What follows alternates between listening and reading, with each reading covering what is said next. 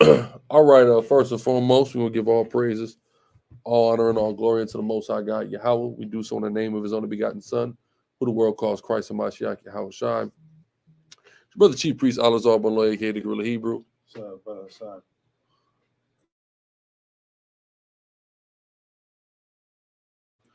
Yeah, so we getting ready to go into this. So I know everybody's heard about the news about a patriot by the name of Kyle Rittenhouse. I like to say to Kyle Rittenhouse, keep up the good work. Two less we got to worry about. All praises to the Most High. All praises to the Most High. All right. What do we think? He was going to be guilty? All right. What? Is that what you thought? All right. You kid yourself. But yeah, so we watching this Ahmaud Arbery situation. And we'll see what happens with that. That may be something to be upset about if it's a verdict that's not guilty, right? Somebody said something, Salakia. What do you say? Salakia. Somebody said something. I just missed. I think somebody said something about Kyrie Irving. Salute, yeah, definitely big salute to Kyrie Irving for standing his ground. Shout out to Tron Swords. All praise to the Most High. King Judy Yahba Shemiyah Shabbat. Somebody super chat earlier told me get them. Zori Yahba Shemiyah Shabbat. The water for your continued support, brother. Right? Yeah, he was 17 years old. Oh. Oh. Damn, back it up. There we go. There we go. Back it up. See, I got the Deacon here with me through the spirit and power of Yahweh. Shall we here? It's a high quality shirt. This is a high quality shirt. Let's go and tell him. Hold on, let me. If you want to buy another high quality shirt like this, make sure you go to urbangrilla.com. Woo! All kind of stuff on there. Right, because today is High value. tonight is not the Sabbath week, so you can buy right now. We're getting ready to prove that through the spirit and power of Yahweh. So ain't that right? Yes, sir. And while you're at it, promo code aside. Right? Zephaniah Yahweh Shemiyah Shabbat the water. Yeah, let me get my plugs in real quick. Let me get my plugs in before we get started. Zion Network, use promo code aside to save 15% off. Right? We got a lot of new stuff going on here. We got the season finale of Grla at Large. My reality show just dropped. Deacon is featured prominently in this. Okay, he's in this episode. He's in some other episodes too. Episode 4, 3, 2. You see him here in 2. All right, so all praises for that. As well as other stuff on here. Got music, podcasts, everything, man. Urbangrilla.com, like Assad just plugged for your clothing needs. Follow Grla Hebrew on Clubhouse. Join our clubs on Clubhouse. Instagram, all right, as well. Right, I want to make sure we plug that. Look at my screen. Yeah. Well, my man Mike, what's up, Mike Malice? He got that from a thumbnail of a video entitled "Sicarii." 4 people have seen it. You know who those 4 people are? Who? Me. Refreshing the link 4 times.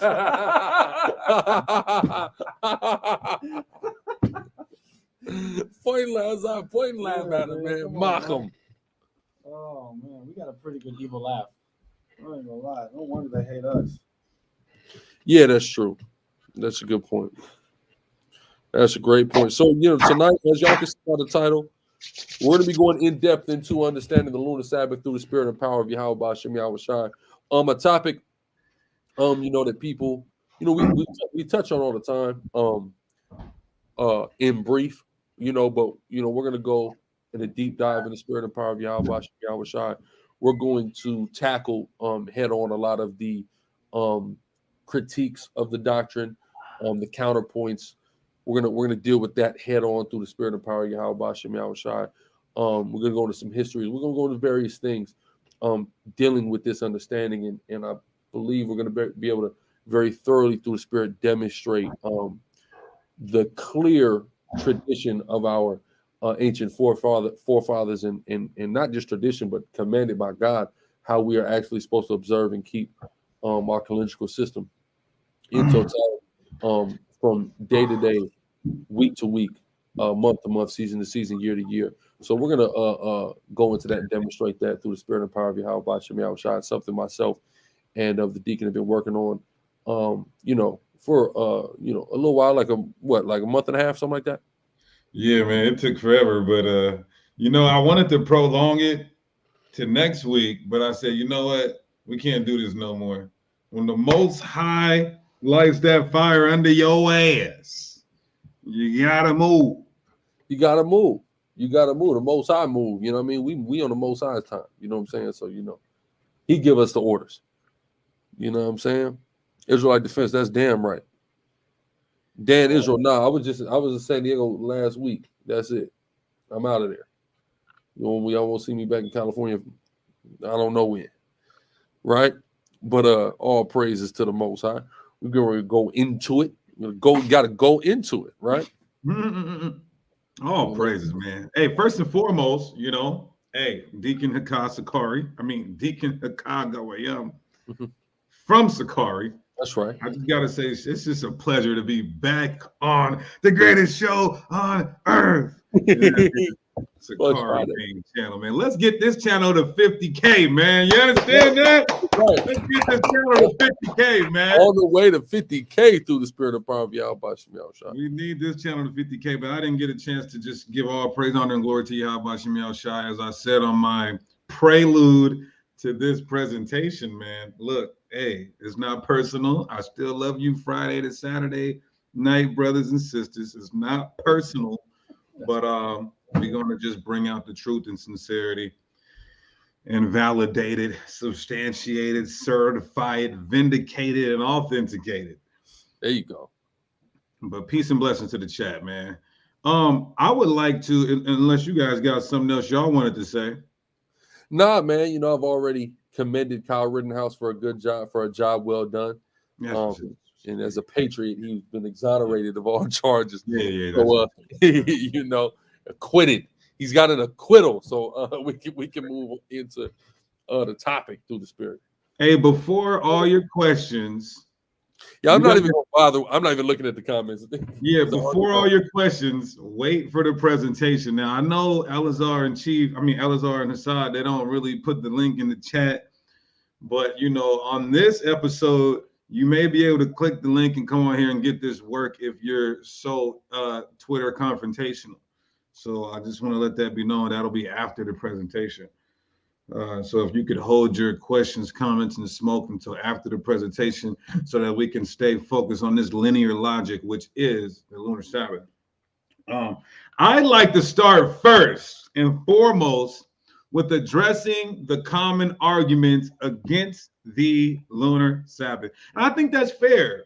I don't like when people give presentations or lectures and lessons without doing it from a Rogerian perspective. What is a Rogerian perspective? That's you arguing your opponent's case because your opponent is not here to argue it himself.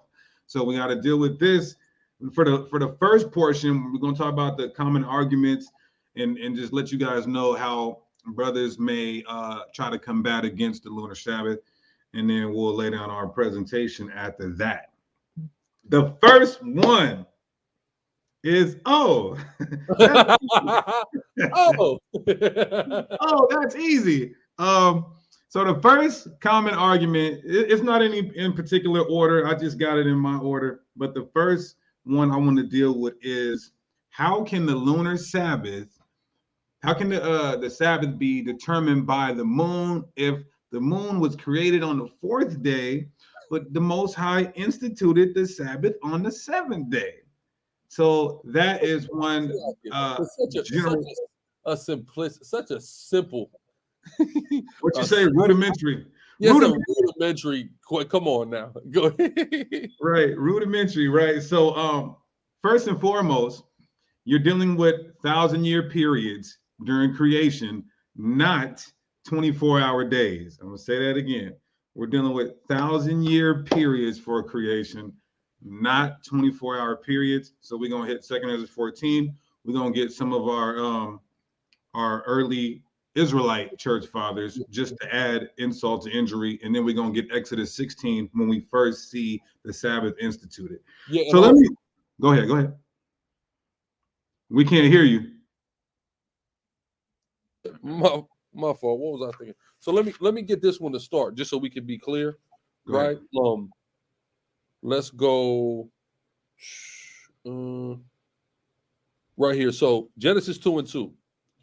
And on the seventh day, God ended his work which he had made, and he rested the seventh day from all his work which he had made. So it's dealing with the resting of the Elohim. So let's get that in Peter, right? Hassan? Yeah, man. All right, go ahead. This is 2 Peter 3:8. Uh-huh. It says, "But beloved, be not ignorant of this one thing. Of this one thing, read. That one day is with the Lord as 1,000 years." You see that? So we're talking about the resting of the Elohim, right? A celestial time frame, not a terrestrial time frame, right? Because number one, there's not even such a thing as a terrestrial time frame when creation begins. Why? Because celestial beings are creating the terrestrial world. So it's not dictated by a terrestrial clock. So when we deal with God resting on the seventh day and a day with God being 1,000 years, that's how we substantiate it was 7,000-year periods, not 7 24-hour days.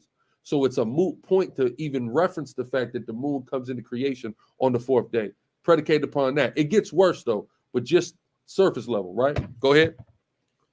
Deacon, whatever else, what other precepts you got? Well, let's go to let me share my screen. I'm going to go to some powerful sources real quick, just to prove to you that the moon was created on the 4,000 year, not the fourth day. So it's a real mute point. So let's see. Let's go to share my screen, and then I'm gonna have Hassad start this off. Let's go to Second Ezra, Hassad 14 and 11. And Alazar, like this is me and you and Hassad can all interject on. We can go by my order, but we could all interject and add to it. Yes, sir.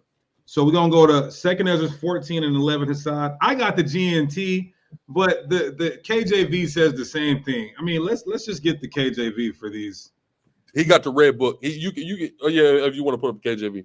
Go ahead, Hassad. Go ahead. Second Ezra 14 and want me to start at 10 just for context? Yeah, that's cool. It says, "For the world hath lost his youth, and the times begin to wax old. For the world is divided into 12 parts, and the 10 parts of it are gone already, and half of a 10th part." Right. Meaning 9.5 of the world's history is gone. When did Ezra write this? Between 4 to 500 BC. So he's saying that there's only 2,500 more years in which we're at right now, where the Most High could be sending his son any day, that sixth trumpet sounding any day, that seventh, the mark of the beast getting implemented nationwide any day, right? Go ahead. It says, verse 12, "And there remaineth that which is after the half of a tenth part." Mm-hmm. That was the end of 12. Now let me read it in GMT. Second is 14:11. The whole history of the world is divided into 12 periods. These are 1,000-year periods. Hassad already proved it. Hassad already read Peter's quoting Psalms, so we don't got to go there. But 12 periods, and the 10th period has already arrived, and it is half over. Only 2.5 parts remain. At the time Ezra is on earth, he's saying 2.5 parts of the earth's history remains. After that, it's Yahushai's kingdom, the millennial kingdom, and we'll show you that early sources believe the same ideology. So you guys cannot say that creation took only 7 days, 24-hour days, and then Ezra's be right on this. You just can't do it. So are y'all right or is Ezra right? Right. So the moon was made on the 4,000 during the 4,000 year mark, right? Now let's get this, right? Look at this, right? Look at this, right? Let's deal with this. This is eschatology of the early church fathers, right? Now we're just adding this. We just went to the Bible to prove to you that the world cannot be 12,000 years old if it was 7 24-hour day periods. So look at this.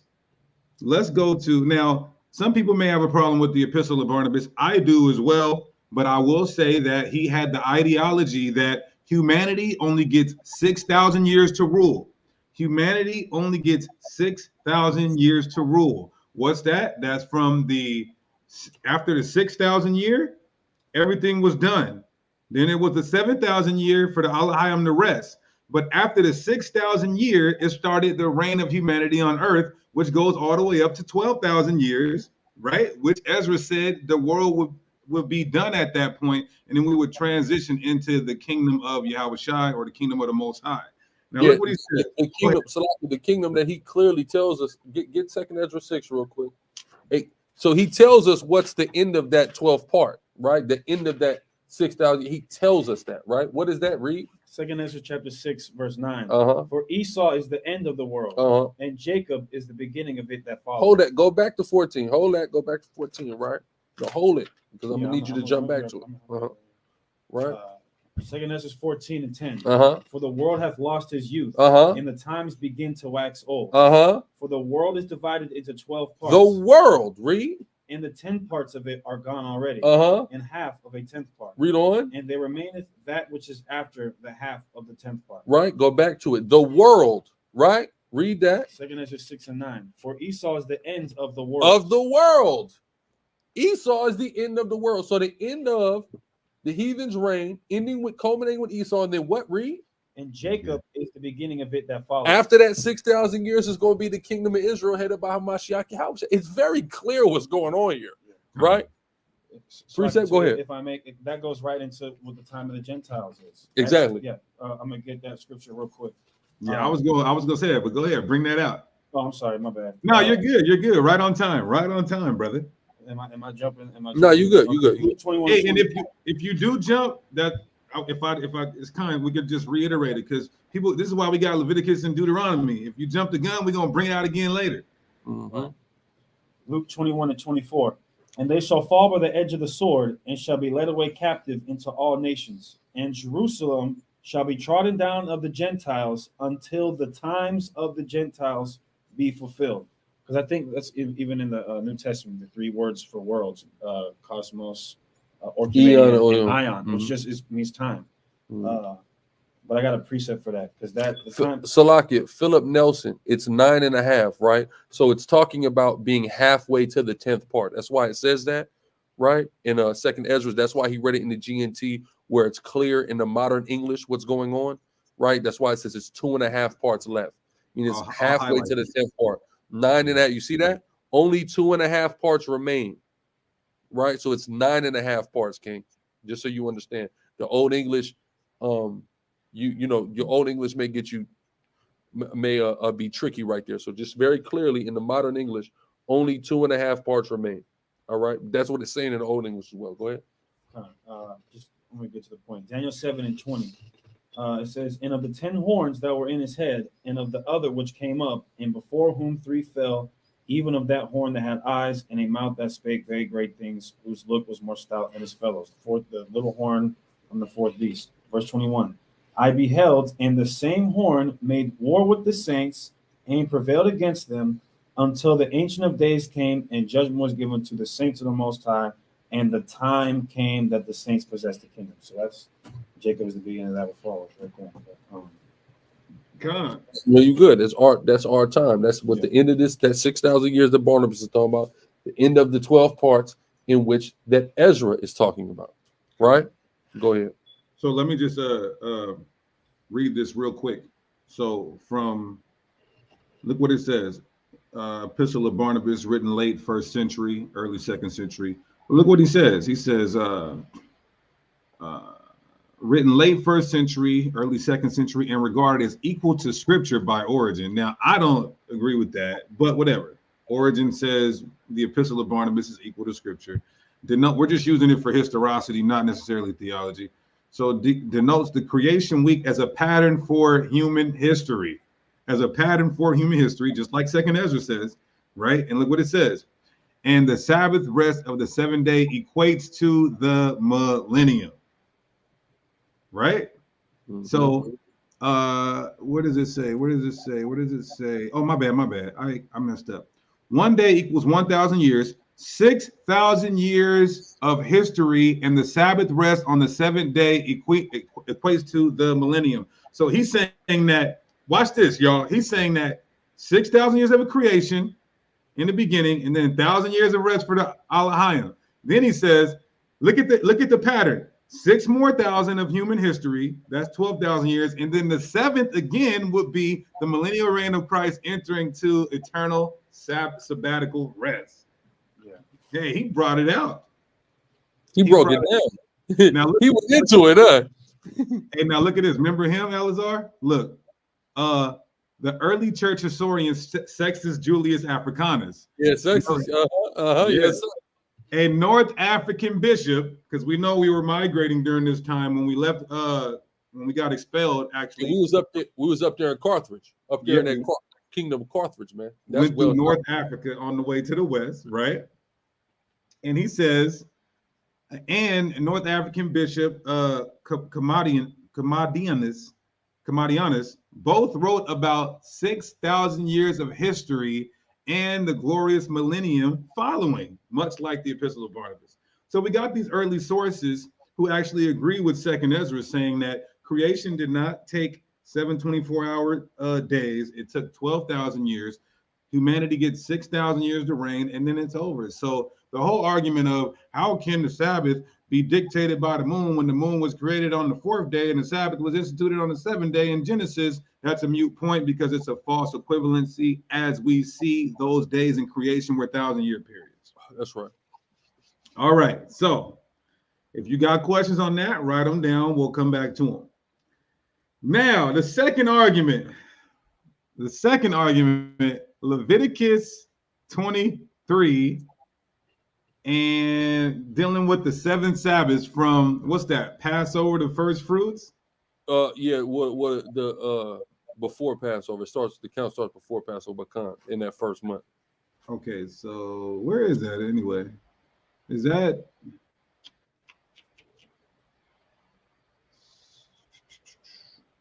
6 days? 7 days? No. Where is that in Leviticus 23? Dealing with the about 100 days. 15. It's 15? 15 to 16 right. 50 days. Oh, my bad. I went to Exodus 16 to prove the point that we didn't get the Sabbath. This is also proving that the 7 day of creation is not 24-hour periods because we did not get the Sabbath until Exodus 16, verse 26. My bad. Exodus 16, verse 26. 6 days shall ye gather it, but on the 7th day, which is the Sabbath, in it there shall be none, right? So we see the institution of the 7-day Sabbath in Exodus 16.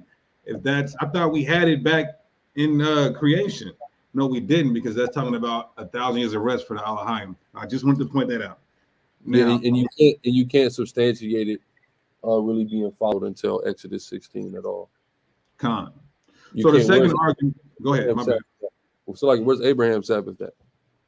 You know, Isaac, Jacob. We don't see them following that. We don't see that happening until Moses gives it to us there in Exodus 16.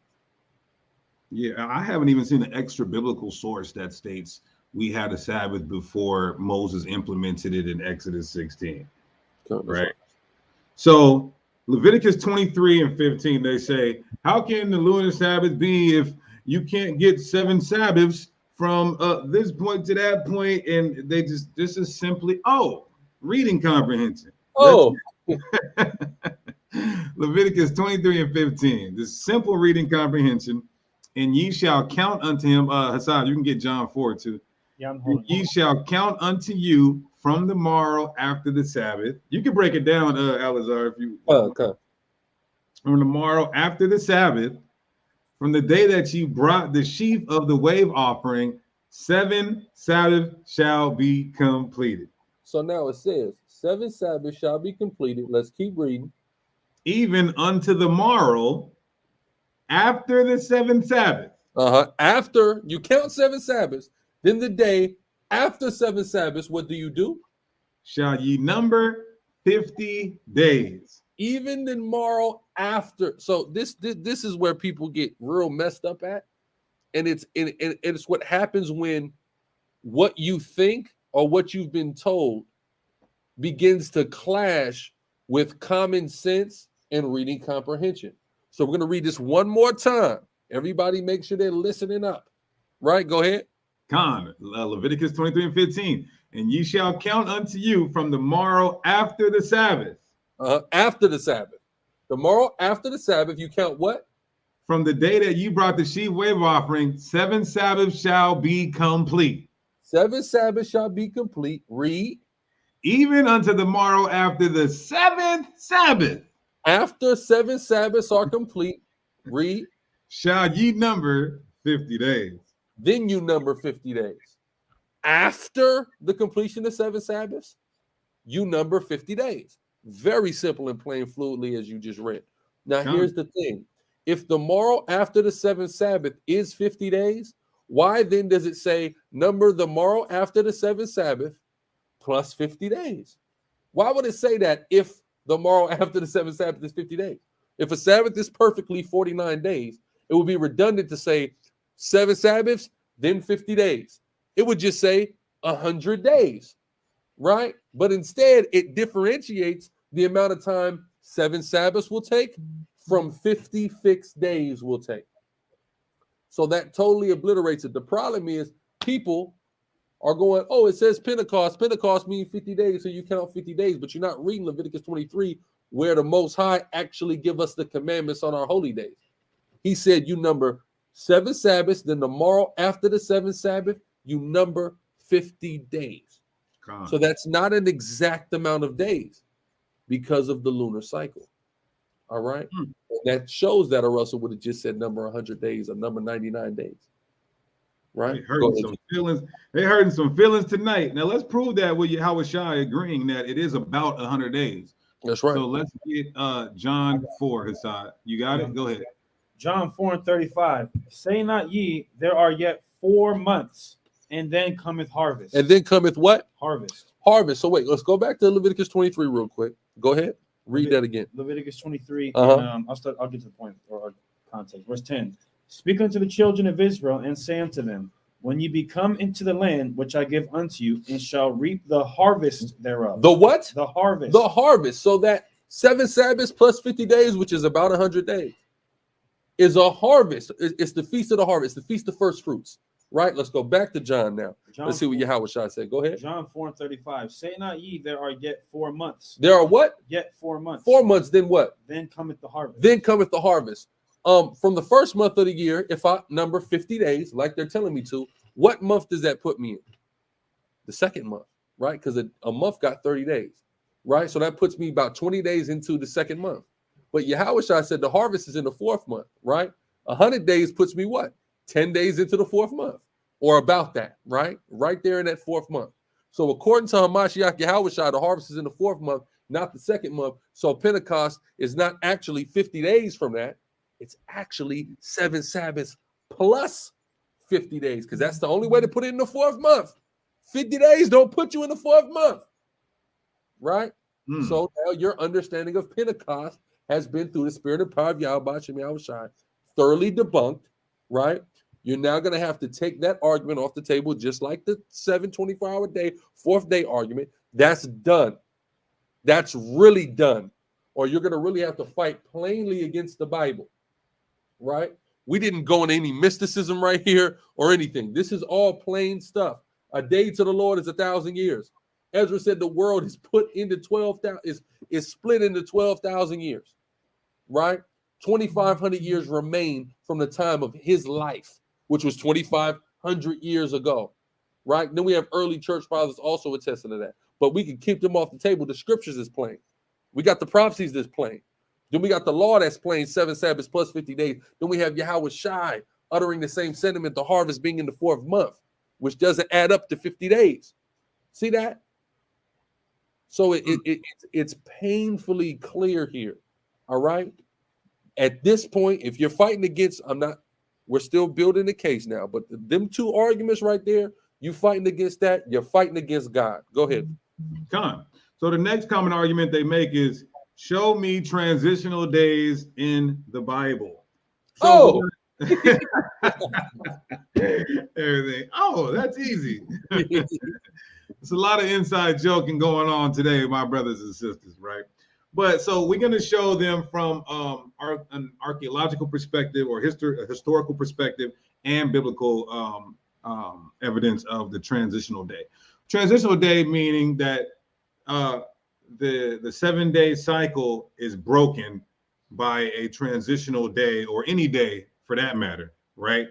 Because our brothers and sisters seem to think that the monthly cycle and the weekly cycle are on different cycles.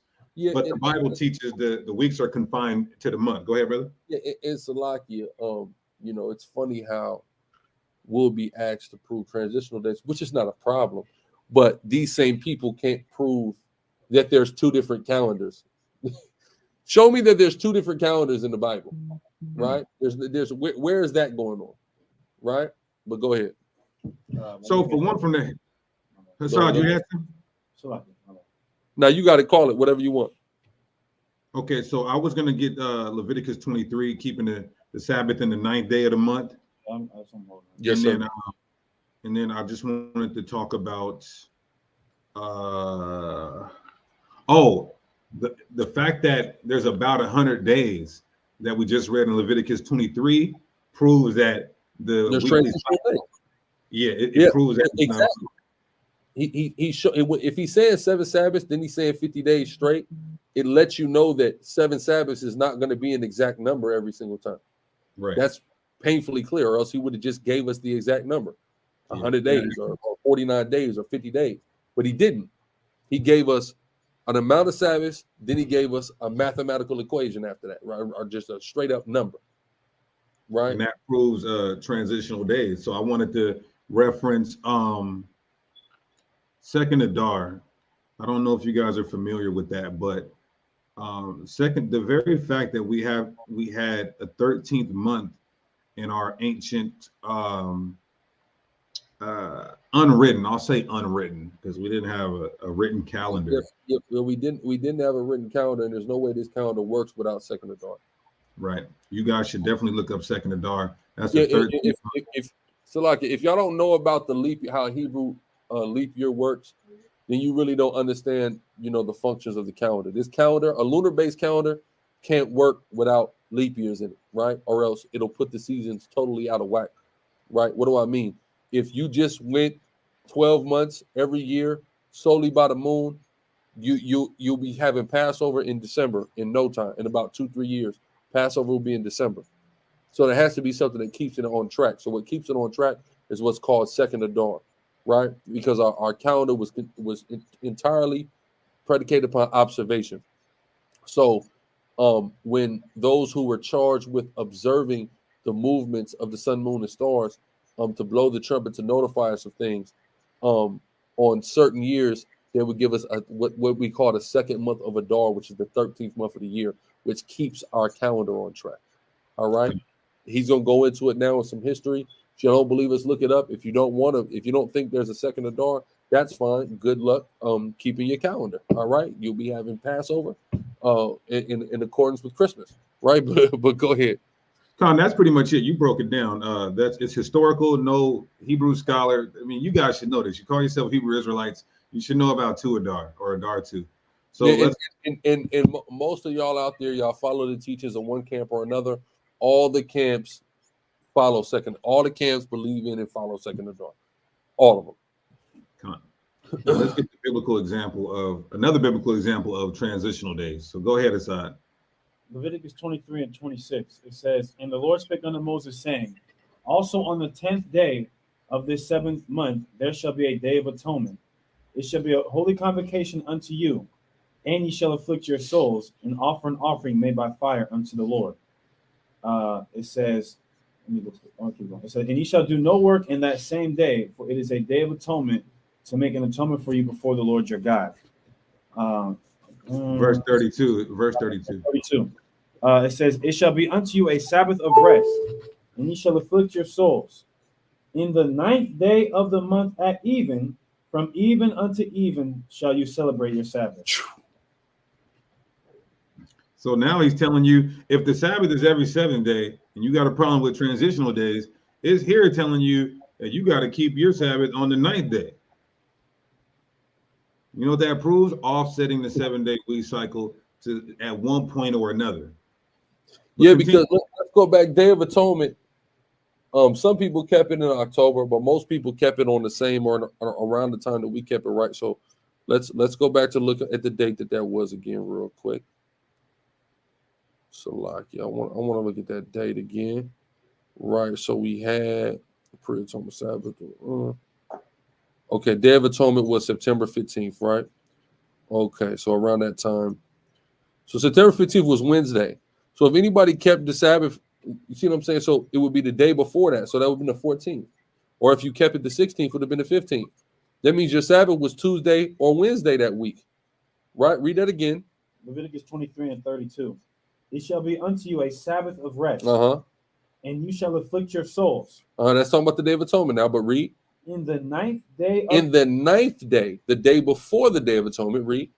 In the 9th day of the month at even, from even unto even, shall you celebrate your Sabbath. That's when you celebrate your Sabbath, the day before the Day of Atonement. So that would have translated to either the 14th or the 15th day of September for most of Israel. Some people, again, kept in October. But that would be Tuesday or Wednesday, right?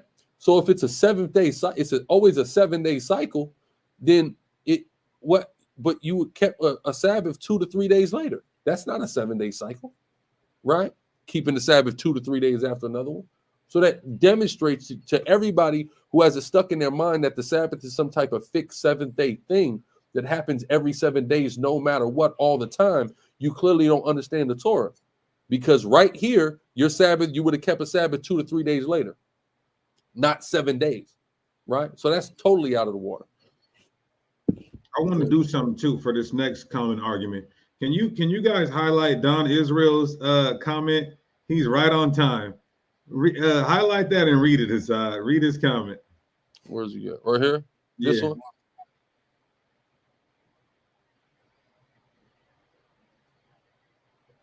Yeah.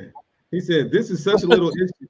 I met somebody who does the Sabbath on Wednesday, but every time I bring up 1 Samuel 20, I never had a brother able to answer it. Oh! Oh! It's good because that's right on time, because that's literally my next point. The King David issue.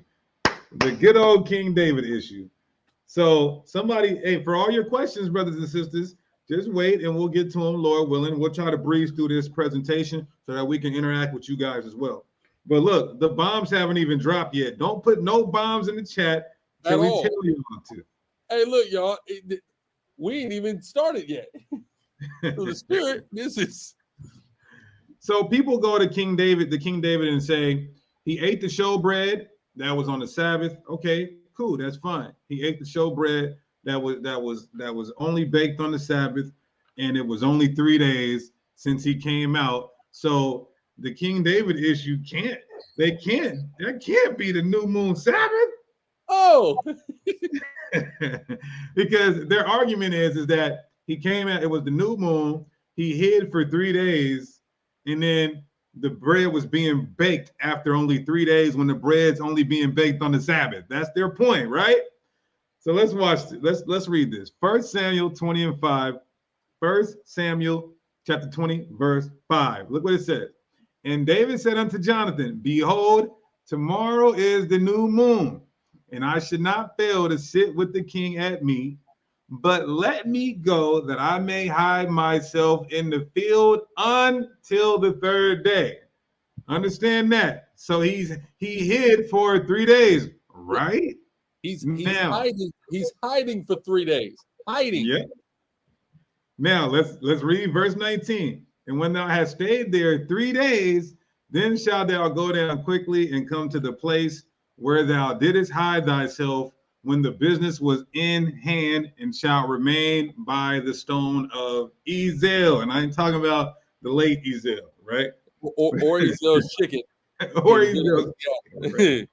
So how long was he hiding? It's clear, 3 days. Now let's look at 1 Samuel, the very next chapter, verse 5. Look what he says, y'all.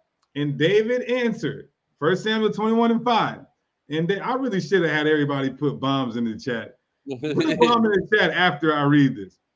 And David answered the priest and said unto him, of a truth, women have been kept from us about these 3 days since I came out. Came out of what? Hiding. So he hid for 3 days, and he's came out of hiding for 3 days. 3 plus 3, guys, is 6. Okay, 3 plus 3 is 6, which means what? This would be going into a refreshing of the showbread on the 7th day. Put them bombs in the chat. This actually. People play this cherry pick game with 1 Samuel 20, man. I've been just keeping this quiet to bust y'all on this for so long. Y'all thought this is y'all the Friday to Saturday people. They think this is all they need, even though they're cut a million ways to Sunday. They literally will die on the hill of 1 Samuel 20, not realizing if they knew how to count, they can't even count with Pentecost. They think it's 50 days. Yahweh said it's the 4th month, right?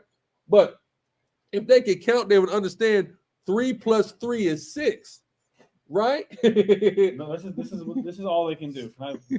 This is all they can do. What? The lunar moon is a lie. The lunar moon. Imagine that. No. Imagine the moon. The moon is a lie. Right, that's what he said. Because the lunar moon, you're number one. That's redundant because the lunar means moon, right? So it's a lie. So the moon is a lie. The moon is a lie. I guess so. 3 plus 3 is not 6, right? And 7 Sabbaths plus 50 equals 50 apparently. Oh my God! Right? Has he even look what he said? The scripts say the moon was created on the 4th day. Damn. Yeah, listen, this is why I'm not even looking at the chat, because I know it's going to be a lot of really simple people in the chat, and I really don't care. All right? I really don't give a damn, because after this, if you don't have a point-for-point refutement of this video, I really don't care to have a conversation with you about this. Just like with Vivi Asherah. You want to tell me Latinos aren't Israelites? I have a whole series for you to debunk point for point. If you can't do it, right? I'm not having a conversation with you about it. You need to come. We're laying it out. Debunk it. Simple, right?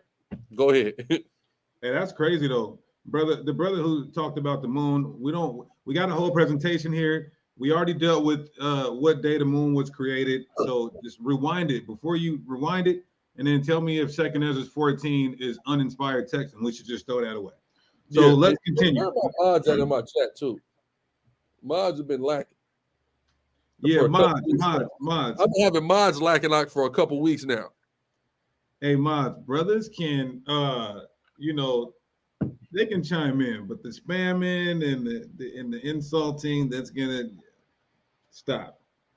Now, so David was hiding for 3 days, and he said it's been 3 days since he came out of hiding. That's 6 days going into the 7th, which would be the Sabbath, which is why he's eating the showbread. And this is why there's so many bombs in the chat, because they get it. This actually proves our point that the lunar Sabbath is biblical, right? So all praise to the Most High. And now, here's what I'm gonna do too. Here's what I'm gonna do, and I've been meaning to do. There's a couple online resources that we've been working on through the spirit and power of Yahweh Bashem Yahweh Shai. So I'm gonna get a website together that's easy to access for everybody. That'll just literally be the calendar, so everybody can go and get it. Now, the best argument people would say is that it doesn't take 3 days to get where he's going. You know what that is? That's called an assertion. You don't know what the hell he was doing for them 3 days. He didn't have to go straight to where he was going. Yeah, why did he have to be on the journey? What are he kicking it? He's like, he's maneuvering strategically, trying not to bump with Saul. And even then, your assertion does not take away what he said out of his own mouth. Hiding for 3 days, and he came out for 3 days. He came out for 3 days. You mean to tell me he looked in the face of the high priest and lied? But the question is, but why would he though? What would be the point of him adding 3 days to his whole situation? There's no motivation to the lie. Sean McGee, 3 plus 3, he was 6 going into the 7th. That's what we're saying. So he hid for 3 days, and it's been 3 days since he came out. That's the 7th day after 3 days, and after another 3 days is what day? Stop being so simple. If not, just wait until we maybe possibly bring your ass on here and give you this theological business. So let's continue. The next common argument. People say, you're right on cue. Hey, cock just crew. People say you can cook on the new moon, so that means it's not the Sabbath. People say you can cook on the new moon, so that means it's not a Sabbath. Where do they go to get this? Exodus 12 and 6. And ye shall keep it, the lamb, until the morning, until the 14th day, rather, of the same month, and the whole assembly of the congregation of Israel shall kill it in the evening. Now, they're trying to say that this is on the 15th. This is not going into the 15th. This is going into the evening, meaning the end of the 13th day into the 14th. So, it's proper reading comprehension. There's no cooking going. Go ahead, Salaki. Salaki, just read. Hassan, just read it. Because some of y'all are so simple. It's crazy to me how niggas don't know how to read. It's really I'm just looking at it like, so wait, the 14th at evening doesn't mean the 14th day, apparently. Yeah. God is I thought the Most High was not the author of confusion. The 14th means exactly what God says it means. Yeah. The 14th, not the next day. He wouldn't have complicated it, right? So let's read. Yeah, and then I got a piece of it. Exodus chapter 12, verse 6. And ye shall keep it until the 14th day of the same month. Right, go ahead. And the whole assembly of the congregation of Israel shall kill it in the evening. I'm just gonna get rich read it. Hold on. So you shall kill it on the 14th day. Right? Now, so everybody understands the Sabbath, as is determined by the moon, is on the 1st, then you add 7. 1 plus 7, let's do simple math again. 8 plus 7, 15, not 14, 15. Right? So the 14th, when we're killing the Passover, that's not the Sabbath. No. Right? That's why we can kill it and eat it there. Yeah. Right? Go ahead. Yeah. So I'm gonna read. And Leviticus 23 is gonna amplify it more. Go ahead. Did you want me to go to that New Testament? I don't want to jump the gun, but did you want me to hit that New Testament? Not yet. Okay. Wait. All right. Mm-hmm. Leviticus 23 and 4. I'm sorry, verse 5. It says, "In the 14th day of the first month at even is the Lord's Passover." So that night, because that's the night we came out of Egypt. So that night, right? It's very specific on when we observe the Passover. That night we got to eat it, right? The 14th at night. Read on. And on the 15th day of the same month. So the 14th day we kill the Passover, right? And eat it. That's the day before the Sabbath. Read. It says, and on the 15th day of the same month is the feast of unleavened bread unto the Lord. Is the next day is the feast of unleavened bread. Passover and feast of unleavened bread are separate. They run concurrent, but specifically, particularly, they are separate feasts. Read. 7 days. It say how many? 7 days. You must eat unleavened bread. Right. Read on. In the first day, which is the 15th day of the month. Read. You shall have a holy convocation. You shall do no servile work therein. Because you don't do that on Sabbaths. Exactly. But the day before the Sabbath, you can cook and do those various things. Yeah. See that? Showing you that the Passover is not a Sabbath, and the 15th is a Sabbath in total correlation with the lunar cycle. Right? Go ahead. Yeah, it says, verse 8, but you shall offer an offering made by fire unto the Lord 7 days. In the 7th day, this will be 7 plus 15 is the 22. Yeah. Is on in the 7th day is a holy convocation. You shall do no servile work therein. This whole coincidence, this is a real big coincidence that we're seeing. The 15th and the 22nd. Yeah. The 1st, the 8th, the 15th, the 22nd is the only time we ever see Sabbaths. Yeah. What a coinky dink. Yeah. Right? Go ahead. I have some too. This is 1 Samuel chapter 20, verse. Where am I start? Okay.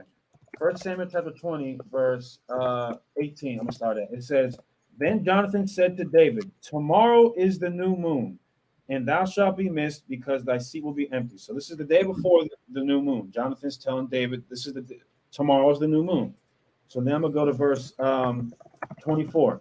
It So David hid himself in the field, and when the new moon was come, which would be the following day after Jonathan told him, tomorrow's the new moon, so this is the day of the new moon, the king sat him down to eat meat, and the king sat upon his seat as at other times, even upon his seat by the wall. I'm going to get to the point, verse 27.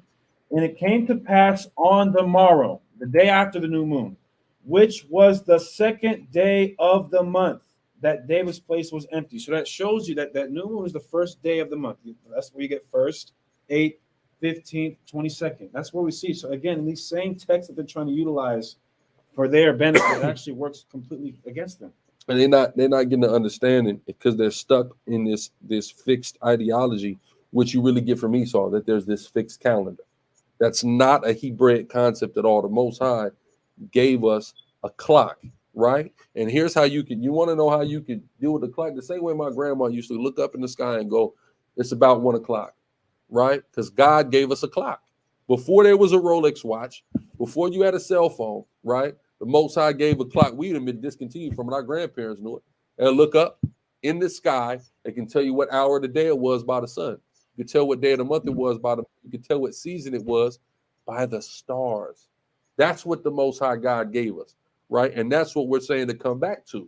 Everybody else want to come into the white man's ideology of it's Friday, it's the first of the month, it's a full moon, but somehow it's the first of the damn month somehow, right? But that's the middle of the month. See what I'm saying? Go ahead, Salakia. Con, now you get it. So hey, no lies. Chill, brother. Chill for a second, King. We already dealt with that, you know. Listen first, then rebuke. He just said nobody in history spoke of a lunar Sabbath. Philo, Josephus, and the Essenes spoke of a lunar Sabbath, that we would keep the lunar Sabbath. You talking about some Roman Greek faggot soldiers. Yes. Every Israelite, every ancient Jew spoke of a lunar Sabbath. This was, you know what? It's okay, right? I'm going to tell you now, foolishness in my chat is going to get you hurt tonight, right? What you need to do, and this is what's wrong, all right? Wrong with a lot of our people, wrong with a lot of so-called Black and Hispanic men, right? I've been trying to listen to women lately, right? Hear them out. And you know what I've noticed, right? Where there's a common complaint of sisters, and I agree, right? Niggas be listening to respond too much and not listening to understand. We got to understand each other, man. Before you even can really engage with somebody, at least know where they're coming from. These niggas just trying to respond all the time. We listening to get understood. And the Bible teaches you that, though. It's like, what? Understand first, then rebuke the stupidity that you type, and we've already addressed it, right? You're late. Okay, right. So do yourself a favor, shut up, all right, and listen, and maybe you'll learn something, or maybe you'll figure out how to combat us correctly, right? Right. And then, you'll be able to cut us, right? Right. So when you guys just come in, maybe think, we're first of all, there's only one individual who did the best Lunar Sabbath presentation, and that's Tribe of Judah Teach coming against Lunar Sabbath. Hold on, Salakia, and all of you guys defer to him. All you guys get the information, right? All you guys get his information and then try to debunk the Lunar Sabbath. So all we're doing, it's like it. Shout out to the brother. We know the brother. We love the brother. All right, but I just think it's funny how many people have tried to ride off of his coattails on that work, right? Like every single body tries to do that, right? And it's not even just with the Sabbath either. So let's keep going, because we're going to address every major issue. So if we haven't addressed it while you just came in, either we already did or we're about to. There's nothing you can say that there's no angle, I promise you, that you could present that we haven't heard. We've heard it all for over a decade. So yeah, we've been doing this Lunar Sabbath a long time, y'all. So now let's get to the next point. The next point is they're saying that we were doing servile work. Maybe not servile work, but we were doing laborious work on the new moon. It's asserted that we were gathering branches to build our tabernacles. Now let's see. An assertion. An assertion. Another assertion. Imagine that. Another assertion. Okay, so let's go to Leviticus 23. Leviticus 23. Let's get back shared here. Leviticus 23. All praises. Verse 39. Also in the 15th day of the 7th month. This is the Sabbath. Let's see if it says we went and gathered our branches and started to build it, or did we already have it gathered? Because people say they were gathering on the Sabbath. The text don't say that at all. That's superimposing into the text. Yet again. So it says, also in the 15th day of the 7th month, when you have gathered in the fruit of the land, ye shall keep a feast unto the Lord 7 days. This is tabernacles. On the first day shall be a Sabbath, and on the 8th day shall be a Sabbath, right? Coincidentally, you see that 8th day being a Sabbath, right? Ain't that crazy? Excuse me. Verse 40 says, and ye shall take you on the first day the boughs of goodly trees, the branch of palm trees, and the bough of fig trees, and the willows of the brook, and you shall rejoice before the Lord your God 7 days. We already have the material here. We didn't go, it doesn't say we went to go do any gathering. You said take it, right? I mean, it's already come on. So let's breeze through a couple more of these before we get into the presentation. And what we're just doing is dealing with the common argument. Like it. Read it over again. Read 39 from the top again. It's very so. We're gonna read 39 into 40, right? Go ahead. Okay, 1 second, because this computer is so slow. Hassan, can you get that for me, Bubba Shah? Leviticus 25 and 39. 23 and 39. 23 and 39. Also in the 15th day of the 7th month, when you have gathered in the fruit of the land. You've what? Gathered in the fruit of the land. You've gathered in the fruit. You're going to pick the fruit. When you pick the fruit, what happens after it's been gathered? Right? Read. You shall keep a feast unto the Lord 7 days. Right. On the first day shall be a Sabbath, and on the 8th day shall be a Sabbath. Keep going. That's not my point. Go ahead. You shall take you on the first day of the boughs of goodly trees, branches of palm trees, and the boughs of thick trees, and willows of the brooks, and you shall rejoice before the Lord your God 7 days. Here's the beautiful thing about this, right? So first, after we've already gathered in the fruit, right? So where do you get the fruit from? The trees. From trees. So you're getting you're taking the branches off the trees when you're getting the fruit, and now you have them already. So then you build your booths out of them. You already did that when you gathered the fruit, not on the day, right? It's all in one thing. Okay. Yeah, that's dope. That's dope. We took the whole damn branch, right? We took the whole branch, took the fruit off the branch, took the branch, and already had it to go ahead and build our tabernacles. Very simple, right? Cool. So all praise to the Most High. Now the next point is, they assert in Numbers chapter 10 that we're building the tabernacle or the tent of the camp. In Numbers chapter 10, it's another assertion, to be quite honest. I think it starts at. Yeah, and that's you can't. I'll show you why you can't do that. But go ahead, get it, and I'll show you why even if it's the case, right? Even if they assert it is correct, why that's a moot point. Okay, Con. Numbers chapter 10, verse 10. Also, in the day of your gladness and in your solemn days and in the beginnings of your months, you shall blow with the trumpets over your burnt offerings and over the sacrifices of your peace offerings, that they may be to you for a memorial before your God. I am the Lord your God. And it came to pass on the 20th day of the 2nd month, in the 2nd year, that the cloud was taken up from the tabernacle of the testimony. And the children of Israel took their journeys out of the wilderness of Sinai, and the cloud rested in the wilderness of Paran. The Holy One. And they first took their journey according to the command of the Lord by the hand of Moses. In the first place went the standard of the camp of the children of Judah according to their armies, and over his host was Nahshon, the son of Amminadab, and over his host. So, and the tabernacle was taken down. I'm not sure. And the sons of Gershom set it forward. So wait a minute, that's verse 17. So contextually, right? It came to pass, and your son, and it came to pass on the 20th day of the 2nd month. Yeah, this is not even good, because this is the 20th day. It's not even the 21st day, which when we would be keeping the Sabbath. It's like your 22nd day. It's not even the 22nd day. That's weird that they would even go here. But I can real quick. Oh, okay. And they departed the mount of the Lord. They departed from the mount of the Lord 3 days on Moses and 4. I'm not even seeing where this correlates. And they departed from the mount of the Lord 3 days. So well, let's just entertain it from. We don't see it here in the text. Maybe brothers' understanding is different, but we can just entertain it whatever point he was going to make. Yeah, but look, get Matthew 12 and 5. Let's say the priest did pitch the tabernacle on the Sabbath. So Matthew 12 and 5. Matthew chapter 12. Mm-hmm. Matthew 12 and 5. Or have you not read in the law how that on the Sabbath days the priests in the temple profane the Sabbath and are blameless?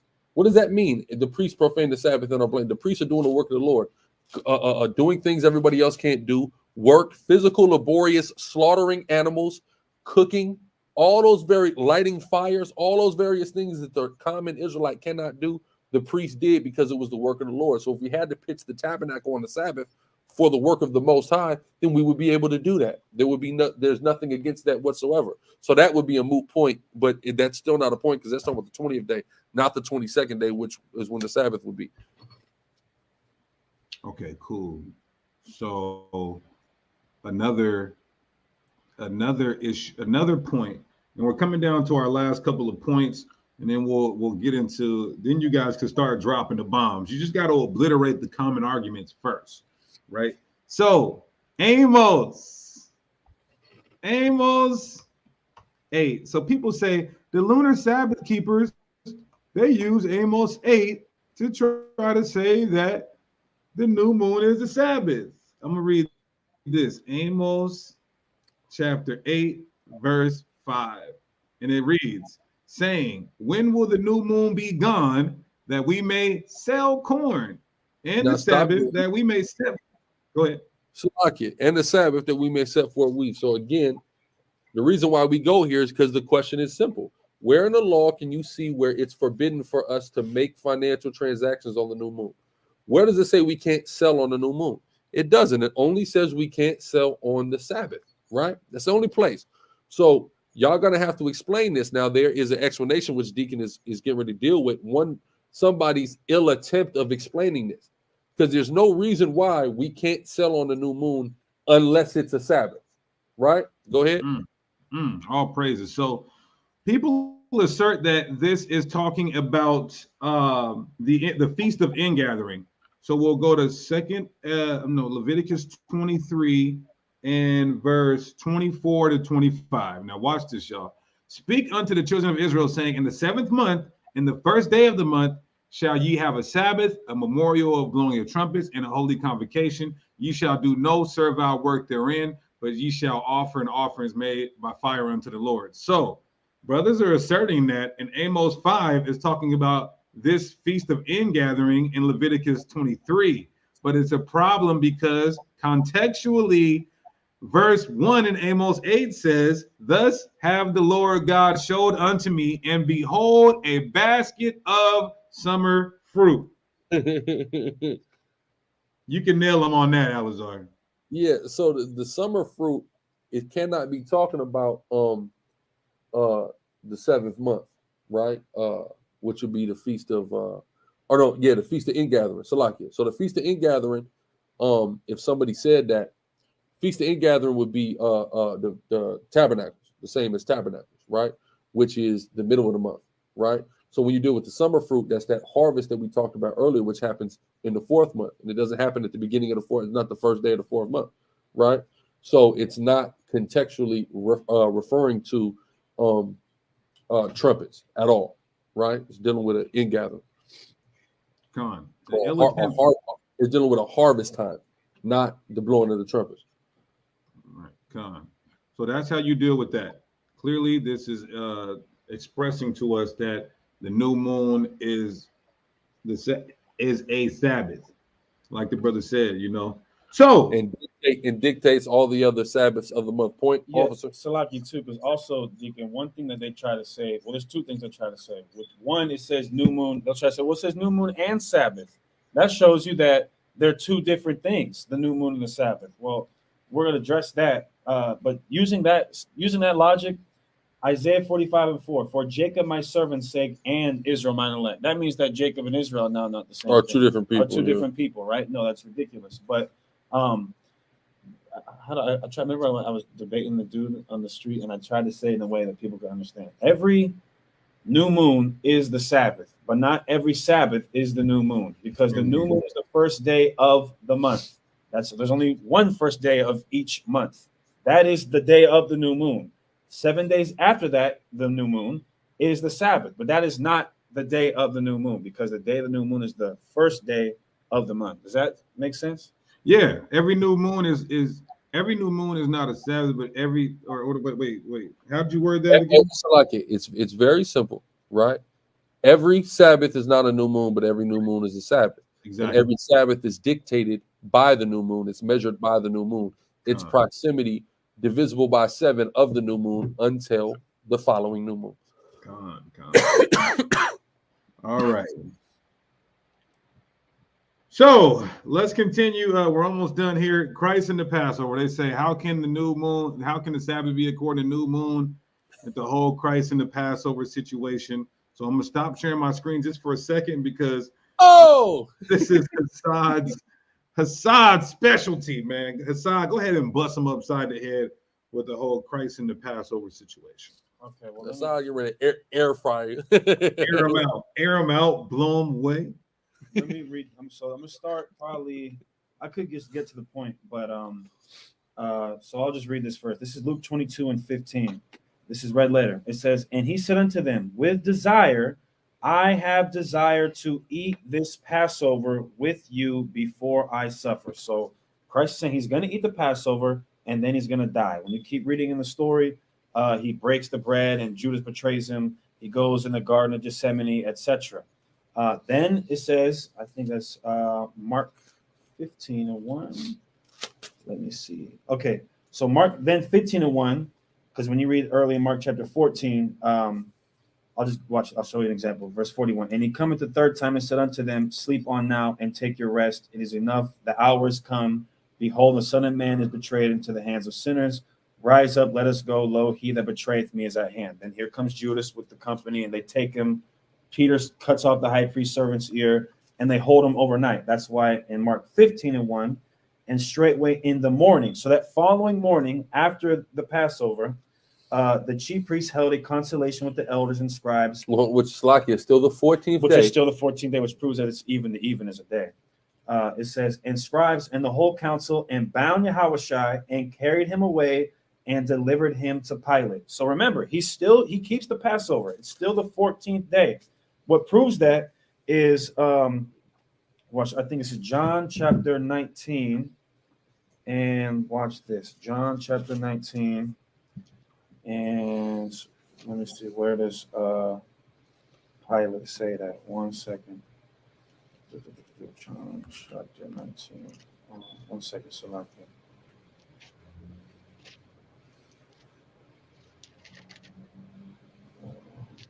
Okay. Is it Mark 15? Not about Mark 15 is Salaki.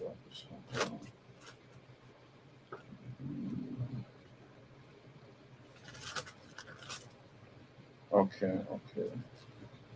Yeah, okay, that's the problem. Okay. All right, cool. Mark 15, and again, this is right after the council. They deliver him to Pilate.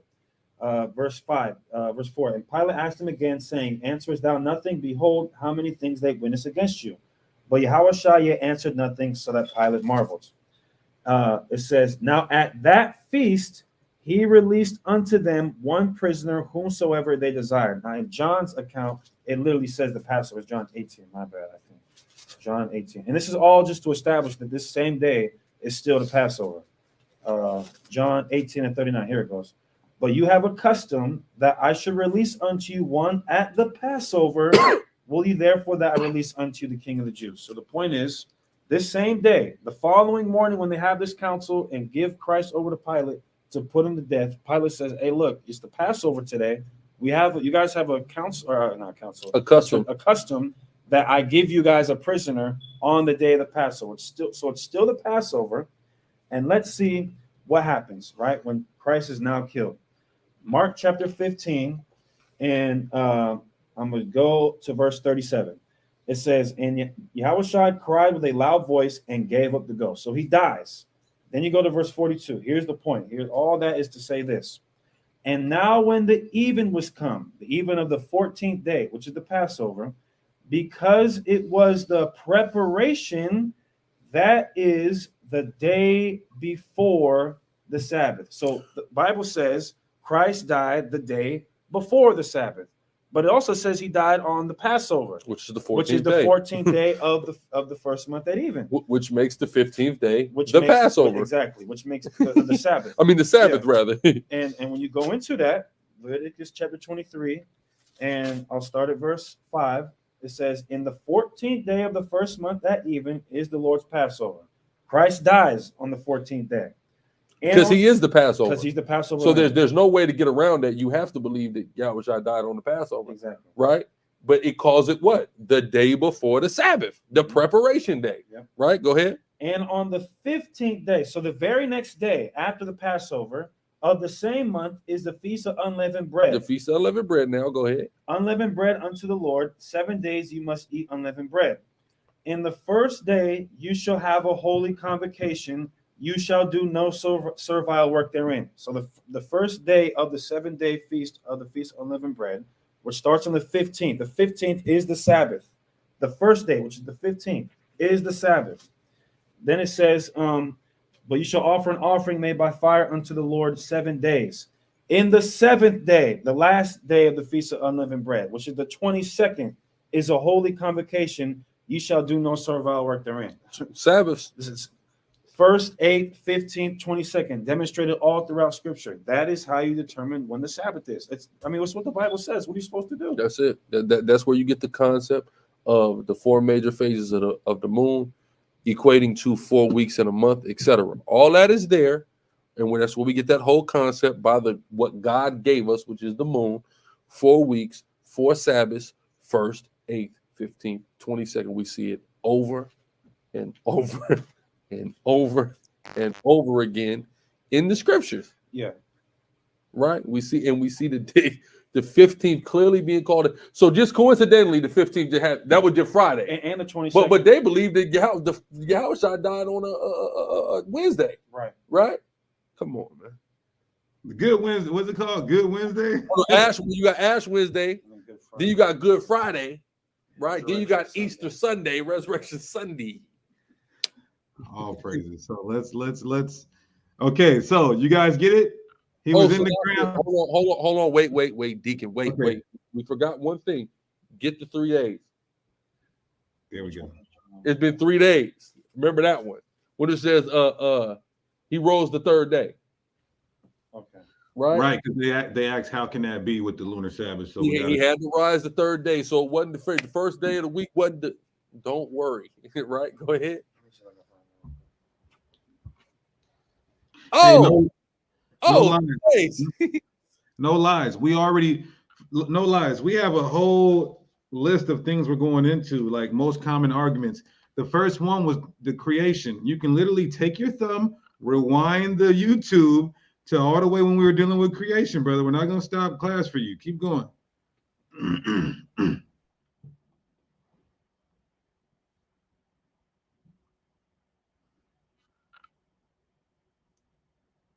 What are we looking for?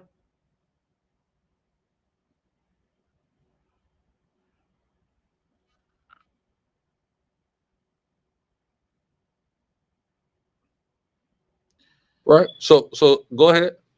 Matthew chapter 27, and I'll start at verse 62. Now the next day that followed, the day of the preparation, the chief priests and Pharisees came together unto Pilate, saying, Sir, we remember that deceiver said, while he was yet alive, after 3 days I will rise again. After 3 days will he rise again, right? Now let's go skip to 28:1. Matthew 28:1. At the end of the Sabbath, as it began to dawn toward the first day of the week, came Mary Magdalene and the other Mary to see the sepulchre. Go ahead. And behold, there was a great earthquake, for the angel of the Lord descended from heaven and came and rolled back the stone from the door and sat upon it. Read on. His countenance was like. So we know this story, right? He's not there. He's already rose, right? So how is it 3 days? It's very simple, right? Killed him on the 14th. You got the 15th. The first day of the week is the 16th. That's when he rises. 1, 2, 3. The Twa. All right. Very simple. We know how to count, right? 3 days. That's when he rose, right? For that argument. But go ahead. Yeah, he's not. It's not. The Bible's not talking about him rising after 72 hours. You want to know why? Because you start to decay after 72 hours, and the Bible promised that his body would not see decay. Exactly. Come on. Yeah. That's prophecy. He's not going to see decay. You know what? But this is why, and everybody got to understand something, Deke. If y'all notice, we're dealing with prophecy, even with the timeline of, with 2 Ezra 14. You see that? Prophecy is always the measuring stick. It is the word of Yahweh, man. It is the measuring prophecy in Torah. That is the measuring stick. Notice that's what we're using, right? Prophecy in Torah. That's going to be a primary witness every time. You can't trump it. Go ahead, Deke. All praises. So now this is the last point before we go into our see, when you deal with a Rogerian argument, it's actually a presentation for you because you're refuting and vetting, and then you're presenting antithetical positions, right? So our presentation, it's not too long. So let's deal with the last argument. The Sabine calendar. Let's deal with the Sabine calendar. Sabine calendar.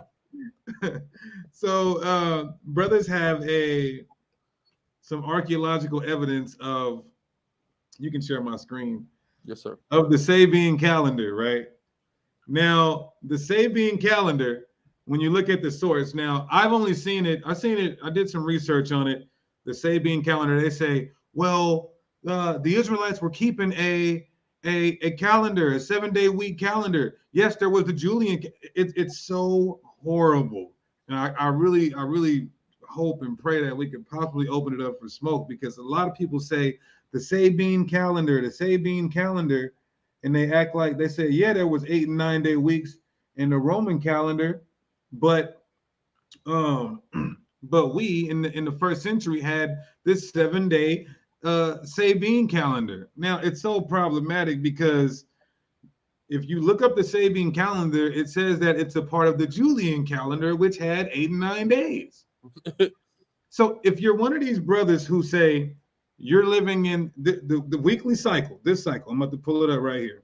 This cycle right here that you niggas is living in is the same 7-day cycle from the beginning of time. You guys got the mark of the beast. And you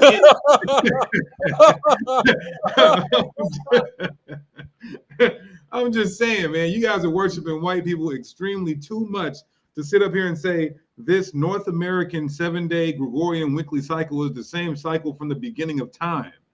You literally worship the white man if you believe that, because he's so perfect. He got it. Right. Now, the Sabine calendar, anybody can look it up. It's a part of the Julian calendar. The Julian calendar started off with 7 and 8 and 9 day weeks. So that calendar already broke the 7-day week cycle that you claim to be from the beginning. And then what do we get from the Gregorian calendar? Part of it, from the Julian calendar, part of it is the Sabine calendar, which you guys say that certain Israelites were using back then. Whether we were using it or not, it came from, or it's a part of a calendar that had 8 and 9 day weeks that then out of nowhere changed it to 7-day weeks. I mean, it like the brother said in the chat, man, people's sons and daughters can understand this. It's ridiculous, right? So let's just take a look. What brothers and sisters are in right now is the Gregorian calendar, where the first day of the week is Sunday and the last day of the week is Saturday, right? We're going to get to that in a second. So let's look at the Gregorian calendar. Since this is the 7-day cycle that God gave to Adam and Eve. God, that's crazy. Now let's look at how this came into Genesis, the Gregorian calendar. Look at this. This is clear. Anybody can look this up. Here's the source right here, and there's many more. The Gregorian calendar was a reform of the Julian calendar. The Gregorian calendar is a reform of the Julian calendar. What does that mean, Brody? It means that the 7-day cycle we are in today, this calendar, came from the Julian calendar that had 8 and 9 day weeks. So I respect it if a brother says, I don't believe this is the 7-day week cycle from the beginning that our forefathers had, but I'm just using the weekly cycle because it says the 7-day or whatever. But you got guys who really are saying that this Gregorian cycle goes back to Adam and Eve, which is just absolutely ridiculous, right? So we see that this calendar we're in, I know, prove it. That's funny. Was a reform of the Julian calendar. Now, let's take a look at this. Let's take a look at the Julian calendar and see where that calendar comes from. Let's click the Julian calendar. Very simple. We're on the Julian calendar. Now watch this. Look at this. The Julian calendar proposed by Julius Caesar was a reform of the Roman calendar. So now, hey, Alazar, you got a break off of a break off of a break off of a break.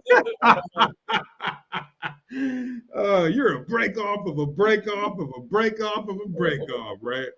So we got the Gregorian calendar that we're in now. Yes, it has 7-day cycles, but there's a reform of the Julian calendar that had 8 and 9-day week cycles. And then the Julian calendar is a reform of the Roman calendar, which had 9-day weeks. So you can't say the 7-day cycle we're in now is the one that the Hebrews were using in the wilderness and Mount Paran and crossing the holy one. You can't say that. Look at the Roman day. Look at the Roman calendar. All you got to do is look at the Nundinal cycle, right? And it talks about 9-day weeks, man. I mean, look at this. Look at this. The Nundinal cycle, market week, or 8-day week. So you got a calendar that had 8 and 9-day weeks, which is the Roman calendar.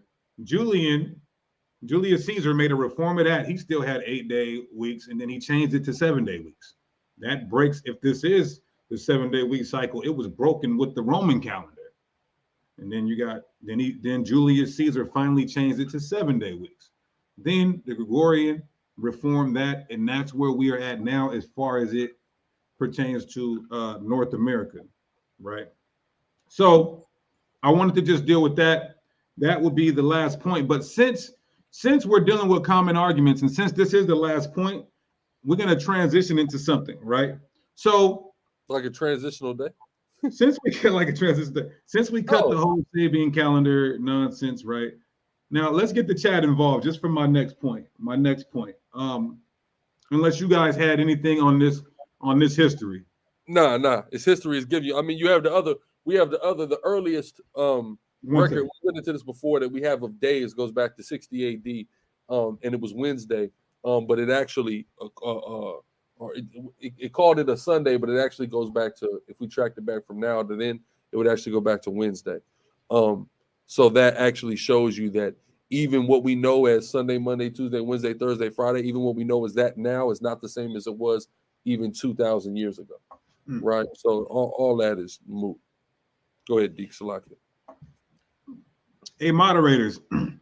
Everybody don't have to agree with us, bro. As long as they're not spamming or being disrespectful, chill a little bit. Mike Goody, y'all by Shimei Ashar Barakatah Water for water. Yeah, that's a good precept as well. Yeah, because Deacon, all of the Julian, the Gregorian goes back to what you said. The Gregorian goes back to the Julian, which goes back to the Roman, right? Mm-hmm. Daniel 7:25. I'll just get to the point. And he shall speak great words against the Most High, and shall wear out the saints of the Most High, and think to change times and laws. And think to change. So they thought they put out a conspiracy to change times. Now, what's funny is the brother Silverback, he just went to Sirach 12:10, trust not your enemy. He said, how can we not trust them but trust the calendar? So we know that they have a plot to play with time, right? And then we know not to trust them, but then we're trusting them on being the curators of time from the beginning of time. What? Yeah. I'm not trying to be. Let me know if this is Salakia, if this is me being an asshole, right? The fourth beast, right, is the Roman Empire. Yes, sir. And in Revelation 12, it calls the Roman Empire the devil and Satan. So am I? Listen, am I stretching when I say you're following Satan's calendar? No, you're not stretching. Because the fourth beast, which is the Roman Empire, is called the devil and Satan.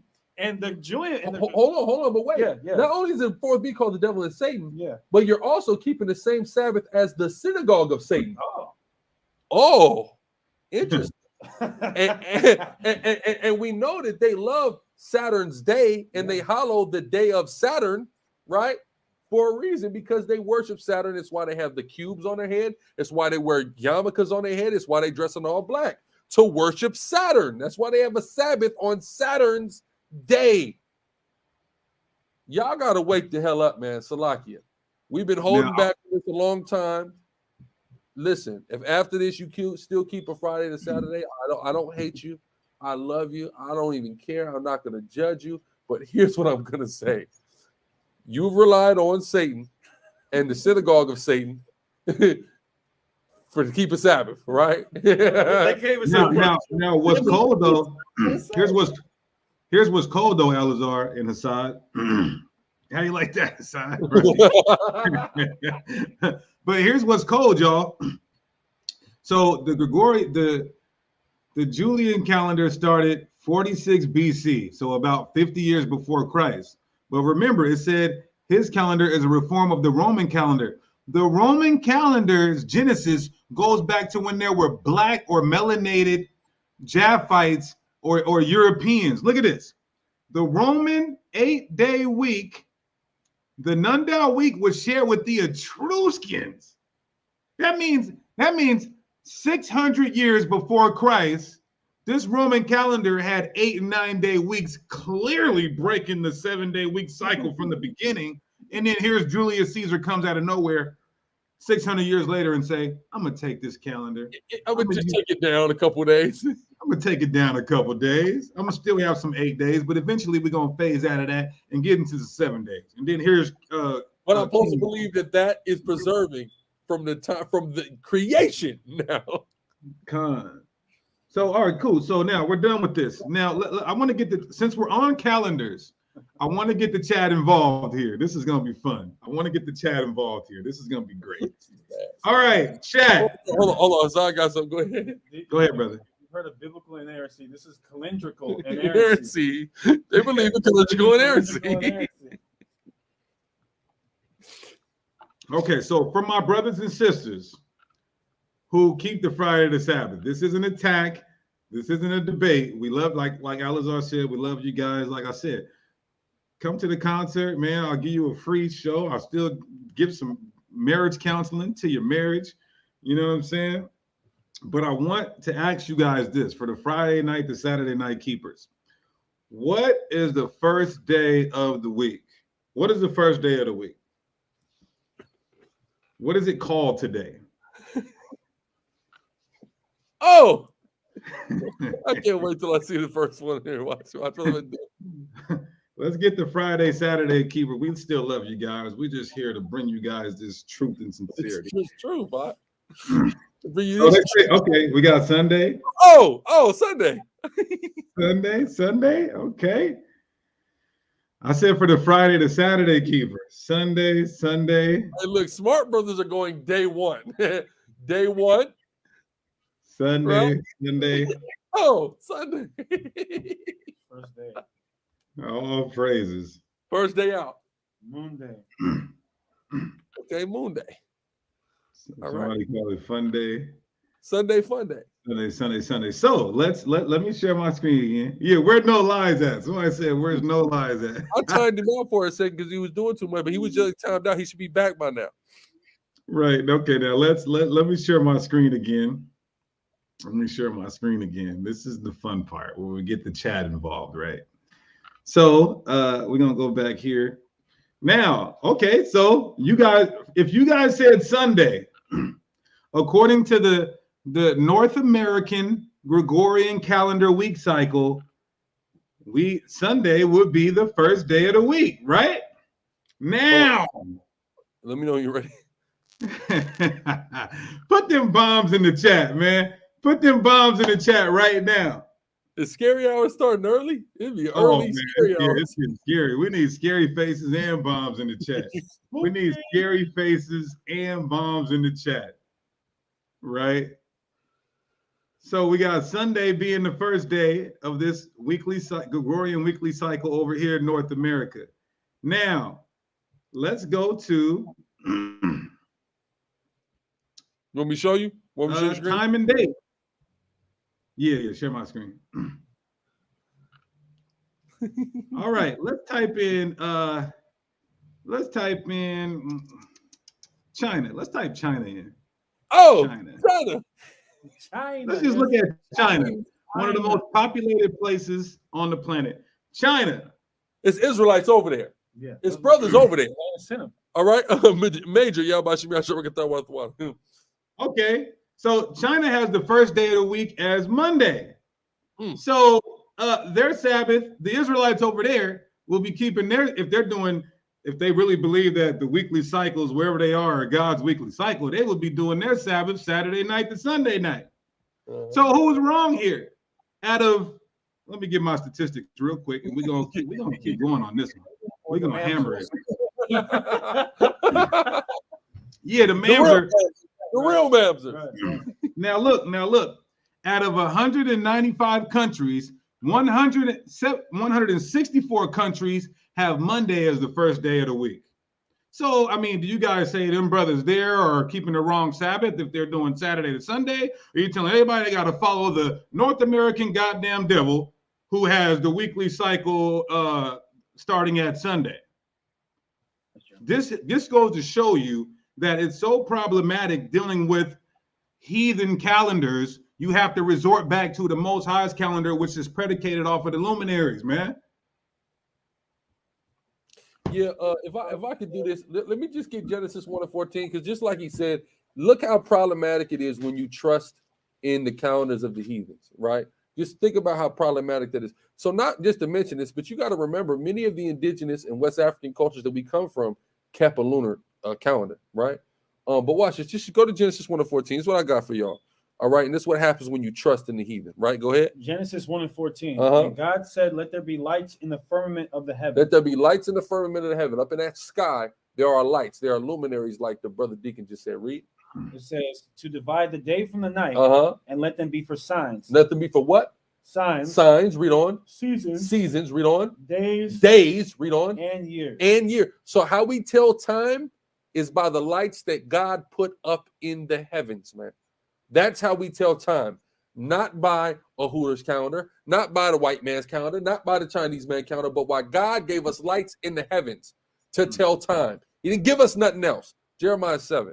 Jeremiah 17 and 5. 17, Salakia. It says, "Thus saith Yahweh." This is what Yahweh said. Yahweh, the one who gave you sun, moon, and stars to tell time, he said this. Read. Cursed. Cursed is what? Be the man that trusteth in man. You're cursed if you trust in this man's calendar. You're cursed if you're going by anything but what God gave you to tell time. You are cursed because you trusted in man. Read it again from the top. Cursed be this is Jeremiah 17 and 5. Thus saith Yahweh, cursed be the man that trusteth in man, and maketh flesh his arm. That's what you've done. You've made flesh your arm because you think the good old white man has maintained calendrical integrity from the beginning of time. And he just now calls it Friday and Saturday. No, God has kept that through sun, moon, and stars. All right, that the white man can't fly up there and move the moon. He can't move a star. He can't move the sun. Only the Most High. You don't believe me? Give me Jeremiah Salaki.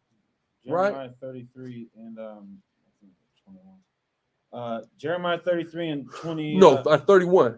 I got it right here. Go ahead. Jeremiah 33 and 20. Thus saith the Lord, if you can break my covenant of the day and my covenant of the night, and that there should not be day and night in their season, then may also my covenant be broken with my servant. See that? So if the white man could go move around the sun, moon, and stars, guys, then it wouldn't even matter what Sabbath we kept, because we wouldn't be God's people anymore. He'd be done with us if that was possible. But it's impossible. It is redundant. He gave us sun, moon, and stars to tell time. Stop trusting in man. You trying to break these curses? You trying to reverse curses? Well, one of the reasons you cursed is for trusting in man, right? When God gave you something clear, right? Go ahead. Yeah, this is what you want. So, they both work, but go ahead, hit that Jeremiah 31 and 37. Thus saith Yahweh, if heaven above can be measured, and the foundations of the earth searched out beneath. I will also cast off all the seed of Israel for all that they have done. See that? You see that right there? So now let's go real quick. Let me give me one more. Give me First Chronicles 12 about Issachar. The sister bring up a good point about the tribe of Issachar. She said Issachar is the specialist of the stars in the first place. You're correct. Now watch this about Issachar. Right, go ahead. First Chronicles 12 and 32. And of the children of Issachar, which were men that had understanding of the times. Which are men who had understanding of times, of sun, moon, and star, which they carried over to this side of the world. We all know that, right? It's not a secret. You've seen Apocalypto, right? Go ahead. To know what Israel ought to do. The heads of them were 200, and all their brethren were at their commandment. So you mean to tell me that the Issacharites could read the stars and know what strategy that we should take and go into war, right? God was giving him messages of war strategy, but he wasn't telling us what day the Sabbath was with the same. We couldn't find out something as simple as days and weeks and months. But come on, man. All right, y'all got to wake the hell up. Go ahead. This is Psalm 81 and 3. Talk about it. Blow up the trumpet in the new moon. In the what? In the new moon. In the new moon. Read. In the time appointed on our solemn feast day. In the time appointed. Yeah. When is the new moon appointed? We don't see the new moon spoke of and specifically singled out, right? Isolated throughout the law. We see the Sabbath, right? So what else is it but the Sabbath, which is why we see regulations telling us we can't sell on that day, right? More? Yeah, it says, for this was a statute for Israel and a law of the God of Jacob. Oh, so when was this statute? Go ahead. Yeah, and real quick, because there's going back to right there, First Chronicles 12 and 32, the tribe of Issachar, they had, they were men of understanding to know what Israel ought to do. They weren't looking at it. Okay, guys, calendar, it's reached that day, blow the trumpet. No, they're looking. The Sports Illustrated swimsuit calendar. Yeah. They didn't have that. They're looking at the ordinances that the Heavenly Father gave us back in Genesis chapter 1. Then they're blowing the trumpet. They're not looking at a calendar. Okay, guys, now it's the new moon. Blow the trumpet. They're looking at the moon. Yeah, and I'm telling you now, if I see anybody make any comment about something we already have tackled and beaten already, I'm just going to time you. I'm not going to block you. I will time you out, though. That's what I said. So know just know if you get timed out that we've already debunked whatever you have to say. It's already been addressed through the spirit and power of Yahweh Shem. Go ahead, Alex. Okay, so you can share my screen again. I want to continue just a couple more points because everybody said the first day of the week is Sunday. That's only over here. Not only, but it's mostly in the Western world, the white man's world. Mostly. But look at Russia. Russia, they got their first day of the week on Monday. That's a whole lot of crackers. So really, it's just like the I guess you could say the Western. Right, yeah. Now look. So we got Russia. So the point we're making is you guys can't come out, and I'm gonna put my iOS calendar. You can't come out and tell the whole world that God's Sabbath is on Friday to Saturday night, because in certain countries, which majority of the countries, which is 164 out of 195, have the first day of the week at Monday, so their Sabbath would be Saturday night to Sunday night. The majority of the world wouldn't keep that Sabbath, man. Right. It's just like when people try to come against polygyny and saying, well, you can't legally get married. Well, I mean, okay, in America, you can't legally get married to multiple people, but there are dozens of countries throughout this earth where that's totally acceptable, right? So what's the problem with it?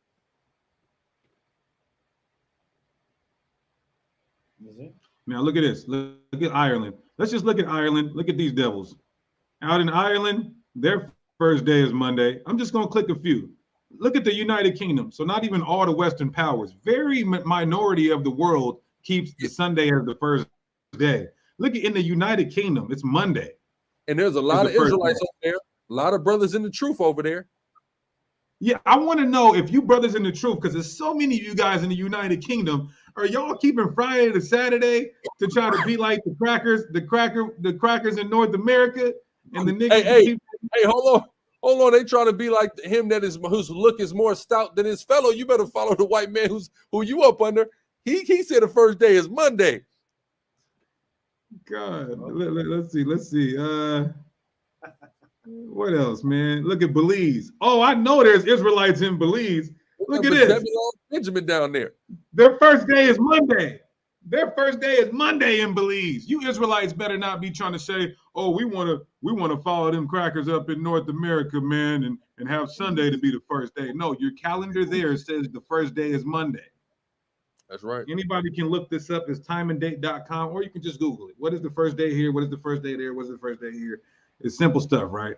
So again, out of the alleged 8 billion people on the planet, more than half of those people have Monday as their first day of the week. Therefore, they will be, if they're in the truth, they should be keeping Saturday night to Sunday night.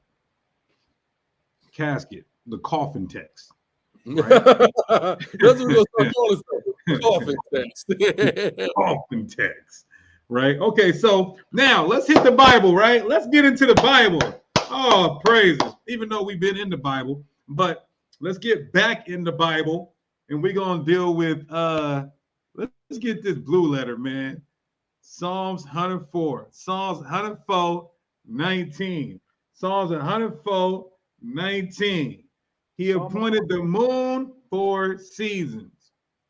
So let's take a look at this word for seasons. You got some people who claim to be Hebrew Israelites and don't go into the Hebrew.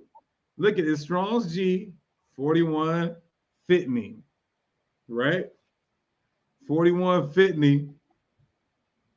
Appointed place, appointed time, appointed time, appointed times. Let's look at where it's used at, right? Oh, let's just look. Strong's H 4150, right? So the moon dictates these. I want you guys to understand that. The moon dictates the seasons, which means the feasts. So let's see, where can we find that at in the Bible? And this should be close the door. It's over. We should not even deal with it no more. Leviticus 23:2. Leviticus, Hassan, you can hold Sirach 43. It's time for that. Now look at this. Leviticus 23:2. Speak unto the children of Israel and say unto them concerning my feast of the Lord, which ye shall proclaim to be holy convocations. These are my feasts. Now let's take a look at this, because the first feast it names is the Sabbath. 6 days shall work be done, but the 7th day is the day of rest and holy convocation. You shall do no work therein. It is the Sabbath day of the Lord in your dwellings. Now let's take a look at this. Let's see if it should be dictated by the moon according to Strong's H 4150. Oh, it's here. The times, the seasons, the feast of Yahweh, the first one. You see that? So the first one, if the times or the seasons of the feast are relegated by the moon, and the first time or season of feast that we see God command us to keep is the Sabbath in Leviticus 23, then how in the hell is it not relegated by the moon? Let me know. So I need something to make sense.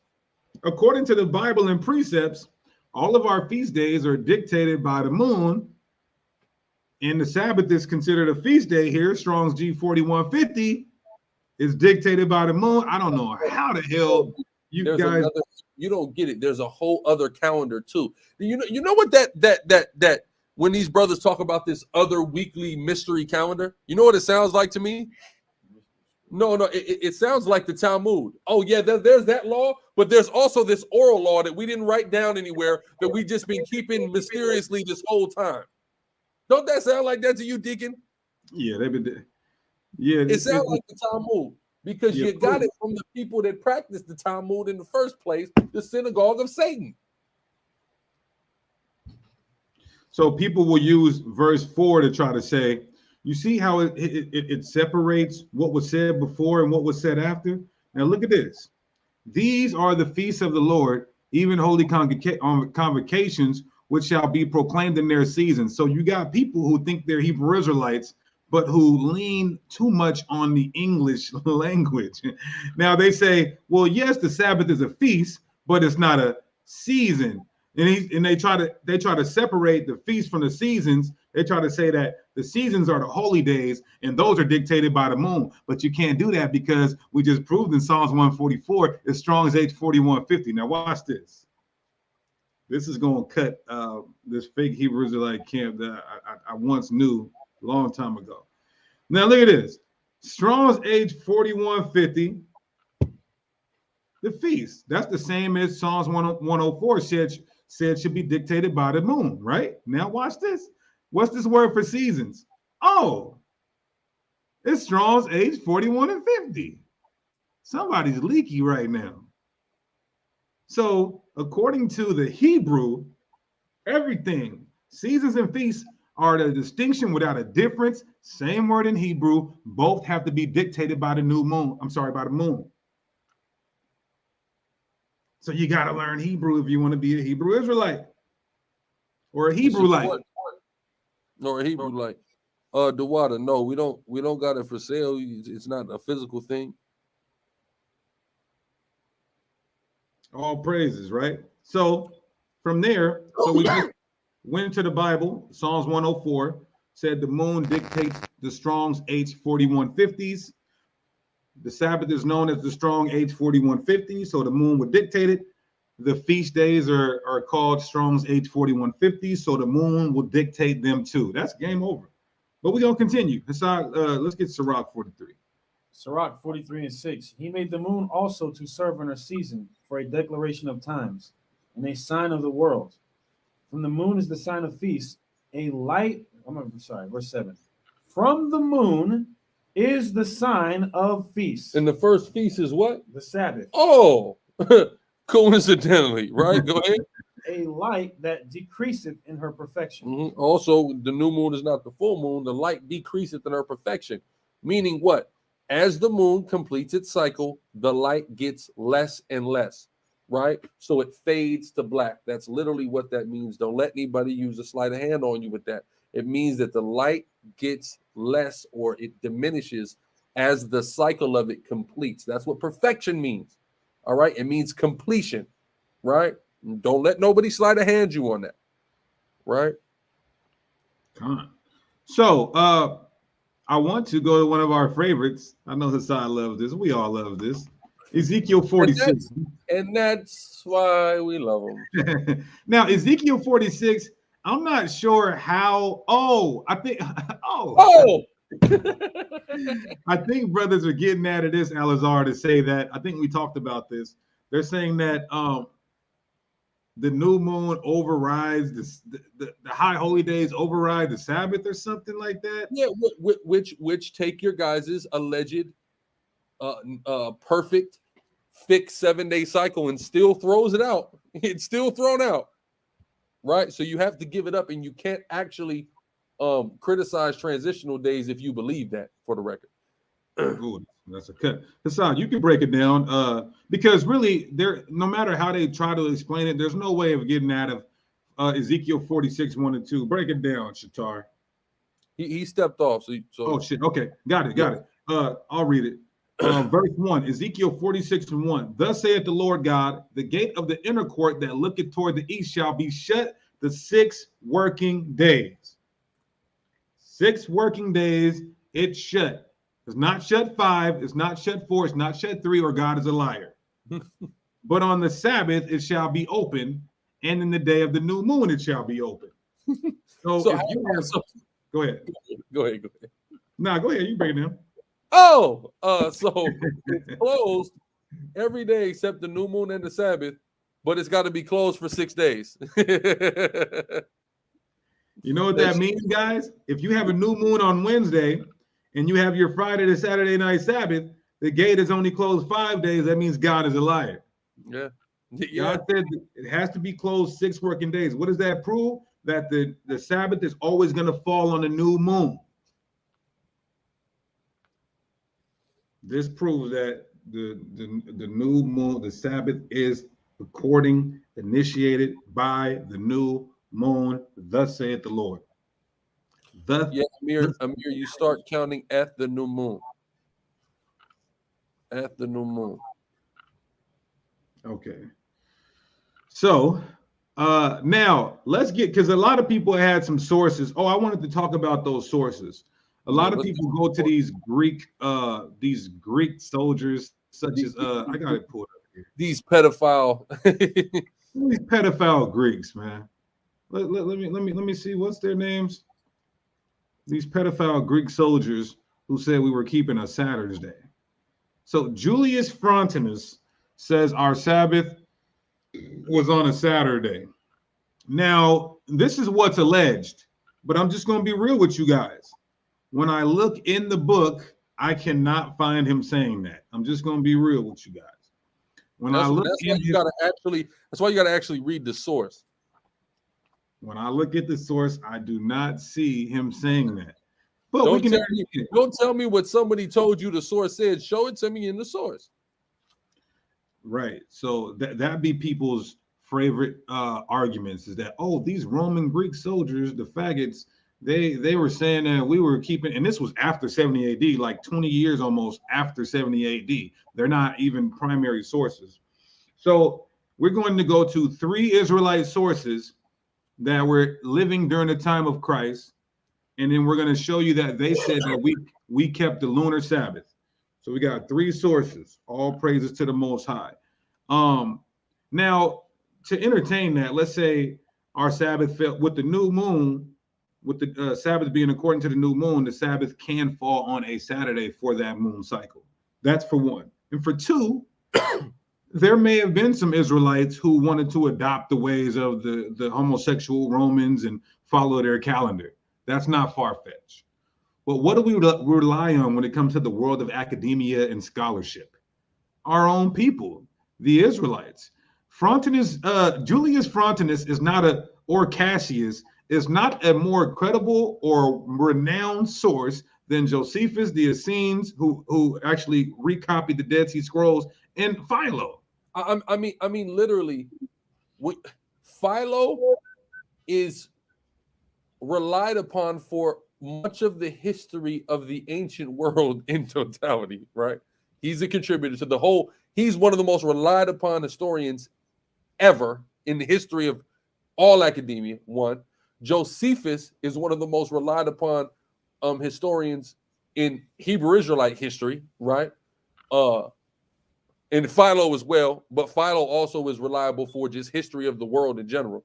And then again, the Essenes is how we validate the scripture. So what sources are more reliable? These people that y'all wouldn't reference for any other purpose in the whole world, or the people who actually are necessary for us proving what we believe in totality, right? That's a good point. That's a good point. So let's deal with this, because somebody came on here saying that we don't have any ancient sources saying that the Israelites kept the lunar Sabbath. Let's get real Israelites before 70 AD, living during contemporary with Christ, contemporaneous. I like that word. Right. Contemporaneous with Christ. I like it. So let me share my screen again. Source documents on you niggas, man. You see? Okay, let me share my screen. Let me know when I'm golden. All right, here we go. Okay, so through this article or site, he's going to quote the sources. So we'll quote them once I get there. Of course, just to be real, of course, anybody who's presenting something most of the time has a bias. So I'm not really worried about what the individual of this site is saying like that. We're going to actually examine the sources though, right? So let's first go. So Philo, this is true that he lived approximately from 20 BC to 50 CE. 20 BC to 50 CE, that means he would be contemporaneous with Yahushua, who the world ignorantly calls Jesus Christ, right? So let's just take a look at some of his work here, right? First of all, he never mentioned Saturday in any of his works. So let's go to the first source. Okay, look at this. An allegorical interpretation, and I think that's book 1, chapter 8. It says, again, the periodical changes of the moon take place according to the number 7. Why didn't he say Saturday? Oh. Philo trumps all your little homosexual Greek soldiers who helped destroy the Israelites in 70 AD. This predates that, and it's your own brother telling you we're keeping the lunar Sabbath during the time of Christ. Now watch this. The star, talking about the moon, having the greatest sympathy with things on earth, and the changes which the moon works in air, it perfects chiefly in accordance with its own configurations on each 7 day. Not only does this prove that we're tracking the Sabbath by the moon in every 7 day interval, but it also disproves that the new moon is the full moon. Let right? You know from its configurations from dark to half to full to half back to dark. Now, at all events, all mortal things, as I have said before, drawing their more divine nature from the heaven, are moved in a manner which tends to their preservation in according with this number 7. So basically what he's saying is that what people say today on the full moon, people start acting crazy. That's basically what he's saying. Accordingly, on the 7th day. It's like it, and just so y'all can understand scientifically why, and this is why the Most High want us in the house on the full moon in the first place. The reason why people start acting crazy on full moons is because the moon literally correlates to rising tides, right? So like when the moon is full, the tides will rise, right? You have to remember that our bodies are made up predominantly of water. So they actually, when that moon is full, it activates you. You see what I'm saying? That's why people always act wild on the new moons. And this is something that you can observe throughout the annals of history. And that's why, it's because the water in your body, the moon is actually elevating it, just like it does at sea level, right? The higher tide, bigger waves, things like that are correlated with the moon. So that's what he's talking about. Con. Now look what it says. Accordingly, on the 7th day, Elohim caused to rest from all his works which he had made. But the point is as you see, it's underlining. He's saying in changes with the moon works in the air, it perfects chiefly in accordance with his own configuration on each 7th day. Now, if you're reading that in the Hebrew, it's going to say each Sabbath day, period. That's what it's going to say, right? So let's continue here.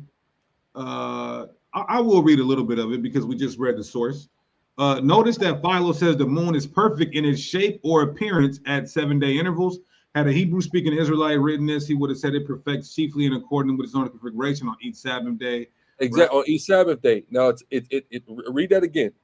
It says, had a Hebrew-speaking Israelite written this. Oh, before that. Notice that Philo says the moon is perfect in its shape or appearance at 7 day intervals. At 7 day intervals, it's perfect, and that shows you that the new moon is a dark moon. That shows you that too, because it's perfect. Because a sliver being there is not perfection, because it's a little bit showing. But it being dark, that's perfection. Then it being half is then it being full, right? Then it being half again, and it going back dark. That's showing you. That's proving you the Sabbath is dictated by the moon, and the new moon is a dark moon. It's showing you both with that source. Okay, cool. Now let's look at the Decalogue. This is another work of Philo. The Decalogue 30, I believe page 159. I'm not good with Roman numerals. You know it's better. You know what we said? It's better to eat pork than to speak Greek, right? So now, and we're just gonna move that on to Roman.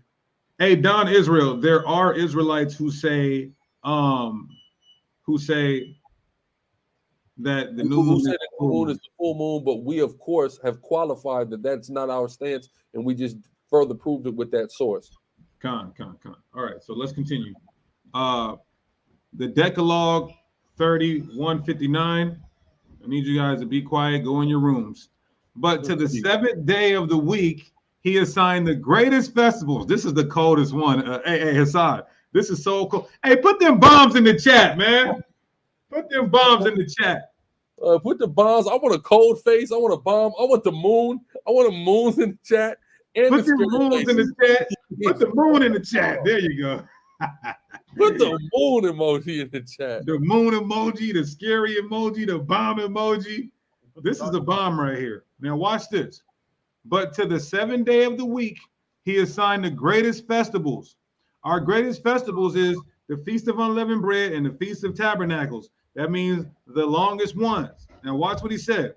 Those of the long, hold on. How can that means what he's saying is that these days have to start on the Sabbath. Now, I got a question for you guys. According to our brother Philo, who lived during the time of Christ, do your guys' tabernacles and unleavened bread start on a Sabbath? Maybe by luck sometimes, but certainly not every year. Now, look what it says. But to the 7th day of the week,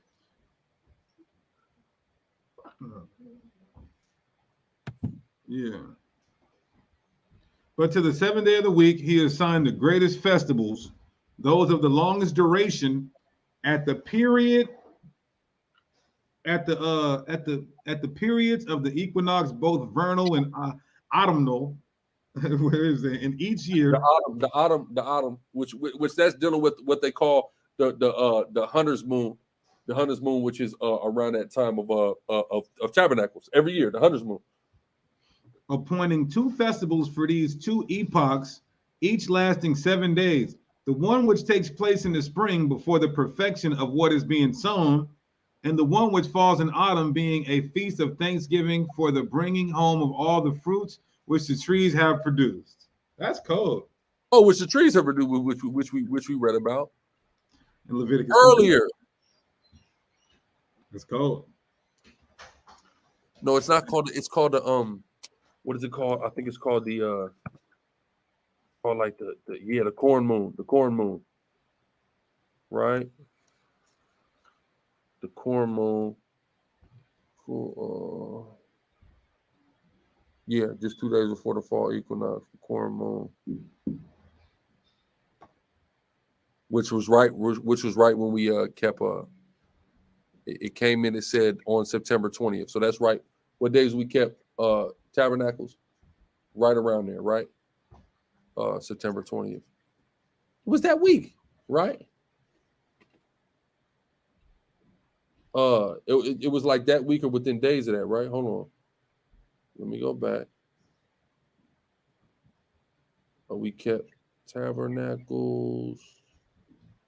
Yeah, the 20th, starting the 20th to the 28th, exactly. With the corn moon, which is exactly what he's talking about. Read that source again.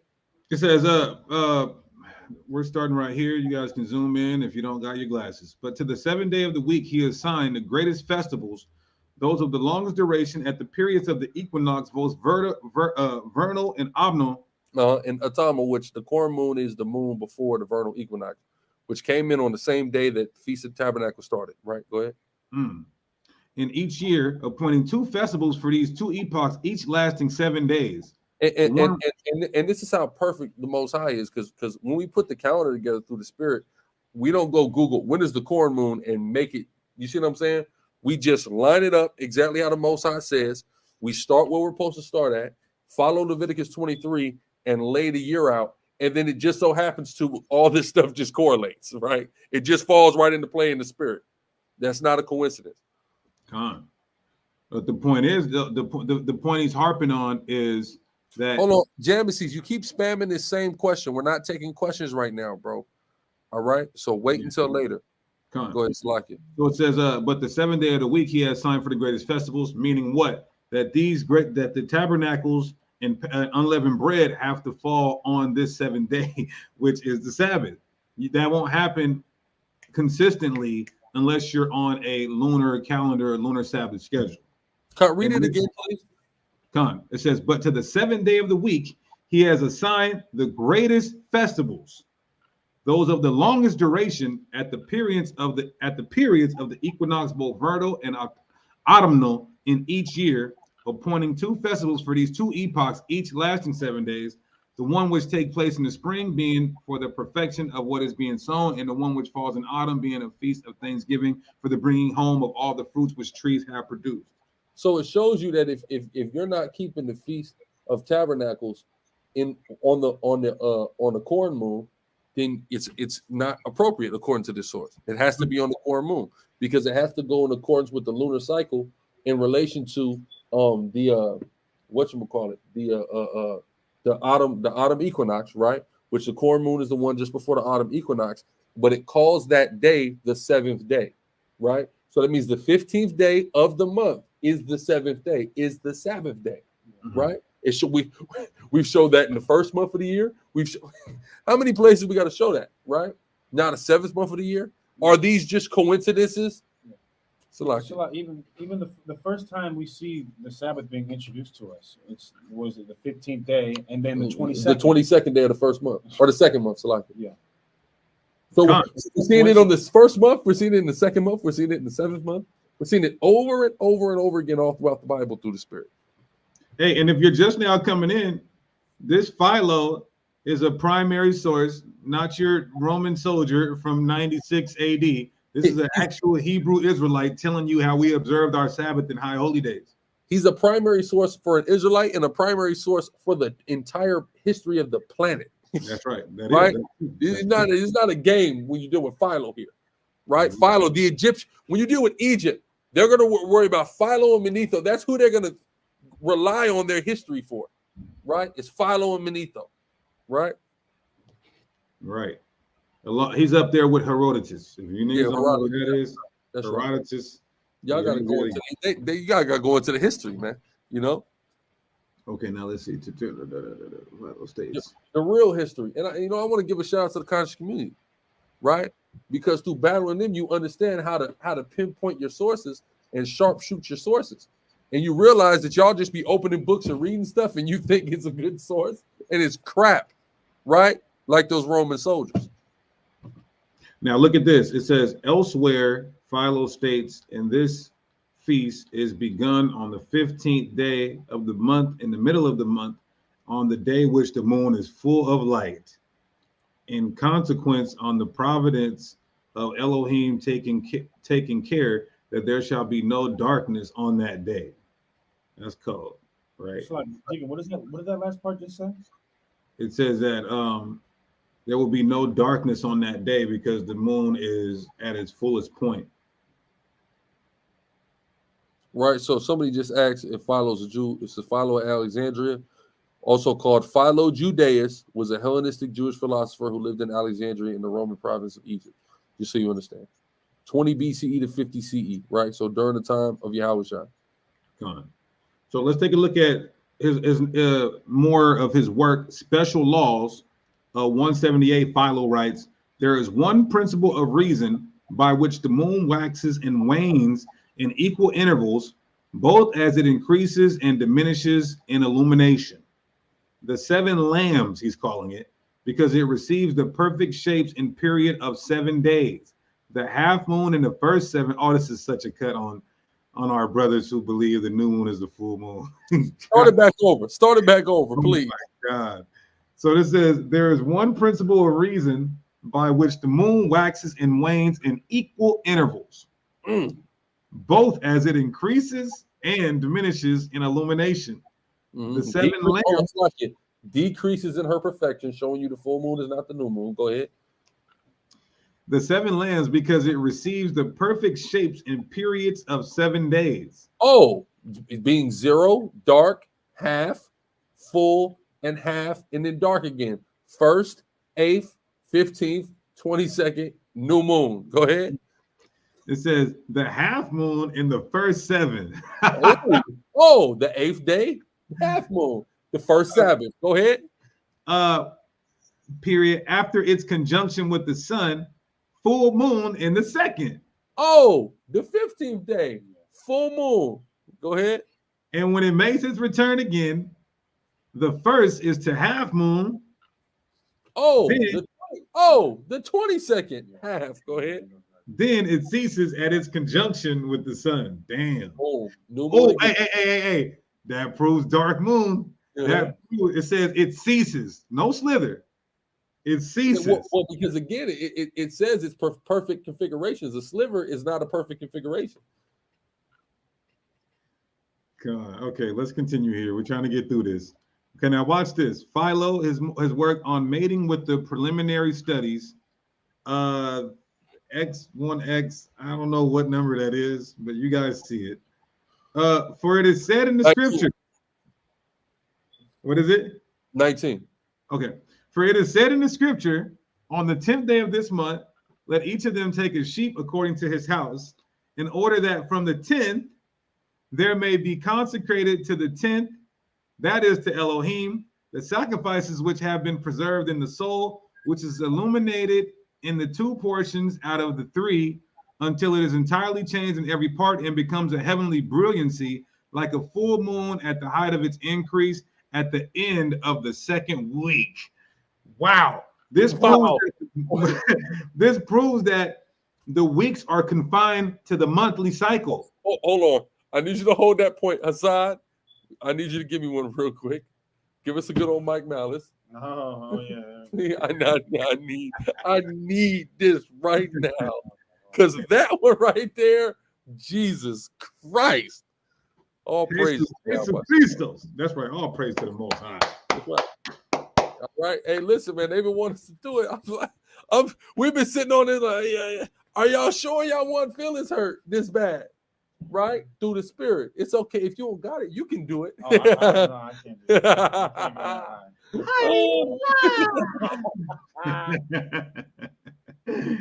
Oh my goodness. Oh my God. So as we see here, the monthly cycle and the weekly cycle is not on two separate cycles. The weeks are confined to the month. The Bible proves that. Primary source, a Hebrew Israelite, worldwide and renowned historian Philo proves that too. Yeah. Oh yeah. Do we got it? So when the moon is full, is the second week of the month. That's so cold. Let's read that again, please. I'm gonna just let Dara die. Oh, praise to the Most High. You want me to read it again? Yeah. Read it again. Okay, I'm just reading the latter part. And becomes, talking about the moon, a heavenly brilliancy. So, Planner, we already dealt with that earlier. We already told you to go back earlier and deal with that. There ain't no 5 Sabbaths. It's 4. Go ahead. 4 weeks. Go ahead. So it says, and becomes a heavenly brilliancy, like a full moon at the height of its increase at the end of the second week. Full week, because the 1st to 8th is the first week, then the 8th to the 15th is the second week. The 15th is when the moon is new. So the end of the second week, right? 6 working days, then you rest on the Sabbath. The end of the second week is the full moon. If the end of your second week, the moon ain't full, something ain't right. Go ahead. That's so cool. Yeah.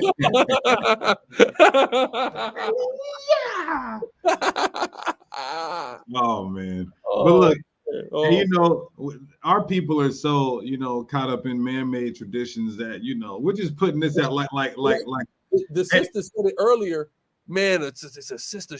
I had pinned it earlier, man. She had such a powerful point. I pinned it, man.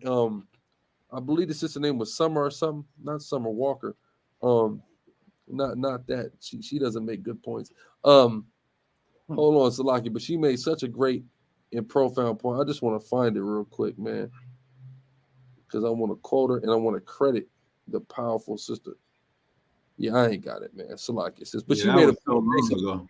Yeah, and she basically just said it like, people would rather, or she said that like we're creatures of habit, so everybody would rather keep this Friday to Saturday thing because it's comfortable and it's habitual versus having to actually, do what Yahweh told us to do. Okay, let's get into the Essenes. The Essenes, more Israelites, the ones who are responsible for the Dead Sea Scrolls that we have today. You mean to tell me they didn't know how we was keeping the Sabbath in the 1st century? Salakia, Andre Bella, why is the second person asking if we're selling a lunar Sabbath? Why would we sell it? We don't have a calendar for sale. It's very simple. We it's a digital photo. That's the sister, Shantae Walker, not Summer Walker, Shantae Walker. Much greater than Summer Walker, right? Much more powerful. But yeah, so it's not for sale. You hit us up, but like I said, I'm gonna create a resource online that's gonna be a very easy website to type in and remember, and then boom, it'll pull up Most High Will. I'm gonna work on that as soon as I get back to the house, right? Oh, well, yeah. Oh, I got a precept real quick. Good precept. We'll bring this precept out real quick. Go ahead. Go ahead. And he said unto them, full well you reject the commandment of God that you may keep your own tradition. Yahweh Shah Ben had your number on this, and it's in reference to a lot of things and our people's exaltation and preservation of tradition over the commandment of the Most High. Our people have had a propensity to do that, And the Most High has been sending prophets to rebuke that spirit, to rebuke that ideology, right? But go ahead. Come on. So let's deal with the Essenes, our second. So we had one primary source. Supplanter, all of it was discussed, bro. All of it. Go ahead. Come. So we had one primary source that Trumpshire, Frontinus, and Cassius, the world-renowned historian and Hebrew Israelite Philo, proving that we kept the lunar Sabbath during the time of Christ. Now we got the Essenes, who were responsible for the Dead Sea Scrolls that we have today. Hebrew Israelites. Watch what they say, the Essenes. Now look at this. The Essenes were also around during Philo's time. Oh, did they observe the creation? Did they observe the creation calendar that Philo observed? Indeed, they did. Please read this quote found among the fragments in the Qumran caves, along with the Dead Sea Scrolls, 76 fragments of an astronomical text written in a cryptic alphabet record. The phases of the moon divided into 1/14 of the full size of the moon. JT Malik has reconstructed a 14-line section based on the fragment, whatever this number is, 2 and 14. It is entitled Phases of the Moon from the scroll 4Q317 part, which is found below. And look what it says. On the 5th day of it, the month, 12/14 of a moon's surface are covered, and thus it enters the day. On the 6th day of it, 13/14 of its surface are covered, and thus enters the day. It enters the day. On the 7th day of it, 14/14 of its surface are covered, and thus entered into the day. On the 8th day of it, the firmament above its light is to be covered on the first of the Sabbath. On the 9th of it, 1/14 portion of its surfaces, it is revealed, and thus it entered into the night on the 10th day of it. So you see there, the Essenes are explaining the intervals in 1/14 as opposed to Philo explaining it as intervals of 7, right? So I want to read this in a different translation so you guys can understand a little better. Here's another translation of the same parchment, 4Q317. And look what it says. On the 8th day of the month, the moon rules all the day in the midst of the sky. And when the sun sets, its light ceases to be obscured, and thus the moon begins to be revealed on the first day of the week. God damn. That's cold. That's so right. They're saying after the 8th day, which is the Sabbath, is the first day of the week. How can that be if they're not talking about the lunar Sabbath, the lunar calendar? After your 8th day, you get the first day of the week, according to the Essenes. So that means the first day of the week is the 9th day. Right? Of the second week, which ends on the 15th day, which the full moon has to be. God, all praise the Most High for these. So this debunks the new moon is the full moon. This debunks the Friday, Saturday, Saturday. All of it is successfully debunked evening to evening through the spirit. Evening, all of it, all of that, all of these heresies that have rose up, all of these false ideologies, all of that stuff. It's all. I mean, we've been doing it with the scriptures. Now we're going into the sources, right? But we've clearly demonstrated all this scripturally, and now we're showing the witnesses in history, primarily from our actual ancestors, right? This is how they observed. Now let's get our third source, which would be Josephus, right? A lot of y'all love Josephus. Well, let's see what he talked about here. Flavius Josephus. Let's deal with the third primary source and he undoes the Gregorian calendar in a different fashion, but nonetheless supports the creation calendar and lunar Sabbath. All right, so let's go to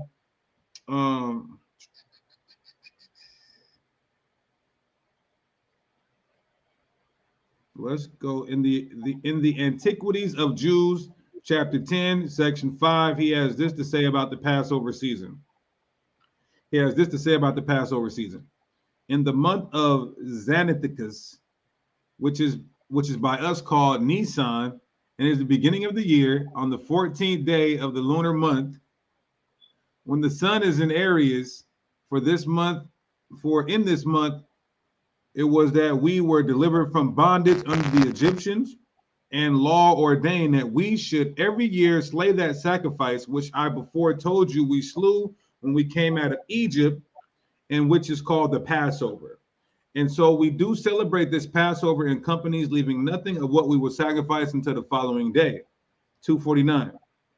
The Feast of Unleavened Bread succeeds that of the Passover. Proving that the Passover is separate from unleavened bread. Beautiful. Leviticus 23 and Numbers 33 substantiates that. It says, and falls on the 15th day of the month and continues 7 days, wherein they feed on unleavened bread. 250. But on the second day of unleavened bread, which is the 16th day of the month, they first partake of the fruits of the earth, for before that day they do not touch them. 251. They take a handful of... Hold on. Before that, they do not touch them. Interesting. Go ahead.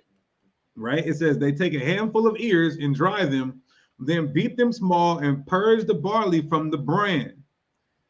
They then bring 1/10 deal to the altar to Elohim, and casting one handful of it upon the fire, they leaven the rest for the use of the priest. And after this, it is that they may publicly or privately reap their harvest.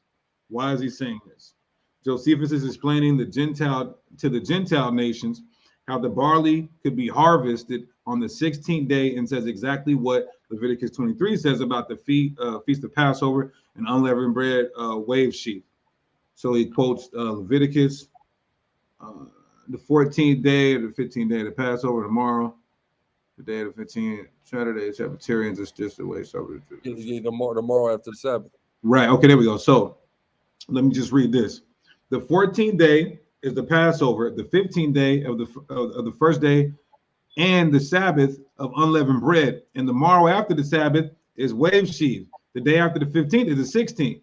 Saturday Sabbatarians insist that the wave sheaf be observed the day after a Saturday Sabbath, and insist that it can be any one of these days of the following days of the feast from the 14th to the 20th. So if Passover falls on Wednesday, for instance, then Saturday will fall on the 17th day of Abib. Saturday Sabbatarian insists that the 18th would then be the wave sheaf. Is this what Scripture or Josephus says? No, it says the 16th, so it can't be the 18th. I got a guy named Yatab calling. 1 second. Yeah, he just called me too. What do you need? Just called me too. I just said, "Oh." Right now on this Lunar Sabbath, I'll hit you back. Tell him I said, "Oh." Stop calling me. He called me. Right. So, that's a good point right there. But I think he made one more that's a little easier to explain.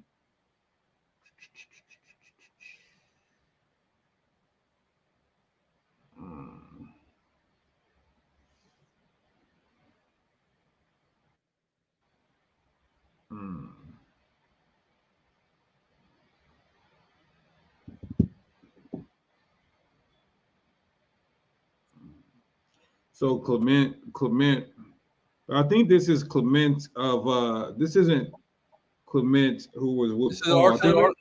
This is Clement of Alexandria instead of Clement of Rome, I believe. We mess with Rome, Clement. Alexandria, he might be cool. Well, no, this is Alexandria. This is okay. Alexandria. 150 to 215. So Clement plainly writes that in periods of 7 days, the moon undergoes its changes. In the first week, she becomes. Okay, but that's pretty much it. I mean, there's other sources, but we just wanted to deal with the first century sources that were contemporaneous with the time of Christ, being Josephus, the Essenes, and Philo, the world-renowned historian. They're all proving that we were keeping a lunar Sabbath. This is called primary sources, and that's pretty much it that I had. Do you guys got anything? We can open up for questions. We could close out, however you guys want to do it. Yeah, we can open up for questions. I think the dead horse has been beat through the spirit and power of Yahweh Shem Yahushua. I think it's very clear. And again, if you keep a Friday, Saturday, Sabbath, I don't think you're the devil. We love you, all right, but just y'all been popping it, right? And you know how we like to come. We like to come with them heavy guns. Lunar Sabbath, heavy guns. Right. Hey, look at Marcus Shaw. Marcus Shaw. Any question you're gonna ask, we already dealt with it within these 3 hours already. Debunked. Rewind it and do a video debunking every point we made. I dare you. Yeah, I told him, man. That's that. Oh no, I told him Marcus Shaw. That was that was really early.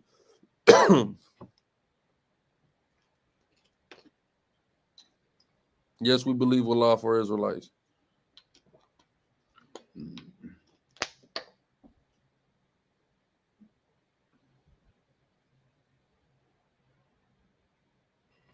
People keep going to Lily a Star Mullet because they're sadly mistaken, and they let white people who hate Jewish people teach them a doctrine in regards to the symbol, right? So that's where that comes from.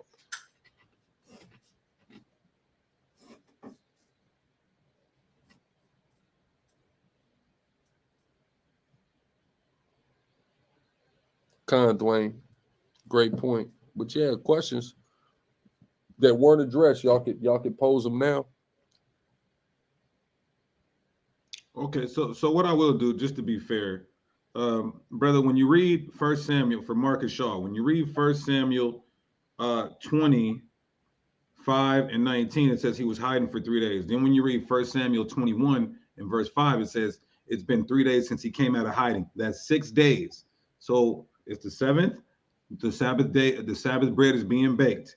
I don't know why anybody would ever go there, Marcus Shaw, but there's your answer to that question. It's very simple. He was hiding for 3 days. He came out for 3 days. That's 6 days. Then going to 7th, that's when the Sabbath bread is being baked. Somebody talking about transitional days. We spoke about the 7 Sabbaths and then 50 days. That is offsetting the 7-day weekly cycle, proven transitional days. We dealt with the Sabbath day having to be kept in the 9th day. When you deal with the Day of Atonement, that's breaking the weekly cycle, implementing transitional days. And we talk about Adar 2, which is a 13th month being implemented about 2 or 3 times within a year of Jubilee. Somebody asked about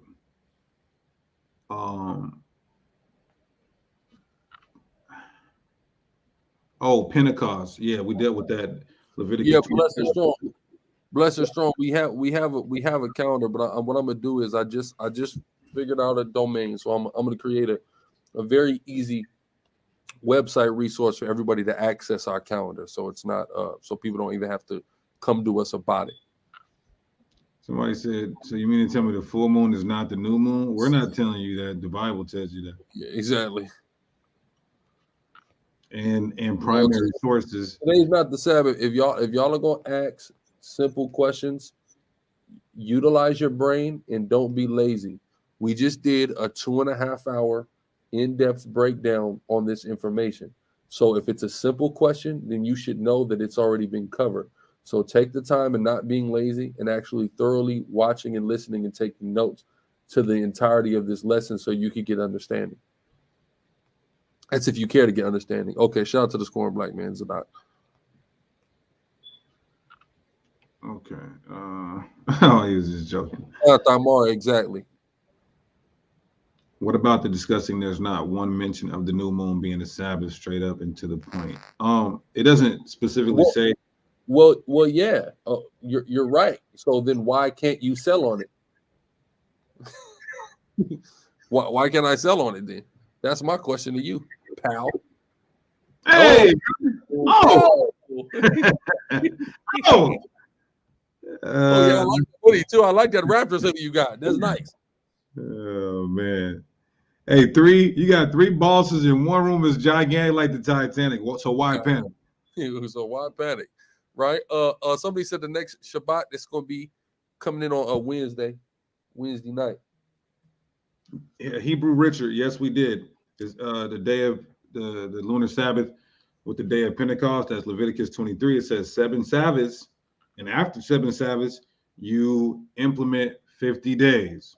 So it's not just 7 Sabbaths. Simple reading comprehension, which is you just reading it, not somebody telling you what they think it's saying. And that's the problem. People superimpose stuff in people's brains, and then it throws off simple comprehension sometimes. It's most of this stuff is very just right there as it is written, like right there. But then you let people like play a game with your brain on what it said. No, it says right what it says. It don't say nothing else. It says what it says. Hebrew Richard, we dealt with creation. Creation, it was not 7 24-hour days. 2nd Ezra 14 and early sources in Peter and Psalms proves that creation took about 6,000 years or 6,000 years. And then the Elohim rest 4,000 years, which is why the Bible says the earth is only 12,000 years old. You can't get that with 7 24-hour days. Alan, what do you mean where is Sergeant and Bazak at? Bazak is a sergeant. You know nobody recognizes that guy as Sarge. You know who Sarge is. You know what I mean? But granted, he is a sergeant for real. Was it also discussed about the leap year? Yeah, all that, 5 minutes. We got about 5 minutes. 5 minutes. All that was discussed. All right. No, Cap. That's next. That's when the new moon comes though. I ain't talking about the new moon. I'm talking about for next week. Con. You good, Alan? What presentation on different African tribes? I'm not sure what you're referring to, Dre.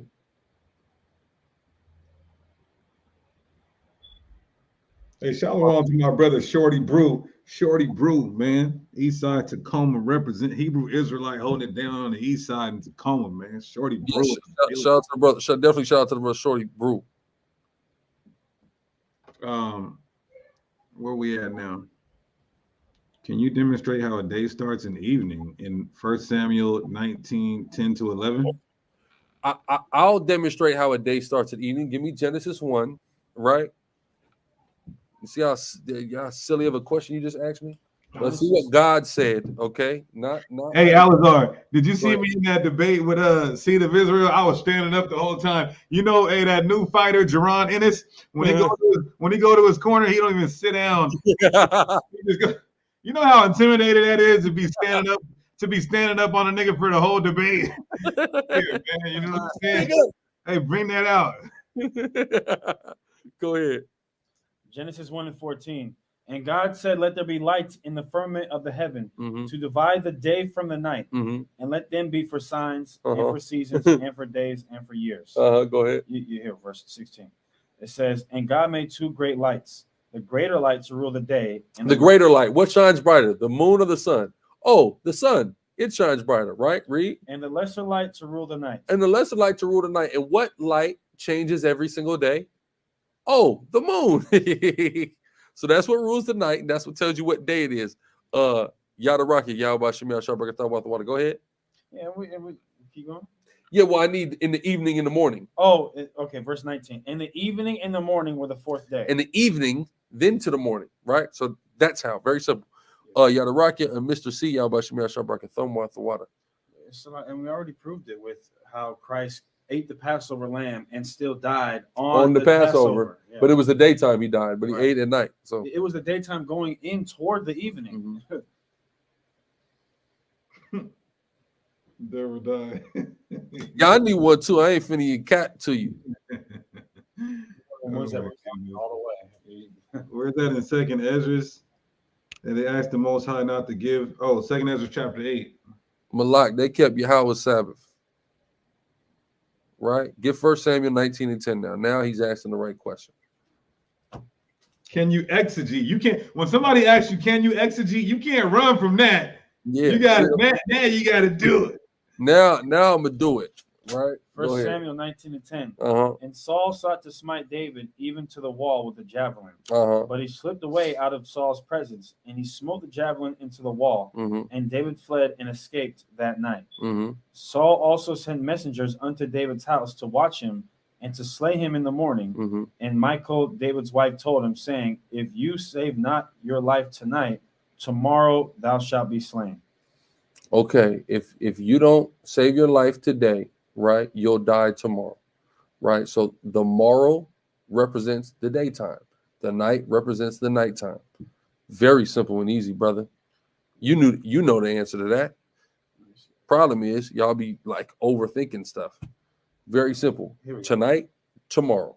The nighttime, The daytime. Go ahead. John 11:9. Yahushua answered, "Are there not 12 hours in the day?" In the day, right? The daytime. Exactly. That's talking about daytime. Yeah. Go ahead. If So there's a difference between a day and daytime. Exactly. Hebraically, these are different concepts. In English, they're the same word. Hebraically, they're different. There's the time the sun is out and the time the sun is not out. Right? Go ahead. If any man walk in the day, Uh-huh. he stumbleth not. He's going to explain himself because he seeth the lights of the which is the sun. See what I'm saying? God, Clayton Clink, man. If y'all keep with this stupid stuff, I don't know what I'm gonna do. It's already been talked about, man. What did he say? Right? The fourth day. I'm gonna be honest with you. I remember the first time I ever heard that. That was one of the dumbest things I've ever heard. Salakia. That's stupid, right? Only a Christian believes the world was created in 720. I've only heard Christians say that. I know you can't be a Hebrew Israelite who learns from One West camps who doesn't know that. That's nuts. What you just said is one of the most insanely idiotic things I have ever heard. At no point in your rambling, incoherent response were you even close to anything that could be considered a rational thought. Everyone in this room is now dumber for having listened to it. That's the best part. You no points. May God have mercy on your soul, nigga. That right there, that's one of the points, man. That quote right there, when he says, everybody who's heard that is now dumber, I want you no points, and may God have mercy. Leroy Belacqua, may God have mercy on your soul. You see? Oh my God, man. Please, thank you. Jesus Christ, man. We got some. I don't know what I'm gonna do, man. Right? I can only imagine Moses' pain. That man had anguish. That man had agony. Right? So Shantae, exactly. Right? But yeah, Deacon, if you're ready, man, we go ahead and pass it over to Captain. All praises, yeah, man. We're going to end this by giving all praise, honor, glory to you. How about some shot pass over our powerful captain, man? Greatly appreciate you, Chief, for bringing me on. Shatar Saab, man, it's an honor and a pleasure to be on here. Oh, shalom, brother. Oh, Shalom, shalom. First and foremost, we give all honor, glory, and praise to the Most High God, Abba Yahweh. We do so in the name of His only begotten Son. Hey, listen, I'm gonna tell you guys this right now, and it's not really much that I can, bring to the table following that act. So let's just get right into the regularly scheduled program as we are always doing. Shalom to all of the faithful tuner-inners, everybody that is constantly and faithfully tuned into the Friday night classes. We appreciate you guys. Let's get into it. We are in Sirach, the 30th chapter, in the great news. The good news translation. You got it? Which is the great news. Bring it out. Sirach 30. A father who loves his son will whip him often. Listen, man, I'm gonna tell you this. As a father, and since I've become a father, and also as just being an observer, right? There's times where you just see people, fathers in particular, just giving their kids these passes, not chastising them, trying to use more progressive and modern forms of correction. And these things just honestly do not work. You have to constantly chastise your kids as often as possible. And growing up before I became a father, you would hear comedians say things like, when you just see your kid walking by you, they just came from the bathroom, came from the kitchen, you just got to pop them, just for future references, or just for the little things that you didn't catch them doing, because you're going to catch them. And you just have to constantly, be as stern and as strict as you can. A little leaven leavens the whole lump. You give them an inch, they will take a mile. And just understanding and knowing the imagination of kids, if you give them a rope, they will think that they're a cowboy. All right. So you got to really be on them. And again, There was a period of time where I tried different methods, you know, with my son, you know, trying to sit down, trying to talk to them. They're children. Their attention span is short. They're not going to understand. They're not going to get it. I think it's beneficial for you to maybe have a combo package, right? Chastise, a thump, smack, a pop, and also a little bit of a lecture.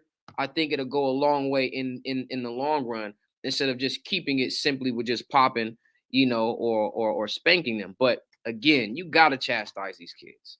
There is no way around it. They will try you. They will develop this entitlement complex to where, you know, when you do try to scorn them, they'll look at you crazy as if there's some sort of problem with you rather than with them. So just off that alone, right? Read that part again, Bakasha. A father who loves his son will If you love them, you're going to do what? will whip him often. You're going to whip. You're going to whip this child often, right? Go ahead. So that he can be proud of him later. So that you can be proud of him later. Again, this is not a situation where you just out here just taking your frustrations out on your kids. No. We're talking about whipping or chastising them for the purpose of correcting and instructing them. Trust and believe. Something I mention all the time in terms of how we, the grown, fully cognitive followers of Christ, newfound understanding that we the Israelites, we develop something called scruples, right? And when you chastise or you whip your kids, it's preparing them for when they're out of the house and you're not there to watch over their shoulder. When you're not there to make the decision for them or tell them which way to go, left or right. These are the things you got to recognize. These are the things you got to understand, and you prepare them. So later on in life, where what is that scripture? It's in Sirach, but it speaks about how a man being no, I think it's in Proverbs 31, where a man will be known by his neighbors by how in order his wife is, right? Same thing goes for the child. When that word makes it back home, right, and back to your home, that your child is representing you well and behaving and, you know, themselves with decorum outside of your home, those are the good things. Those are the proud moments that you have of your child. And also when they carry on to find great success and be an example of everything that you taught them in the home as well. I need Sirach 11 and 28.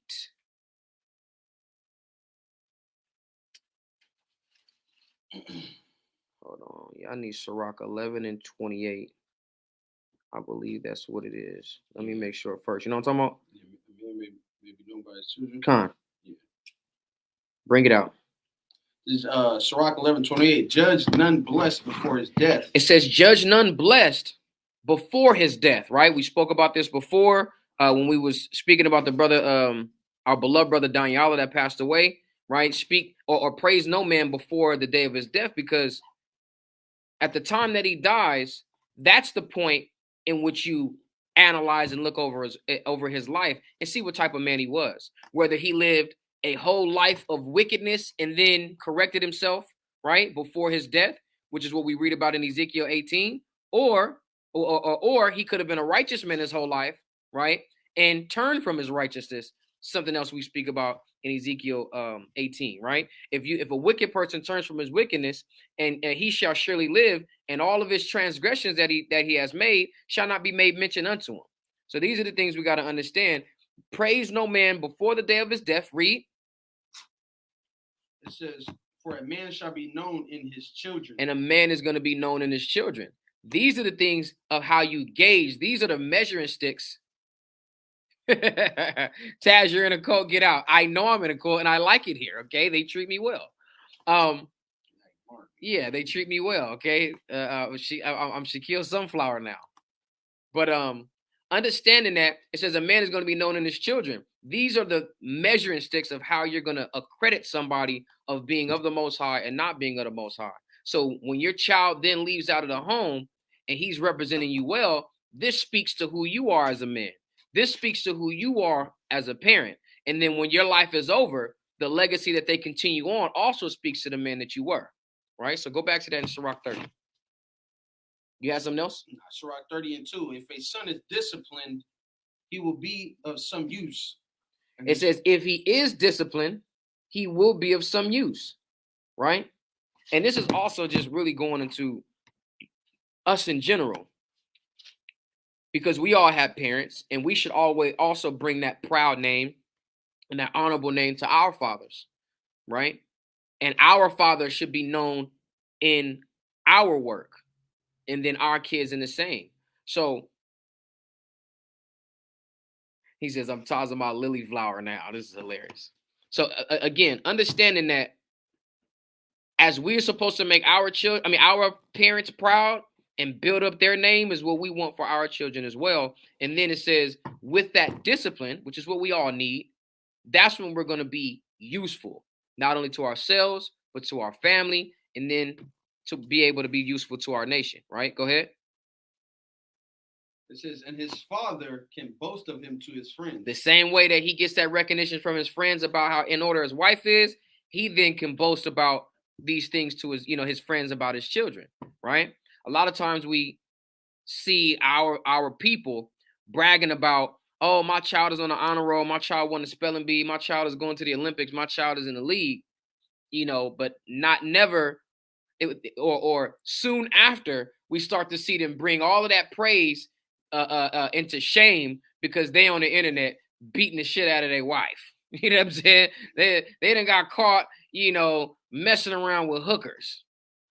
Okay, so we got to be mindful of the type of honor versus the type of shame that we bring to our families, and these things even extend into our parents as well when we become grown, because as you are is how your kids are going to be. So your pops maybe got it right with you, but even then you can't necessarily say that if you then raise up kids to be little demon children on demon time.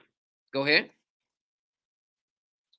Verse 3, anyone who gives good guidance. Anyone who gives good guidance, what? To his son cannot only take pride in him among his friends. But what? But he can make his enemies jealous. You can also make your enemies jealous, because your enemies don't want to see your children grow up to be something powerful. Your enemies don't want to see your children grow up to be anything like dad, right? If dad was in order. The enemy always wants us operating in chaos, in disorder, in dysfunction, right? Let's jump up. Sirach 25:7. Get it in the KJV.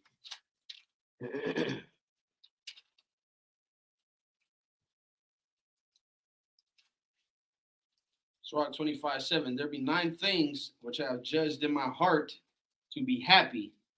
9 things which I've judged in my heart to be happy. Jump to verse 7.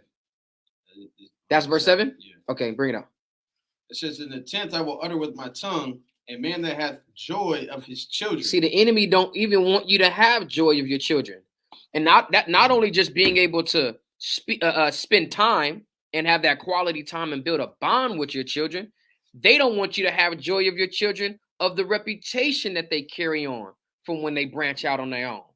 They don't want to see your legacy be anything great or be anything better than a welfare recipient, a deadbeat dad, or some sort of child support, person that pays child support, or some sort of convicted felon.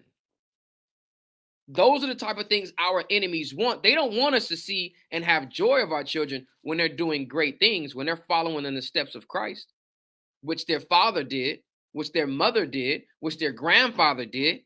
They have to find a place of attack to create chaos, to create dysfunction, and that's how they'll always be able to rule over us, right?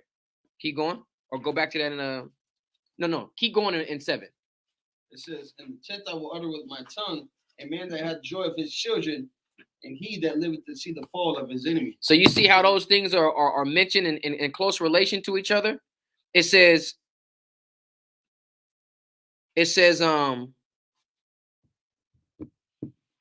when you have joy of your children and the fall of your enemies is in close relation to things that make us happy.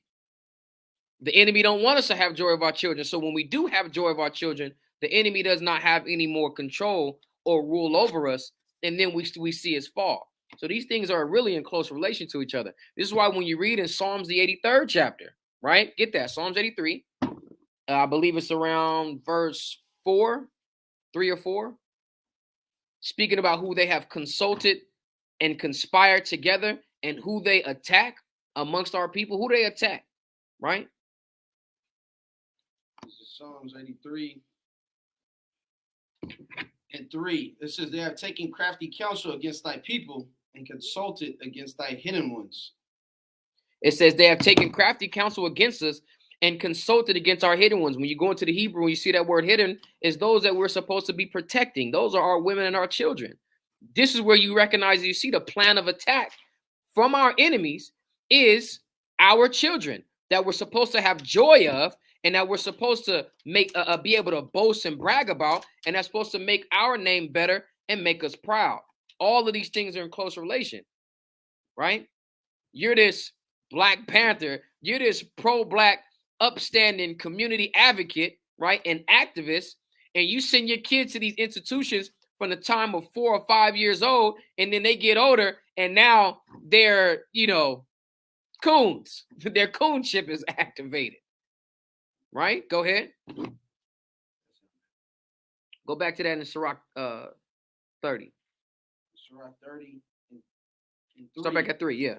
Anyone who gives good advice to his son can not only take pride in him among his friends, but he can make his enemies jealous. That's what we also want as well, man. It's bigger than us. It's bigger than just, doing it for you. You doing it for the culture. And you know what else you doing it for?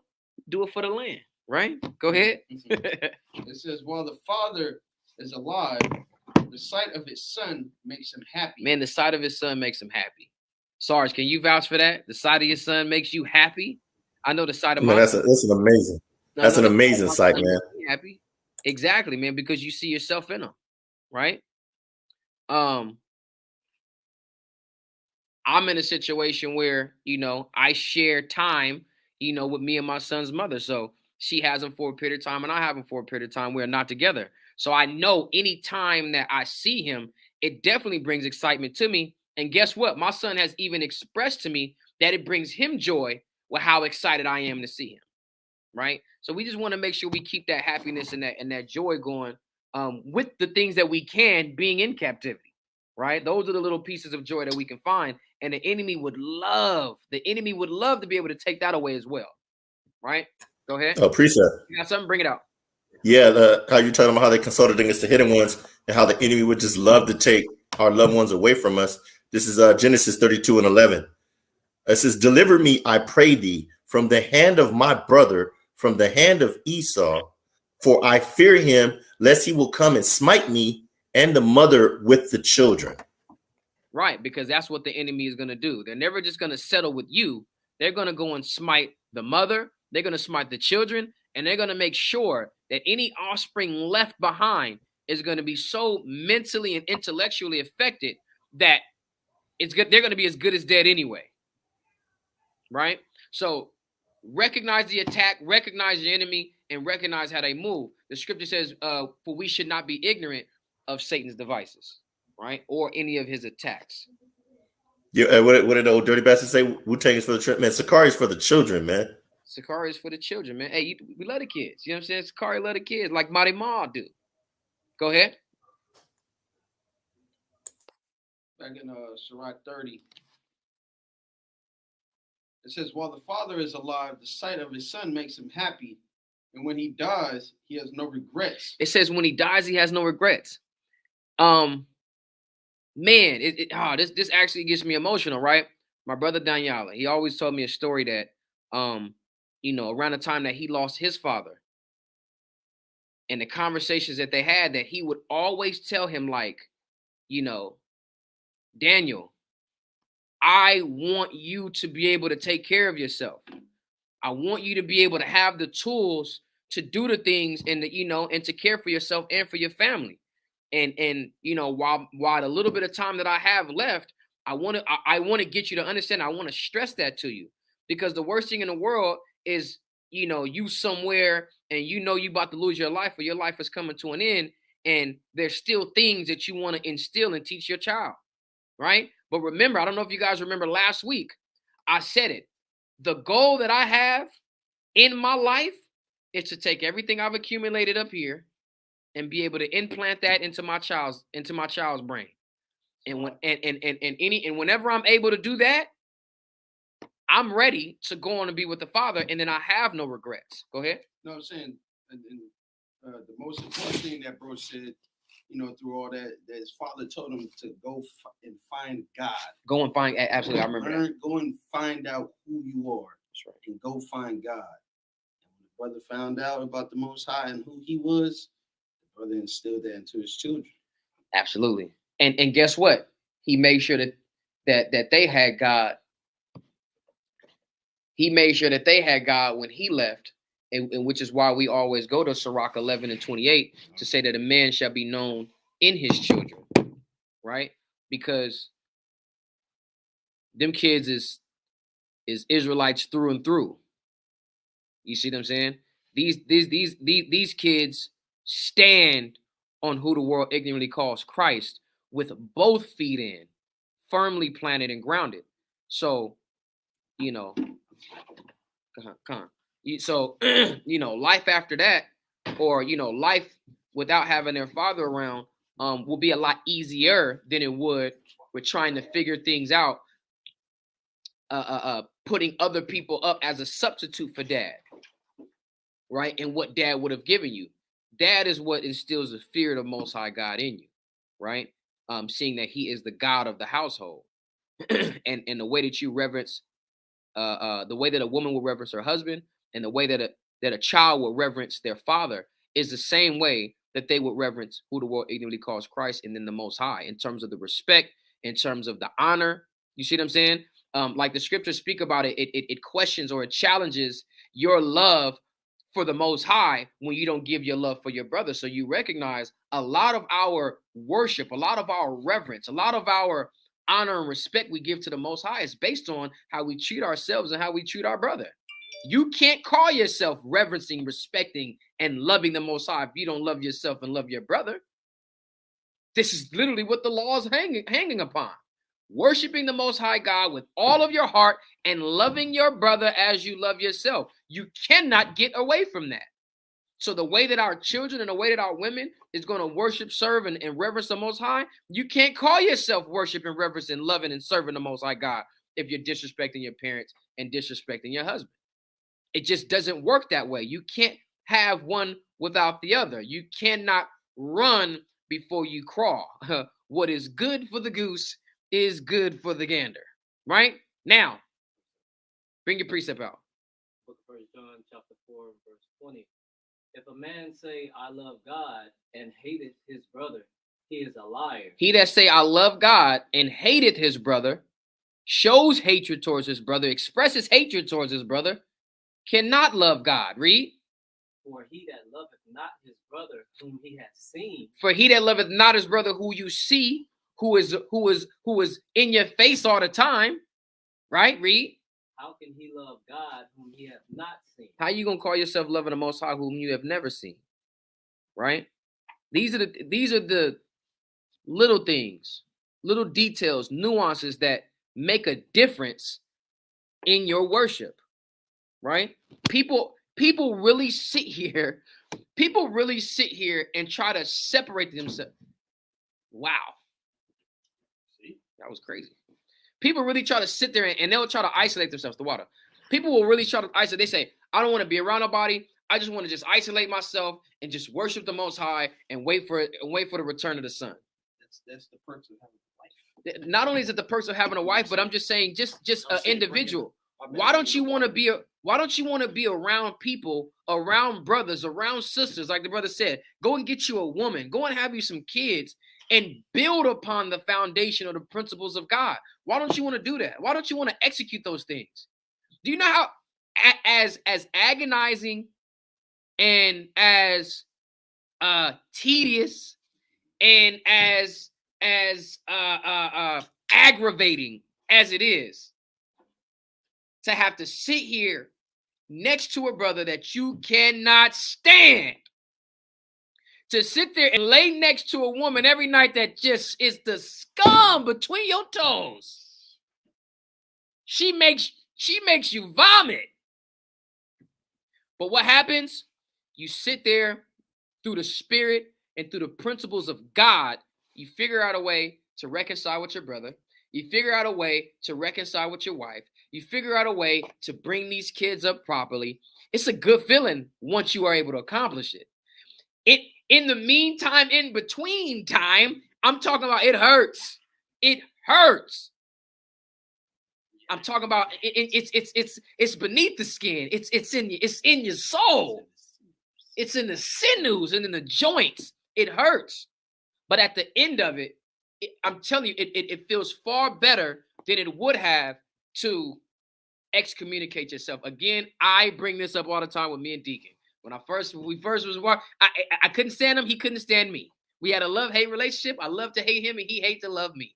And that's just, but as you stick through things over time, time is attractive. Time has hips and breasts and behind. You know what I'm saying? It's a very attractive thing. And when you put time in with brothers and with sisters and with your woman, and you guys go through the mud, swim down Schitt's Creek, and you come up clean, man, who or what can then come and interfere with that? You are now built on something, substance, right? And this is the grind. This is the affliction. This is how we bear our cross with Christ, so that when we triumph over things, how dare anyone, how dare someone outside of that come and try to separate me from the love of Christ? This is what we read about in Romans 8th chapter. Nothing's present, things to come, height, depth, principalities, powers. Nobody's going to come and separate me from that, because I have walked with this man and with the principles and the legacy he's left behind, that I know it's beneficial for me. I know that this is right for me. I know that not only is it just right for me, but it's right for the Black, Hispanic, and Native Indian, because this is what we're missing. These are the things, the nuances that stop us from being able to reconcile. These are the things and the nuances that keep us separate and apart, which is the chaos that the devil wants and our enemy wants. Right? Go back to that in Sirach 30. Y'all was in on your precept? Come on. You got something, Sarge?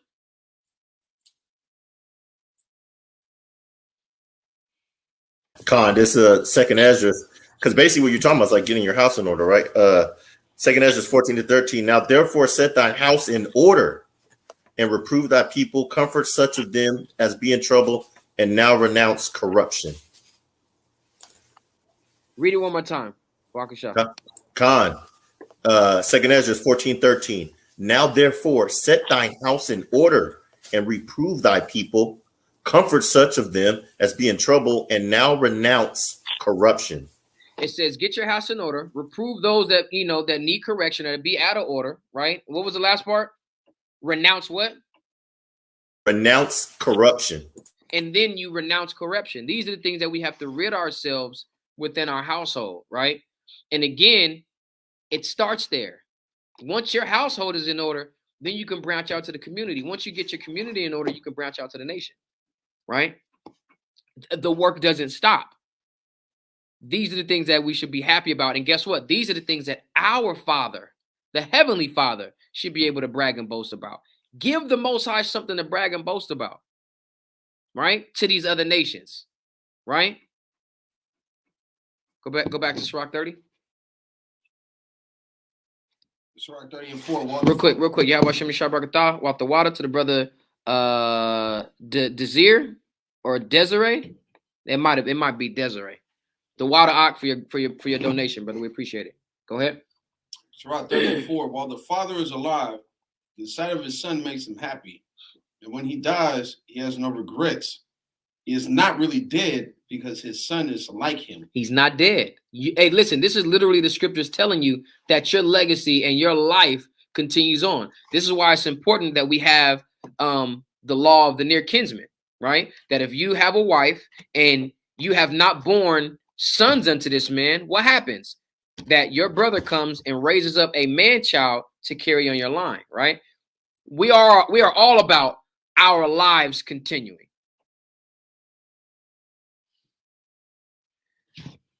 It could be Desire. My bad. Desire, Desiree. I'm sorry, man. Okay. You got to qualify, huh? Desire. Didn't I say Desire at first? I said Desire.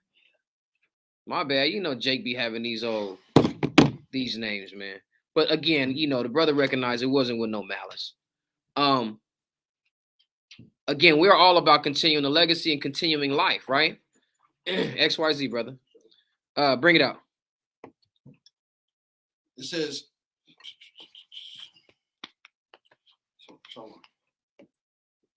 he has left someone to take vengeance on his enemies and to return the favors he owes his friends. Hey, you want to know something funny again? I've mentioned this on class before. I told my son, I said, listen, I owe you the crown, right? I owe you the crown.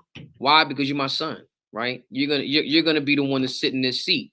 And I'm not going to give you the crown a moment sooner than when you're supposed to, because you got to come take it from me. And if you can come and take it from me, then that means I know you have exactly what it takes to defend it and to protect it, as I have all of these years. And if you can defend it, what I always say, I said, if you can't defend it, you don't know it. And if you won't defend it, you don't love it. Right? I love and I know the position I'm in, and I love the position I'm in, and I'm going to defend it, and I'm going to protect it at all costs. And I want, when my son gets in that position, to do it the same way, if not better, right? So when we're seeing here, it says he's not really dead because his son is like him. He has left someone to take vengeance on his enemies and to return the favors he owes his friends. You're going to hold this office the same way, like I said, if not better than the way that your father did. And that's the type of progression. That's the type of legacy, and that's the type of order we should have amongst our nation. Keep reading. Verse 7. But anyone who spoils his son will have a bandage. A bandage. Bandage. Will have to. A bandage. Will have to bandage his wounds. Will have to bandage his wounds. If you spoil your children, you're gonna have to bandage his wounds. You know what you're gonna have to do? You're gonna have to keep coddling this young man. You're gonna have to keep being there. We're in Sirach 30 and 7 in the Good News translation. Najee. It says you're gonna have to keep bandaging his wounds. He's not gonna be able to know how to bandage these things up himself. He's not even gonna know how to be able to tolerate such a wound. He's gonna cry. He's gonna be spoiled, and he's gonna be coddled. And he's gonna continue to be dependent and never branch out from the nest to leave his mother and father, cleave him to a wife, and create a family for himself. When you spoil your child, he's never gonna leave a nest. He's never going to lead a nest. So you got to chastise him, give him that correction, and build this young man up so that he can continue your legacy as you did your father. Keep reading.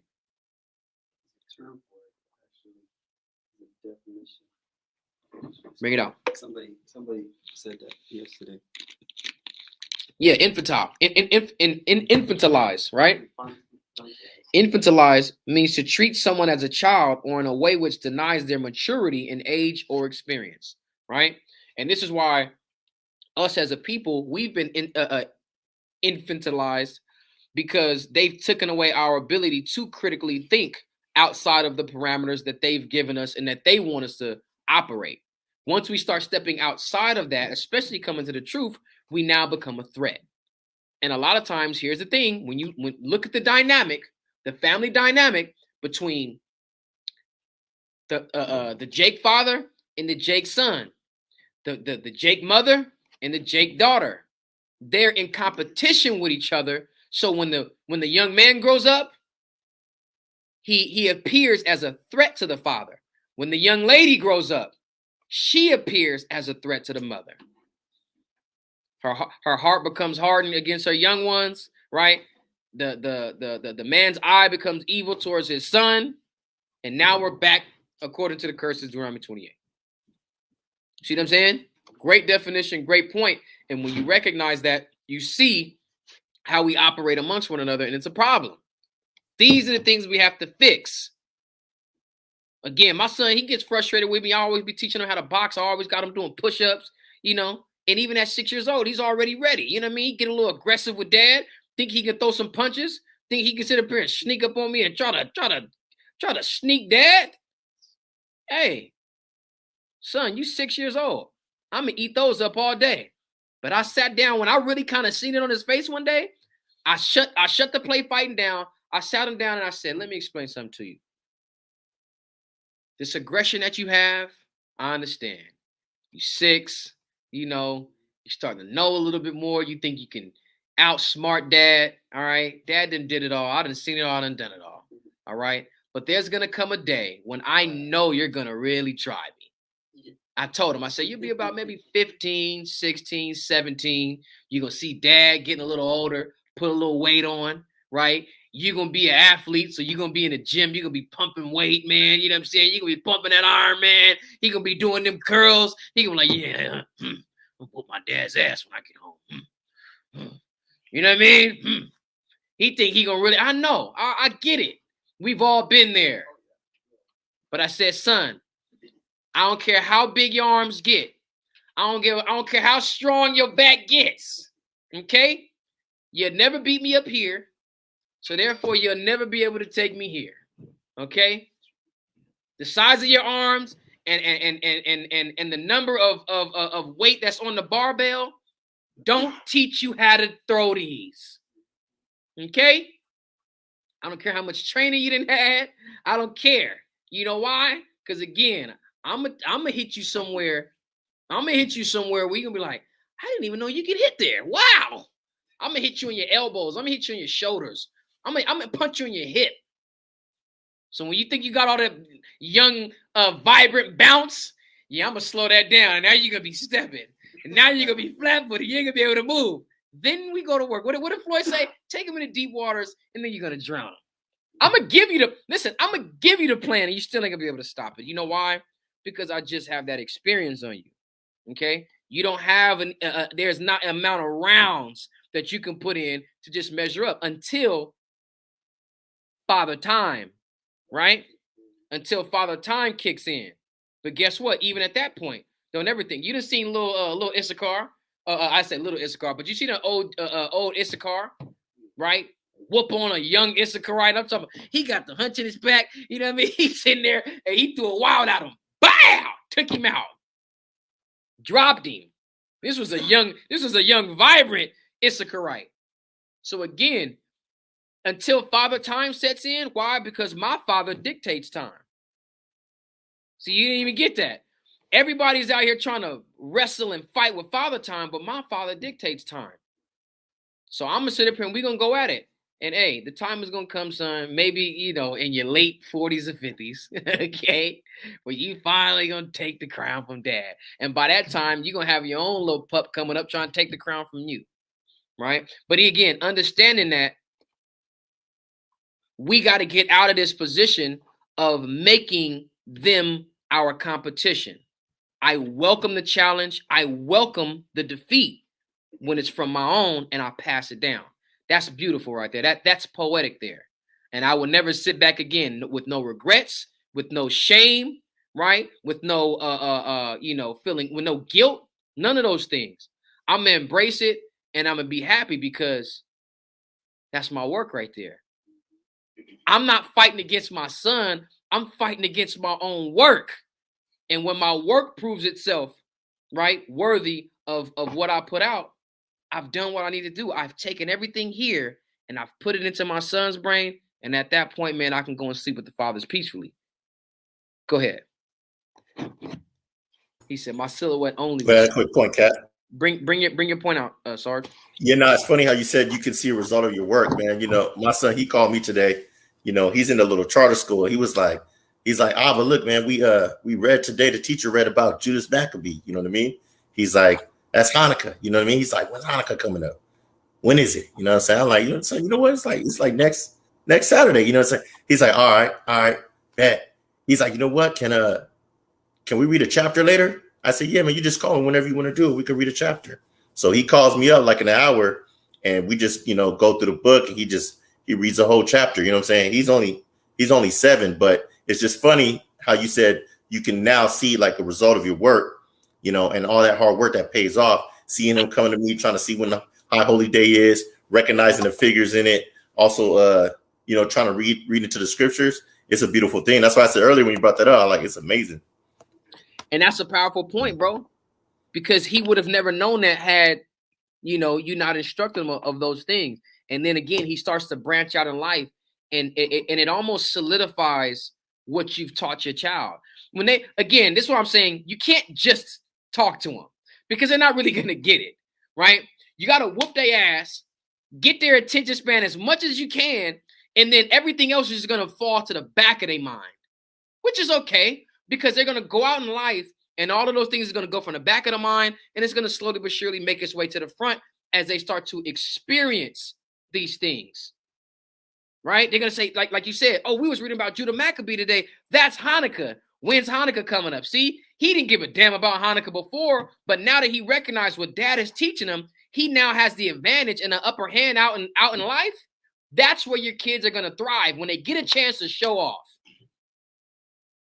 My son, if I teach him, if I try to teach him how to shoot the ball, we working on it. Working. I don't want to do this no more, Dad. Okay, cool. But when the other kids came over and now they want to play basketball, oh, wait. Let me show you how to shoot. My dad taught me how to shoot. Let me show you. And I'm looking like, you little Negro. You didn't give a damn when I was out here teaching you, but now you get a chance to show off to your friends. Now you got the mechanics and everything perfect. Let me show you how to do it. So you was paying attention. Keep talking to them. Keep talking to them. You keep them disciplined when you whoop their ass. When you thump them and you pop them. I get my son right here. This little piece of meat right there. I get him right there. That. Or you get him right here up under the lip. That. And he go, huh? Yeah, you listening now, huh? Or you know, I do tell him, hey, Superman. You know what Superman is? You got to put your chest out. And you pay that damn chest in. He'll be all right. He does his push-ups. He's got a little muscle built up. But those are the things keep him disciplined. Explain these things to him. It ain't going to be always ready to hear. But as he grows up, as he matures, this is where his discretion comes in. This is where his discernment comes in. Because everything that rested in the back of his mind all slowly but surely moves to the front. Go back to that. It says his heart, Sirach 30:7. But anyone who spoils his son will have to bandage his wounds. His heart will stop every time he hears a shout. An untamed horse is going to be stubborn, and an undisciplined son is no different. It says an untamed horse is going to be what? Stubborn. And that's what your children become. They become stubborn. They become arrogant. They start acting like they get to tell you what it is. They start telling you things like, I don't like that. I didn't ask what you liked. Son, recognize I'm not asking you. If I say, son, can you go give me a bottle of water, please? Thank you, son. And he goes, I'm playing with my friends. Oh, son, you really thought I was asking you, huh? You really thought I was asking, huh? Same thing with my wife. Baby, do you mind, please? Can you make me a sandwich? Thank you. I was doing something. Can't you go do it? Oh, baby. Oh, baby. You thought I was asking, huh? I'm sorry. I tried to, keep it just a nice family mood. I tried to keep it a good mood. I don't want to say, go make me a sandwich. Come on, I'm not barbarous like that. Get in the kitchen. We don't want to do those things. I say, baby, can you, come here, baby, give me some love. Give me a kiss. Get your love. Give me kisses. Okay, make me a sandwich, little grape poupon. You know what I'm saying? Little Kobe Jack. Little Gouda. Okay. Evenly spread the mayo on both sides of the bread, please. Okay.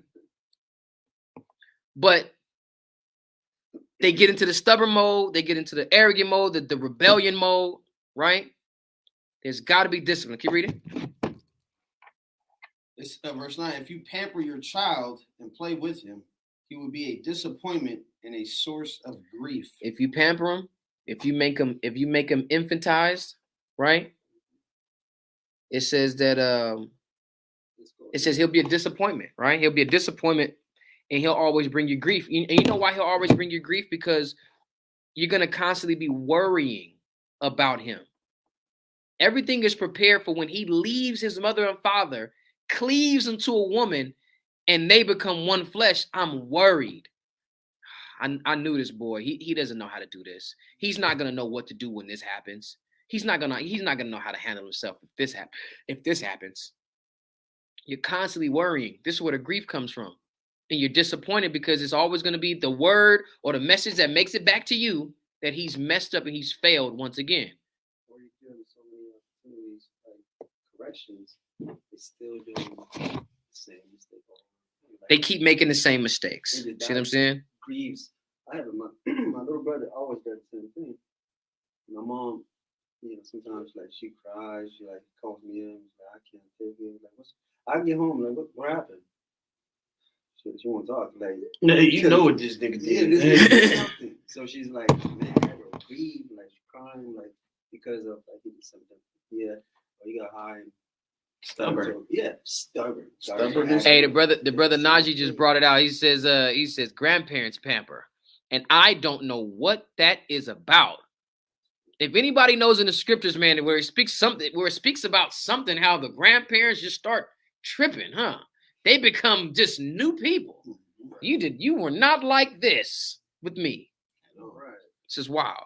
Go ahead. Like that little, you ever seen the little video where a kid calls his grandma, mom won't let me come over. Huh? Yeah. Click. Hey, why are you over here keeping my grandchild from me? You lucky I'm 5 shots in. Listen. Bring him right now. Hell no, you drunk. Listen. I ain't bringing my child nowhere around you. When it comes to my son, I be borderline going off the way I got to tell my mom and dad. I'll be dancing with the devil the way I got to tell because I'm not playing. I'm not playing with that. You see what I'm saying?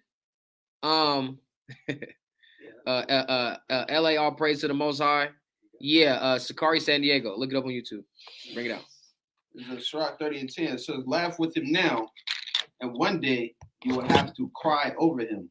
Hey, if you're laughing with him now, you think it's just this pleasant thing, you are going to cry with him later. You know why? Because these are the situations where the parent has to bury the child rather than the child burying the parent.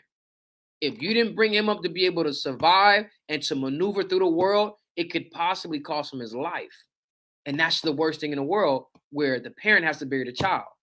And that happens too often amongst our community. We need to break that and flip it back right side up, where the child is burying the parent, usually from old age, and it can be a celebratory thing, where his legacy is solidified and where, he's able to look back and see all of the things that he produced. You know what I'm saying? Our brother had 3 kids, 1 boy, 2 girls. He's going to have grandparents, grandchildren after yin yang. He's not going to be able to see it. Right? So we got to be able to come back into these laws, statutes, and commandments. And we always say that, man. It's almost seeming like laws, statutes, and commandments. We need to just come back and start recognizing what's right. What's right is the law, statutes, and commandments, but we need to just give an eye to it. We need to stop being so damn arrogant and so damn stubborn. It's stupid. Stop thinking you know it all. Stop being too proud to look up and recognize I have been messing up. We probably got about like 350 people watching right now. Most recently, about 2 weeks ago, I had to look up. My son is 6. I've been messing up. Why do I say that about myself? It's because of something he told me. It's not about what I think I've been telling him. It's not about what I know. I know I've been teaching this. And then people sit up and say that. I didn't raise him that way. Who gives a damn? However you've been raising him ain't been working, because the result is what's wrong. Stop looking at what you've done and look at the result. If the result is not what you set out to get or to have, you have to change the method. That's the wildest thing in the world. My son pretty much told me that a man can't cry. See what I'm saying? I'm wrong. If that's the result, if that's what he's gotten from the wisdom that dad has been teaching him, which is, hey, son, come on, I need you to be a big boy. You can't be a crybaby out here. Come on, you're a man or a mouse. Superman. Stop crying. Man up. Damn. It hit me. You know what I'm saying? You've been telling him this for so long, and then where you need him to be able to express these emotions, be able to have a heart, be able to look at his brother, be able to look at his sister, be able to look at, his dad as tender and delicate, right? As we're supposed to look at one another. he feels like he's got to be tough. He's got to be strong. He's got to be this. I said, son, you telling me that you don't think men can cry? He says, no. I said, but you've seen your dad cry before. You don't think dad is a man when he cries? You know what my son said? A little bit. I said, what you mean a little bit? He says, he literally is my son. He's so funny, right? I said, what you mean a little bit? He goes, I think when you cry, you're not a man. A little bit. He pauses and he goes, a little bit. Because he wants to try to soften it up because he recognizes I'm questioning him. So he doesn't want to seem too like, yeah, dad, you ain't no man, nigga. Like, he don't want to come at me like that, but he's like, I mean, that's kind of how I feel. If that's the result of what I've been teaching him, I got to switch it up. It's got to be a balance, and I'd rather catch it at 6 than to have to talk to him about this at 60. See what I'm saying? My dad's 65 or 64. His mom and dad been long gone. He can't have this conversation with them to fix the things that he's been suppressing for 64 years, or let's just say 60 years, because around that cognitive stage where you can go back and recognize, like, man, I've been having issues since this point. And it was never an environment. It was never a place where I could have this conversation with my parents. And guess what? I branch out and I turn to the streets. I branch out and I turn to substances. I branch out and I try to find what I'm looking for in a woman. And it's never worked. It's never done what I've wanted it to do. And guess what? The people who I really need to talk to and address to actually fix these wounds that I have, they're gone. Damn, shut me down, stop me in my tracks. I said, shit, what do I do? What do I do? It almost seemed as if the initial reaction that I had almost seemed like I wanted to throw the baby out with the bathwater, like, damn, 6 years down the drain. I got to start over. And it really wasn't the case when I kind of calmed down and I realized it. It's just I have to go back in and I have to probe, understand where your child is coming from and how your child thinks. And then guess what? You start fixing it from there. And that's the same thing that happens to us when we learn about the truth or when we learn about our own personal missteps, right? Anger issues, depression, insecurity, our own arrogance. Sometimes you have to recognize it. Don't think that however old you are is just your whole life has just been a waste. No, you recognize and say, I have to fix this because this is stopping this from happening. If this is what I want, I got to go in and I got to fix it. Coincidentally, the Lord says, as you're born again, you can start over. You can start over, learn the principles of God, build upon that, and all of the stuff that you've learned over the years, you can just kind of pick and choose from those things when you firmly stand on the ways of God, right? Let's go back to that Sirach. Mm-hmm. So Ecclesiastes 7:3 says, sorrow is better than laughter, for by the sadness of the countenance, the heart is made better. Sorrow is better than laughter.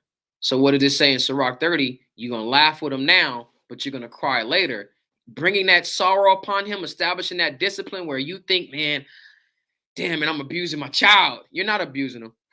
You're sculpting them and you're shaping them and you're molding them into being something upright and something great, right? If you've ever seen, I tell you guys about the little bit of the fetishes that I have, right? When I'm sitting at home and I'm bored and I'm just watching stuff, right? One is watching the heathens just eat all type of just crazy stuff. It just, it just makes me angry. And I just find myself like this, like, damn, after about 15 minutes, bizarre foods. It's crazy, but I find myself watching it. But then I also watch wood churning. Wow, you be like, damn, Cap, you be really at home watching this stuff? Randomly, it'll pop up, and then now that I know about it, I've seen it, and I'm interested in it, I find myself going back, hey, wood churning. So they'll take this big, nasty, ugly block of nothing, And I'm talking about they'll turn it into something crazy, right? Sometimes they'll even put some of that, you know, like the little silicone stuff on it. It's a resin. And I'm talking about it'll look crazy, right? But being able to turn something into that, it was a nasty process, right? They take the chisel and they take different size chisels and just chop this down, break this piece off, sand this down. And when it's done, it looks beautiful. Nobody cares. Nobody talks about the process. They just want to see the finished piece. So when people look at you and say, man, you don't think you're a little bit hard on your kids? They say the same thing about LeVar Ball. He's got three millionaires before these kids even got to the NBA. You see what I'm saying? And they're happy with big smiles on their faces. You see what I'm saying? Imagine if they knew something really about themselves. But since we do, how much more happier you think that we would be and then our children would be also? Go back to that.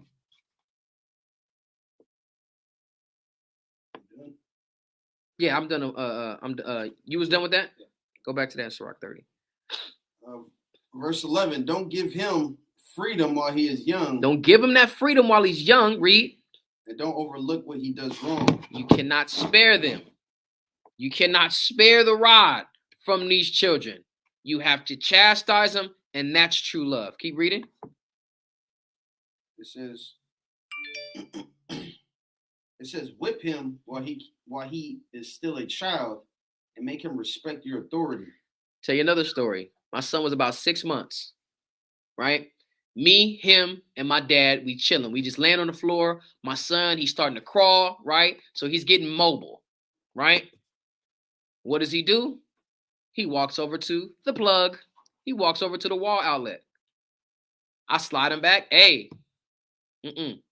stay away from that. He stops. He looks at me. He looks back at the cord. He want to go crawl back over to the cord. I slide him back again. Hey. Pick the cord up. Leave this cord alone. Don't mess with that cord. All right. You try to give him something to distract him. Give him something to distract him. He crawls off. And next thing you know, it's just something calling him back to this cord, right? So he goes back over to the cord. So at this point, I'm just looking and I'm like, man, he's mobile now. He can easily be somewhere. I take my eye off him for 2 seconds. He could be trying to stick something in this outlet, right? I take his hand, thump his little knuckles. It wasn't nothing hard, but it was enough where it was like he looked at he didn't cry though. He just like, he got a little pouty. Hey, stay away from that cord. But remember the chastising, that's the first time I ever thumped him. The first time I did nothing. He recognized it, but it didn't compute. It didn't click yet. But he was smart. This is why I said, okay, my son is a little sharp. He didn't go all the way to the wall like he had just did the 3 previous times. He goes to the end of the cord. So he goes over to the end, as the charger cord is stretched out, he goes over to the end of the cord. Now he wants you to just play with it. No, I don't want you playing with anything plugged up to this wall. Take him again, thump him on the hand. He doesn't look at me that time. He looks over at my dad, and my dad looked at him. Hey, nigga, I can't help you. I can't help you. I did my part. Funny thing. So I thought it was funny, right? Me and his mom were still together at the time. So when I get back to the house, I tell his mom, I said, yeah, man, I thumped JoJo earlier. You know what I'm saying? He was messing with the plug. She says, you did what? I can't believe you would do. He's only 6 months. And I'm saying, listen, he got to learn now. This little boy he's mobile. He's not sitting there now where the only way he'll get close to this plug or whatever is if we put him close to it. No, he can get there on his own. I had to. And she just thought I was just the sickest parent ever. Fast forward 2 years later, he's about 2.5, almost 3 years old. I haven't whooped my son in probably about a year, right? She calls me up. Can you talk to your son? This is right around the time when we split. Can you talk to your son? Because he's not listening and he won't do this, he won't do that.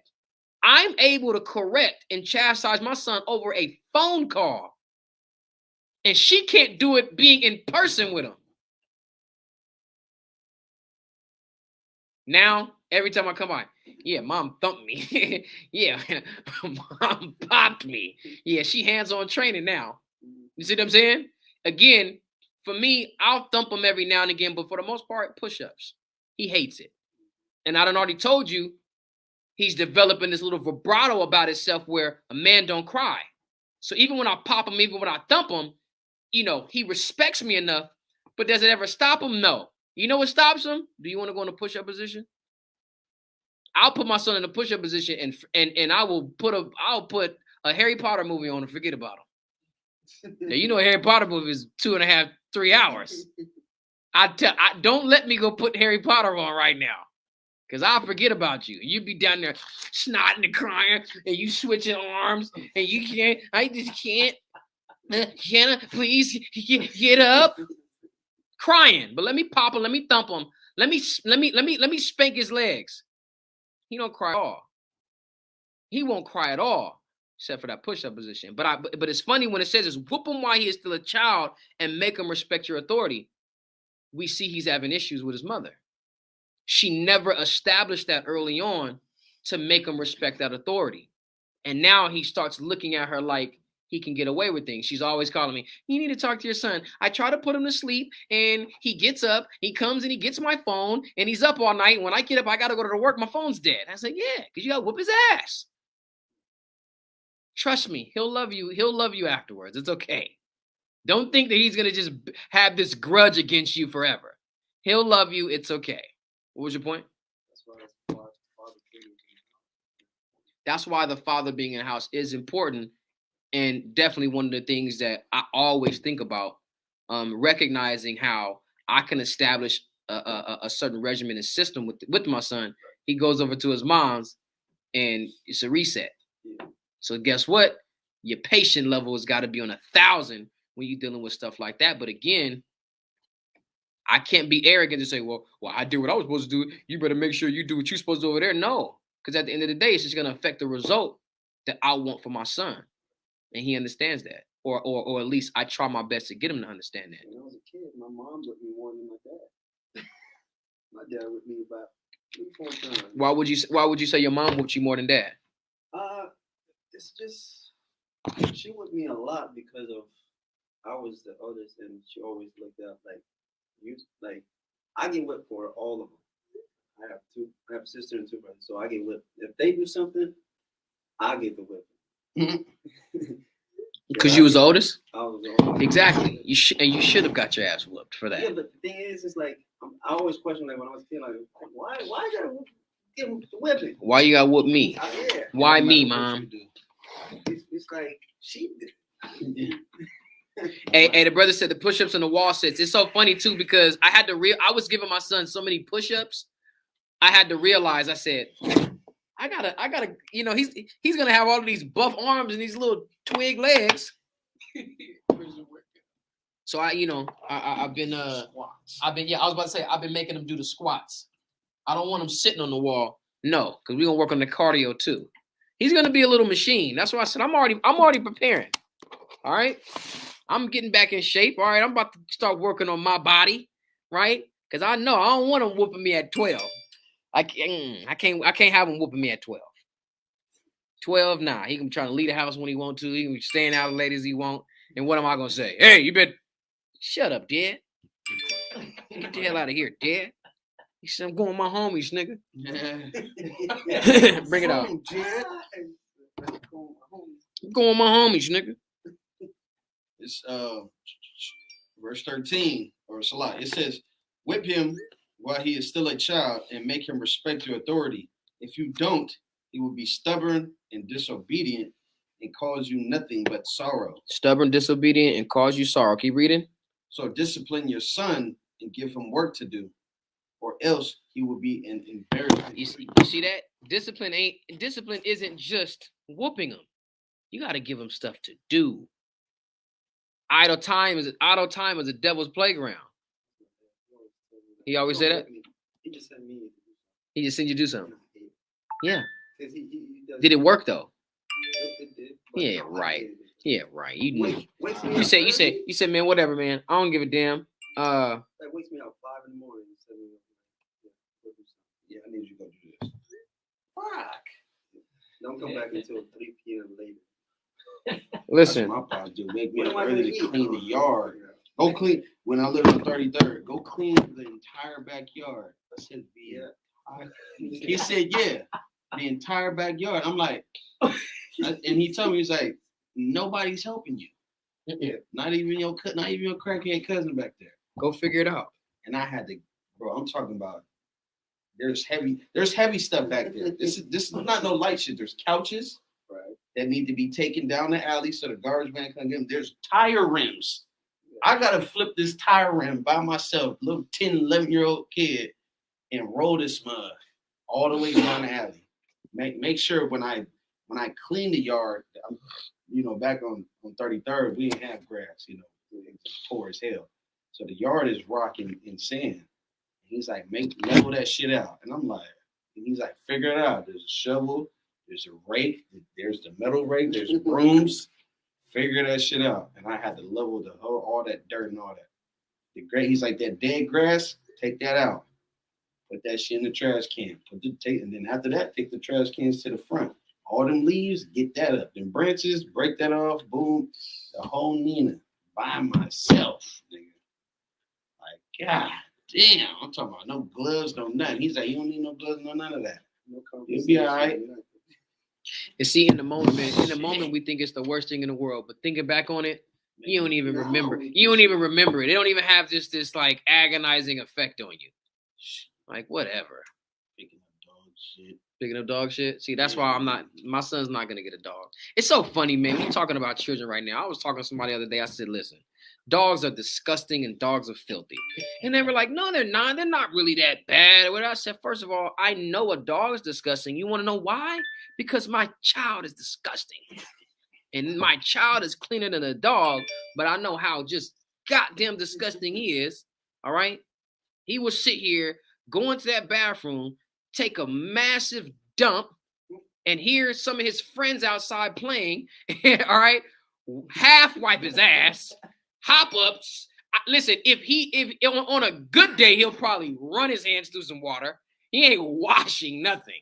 Will run his hands through some water and be out dapping everybody up, shaking hands. Sick. And I say, son, you're disgusting. I know you didn't wash your hands. Grabbing shirts, giving hugs, and all of that. Let him hear some company in there while he's in there using the bathroom. It's disgusting. So why would I want a dog? Oh, yeah. It's crazy. And then I gotta treat him like Yasha said his dad treated him. Go outside and pick that dog shit up. Now you got dog shit on your hands, and you ain't gonna wash your hands either. Now I gotta watch her. You say, son, go wash your hands, man. Twice. Okay? My son got to the point where he started being able to brush his teeth on his own. Man, I say, listen, brush him twice. He brushed his teeth, he go in there real quick. I didn't just look down at my phone, look up, he'd run it back. Wait, you just brushed your teeth? Yeah, I did it. Come here. Go do it again. All right.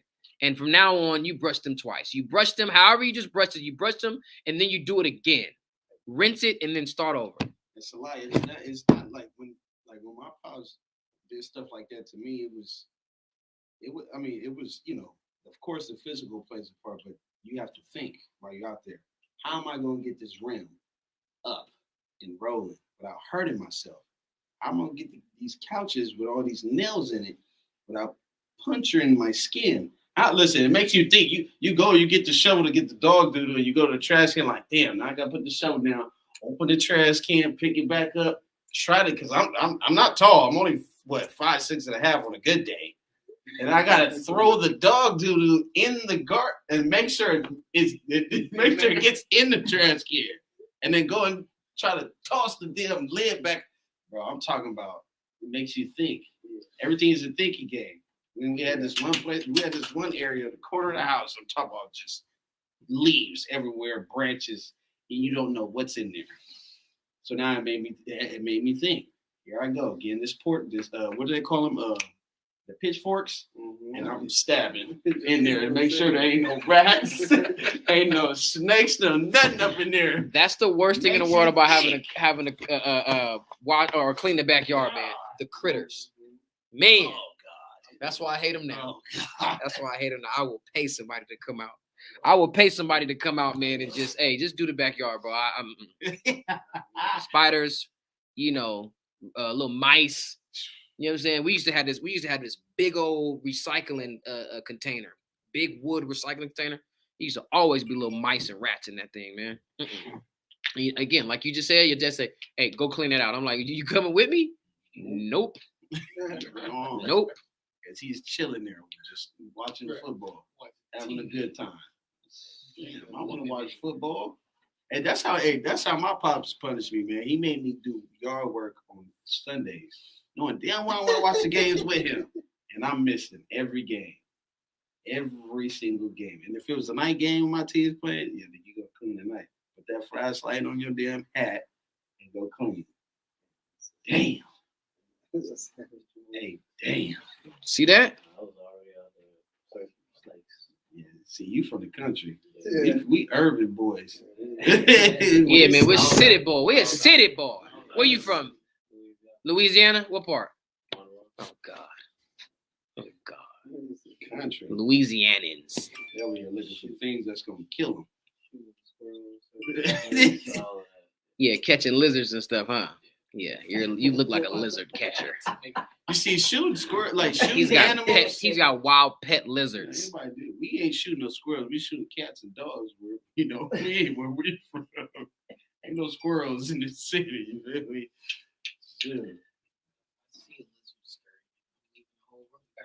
Yeah. I'm not afraid of no lizard. I'll go pick a lizard up, take it outside. Snake or a rat, miss me. This is Sirach 30:14. It says, "It is better to be poor, but strong and healthy, than to be rich, but in poor health.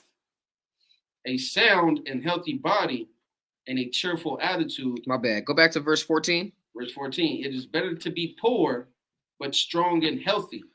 It says, "Better to be poor, but strong and healthy." Is somebody coming to that door? You don't hear it? It says better to be it's better to be poor but strong and healthy, right?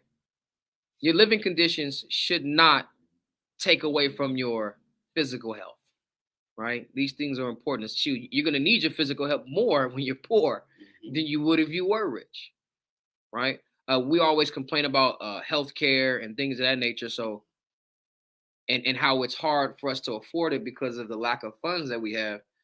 That's more of a reason that we need to be paying attention to our physical health, right? Go ahead. It says, "It is better to be poor but strong and healthy than to be rich but in poor health." But in poor health. A lot of times people make more money and their health become careless with their health because they just feel like, they can always just go to the doctor, get it treated, get it cured, and everything is good, right? So we always got to have that mindset that, take care of ourselves. Our body is important. The scriptures speak about exercise profiteth but little, but it doesn't say it profits none, right? It might have little profit when it comes to whether or not you're going to make it to the kingdom, whether or not, it adds to your righteousness, but it also is something that contributes to your discipline. So it profits little, but a little is better than nothing, right? Go ahead. It says, "A sound, healthy body and a cheerful attitude are more valuable than gold and jewels." It says a sound, right? Sound is dealing with harmony and functionality, right? Because your ear bone connected to your knee bone connected to your nose bone connected to your foot bone. Saying all of that to say everything is connected, everything works in harmony with each other.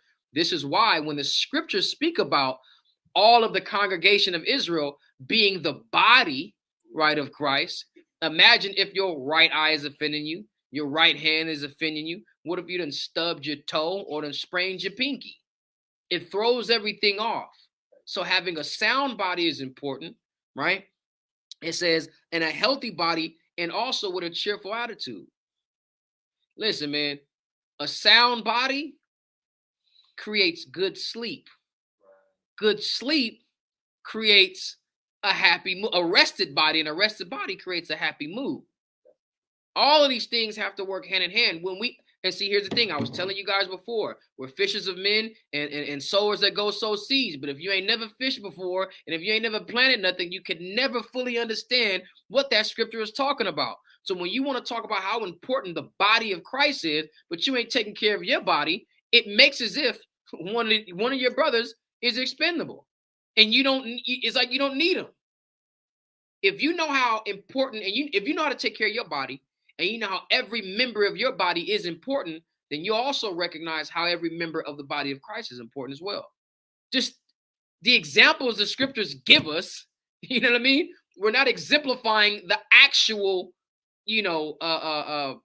thing that is likening this truth, the kingdom of heaven, unto. These things are important. Take care of yourself, and then you'll take care of your brother. It's really easy. It just goes hand in hand like that. Keep reading. It says nothing can make you richer or give you greater happiness than those two things. You can have all the money in the world and die of a damn stroke, right? Aneurysm, blood clot, heart attack, all of the things that killed niggas, right? Keep reading. It says it would be better to be dead, asleep forever, than to live in the misery of chronic illness.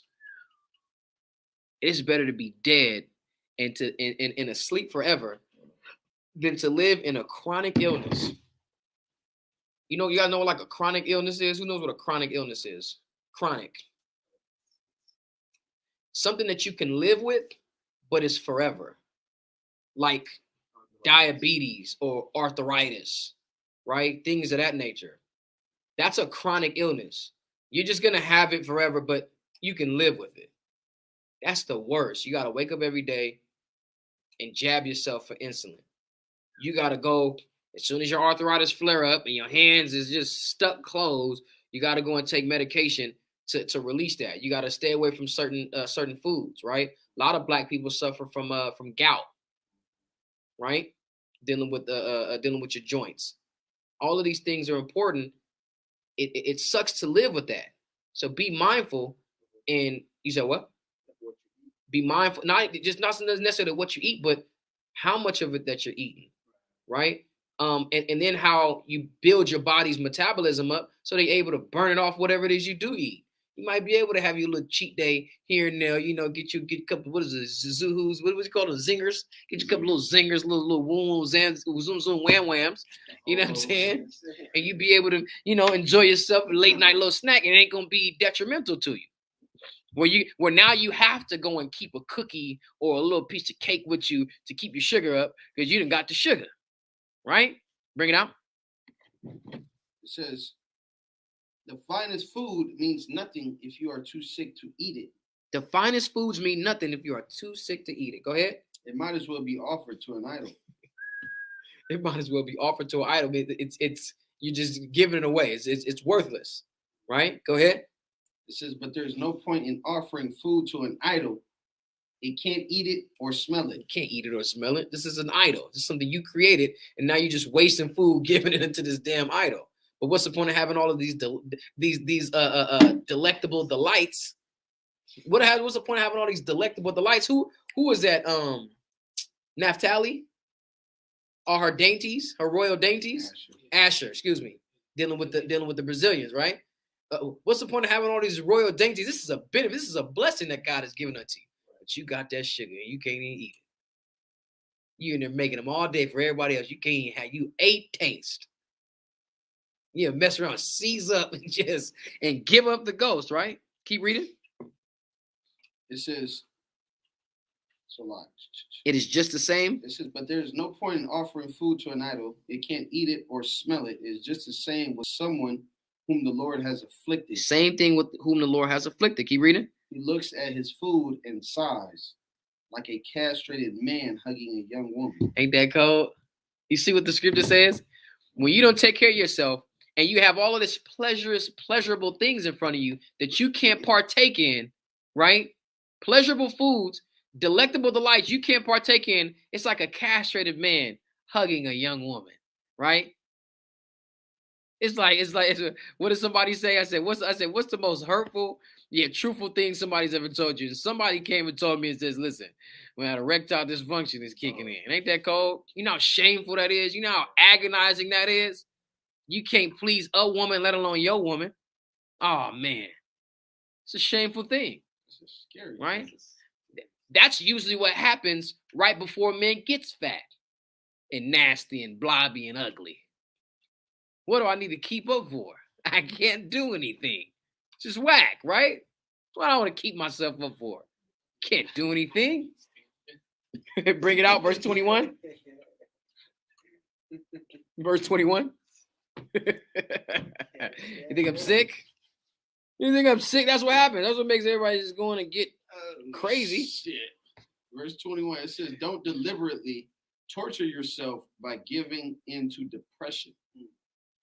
Read it one more time. Don't deliberately torture yourself by giving into depression. We mentioned this before in class, right? How depression it's almost to a degree like it feels good. Yeah, because that's what depression does to you. It almost starts to feel good to you. That's why it says don't deliberately torture yourself. This is what we've done in captivity. We're deliberately torturing ourselves, making captivity cool and comfortable. We've been depressed so long, we just give into depression. The scriptures are saying that's deliberate torture. That's like self-mutilation, right?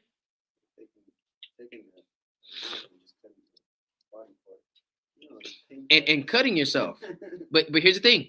That's what people do. They take sharp objects and they defile or mutilate themselves trying to feel something, giving into such depression. It's self-torture, right? Yeah, Najee, listen, these scriptures is crazy, right? And again, when we read it in the GNT, let's see what it says in the KJV.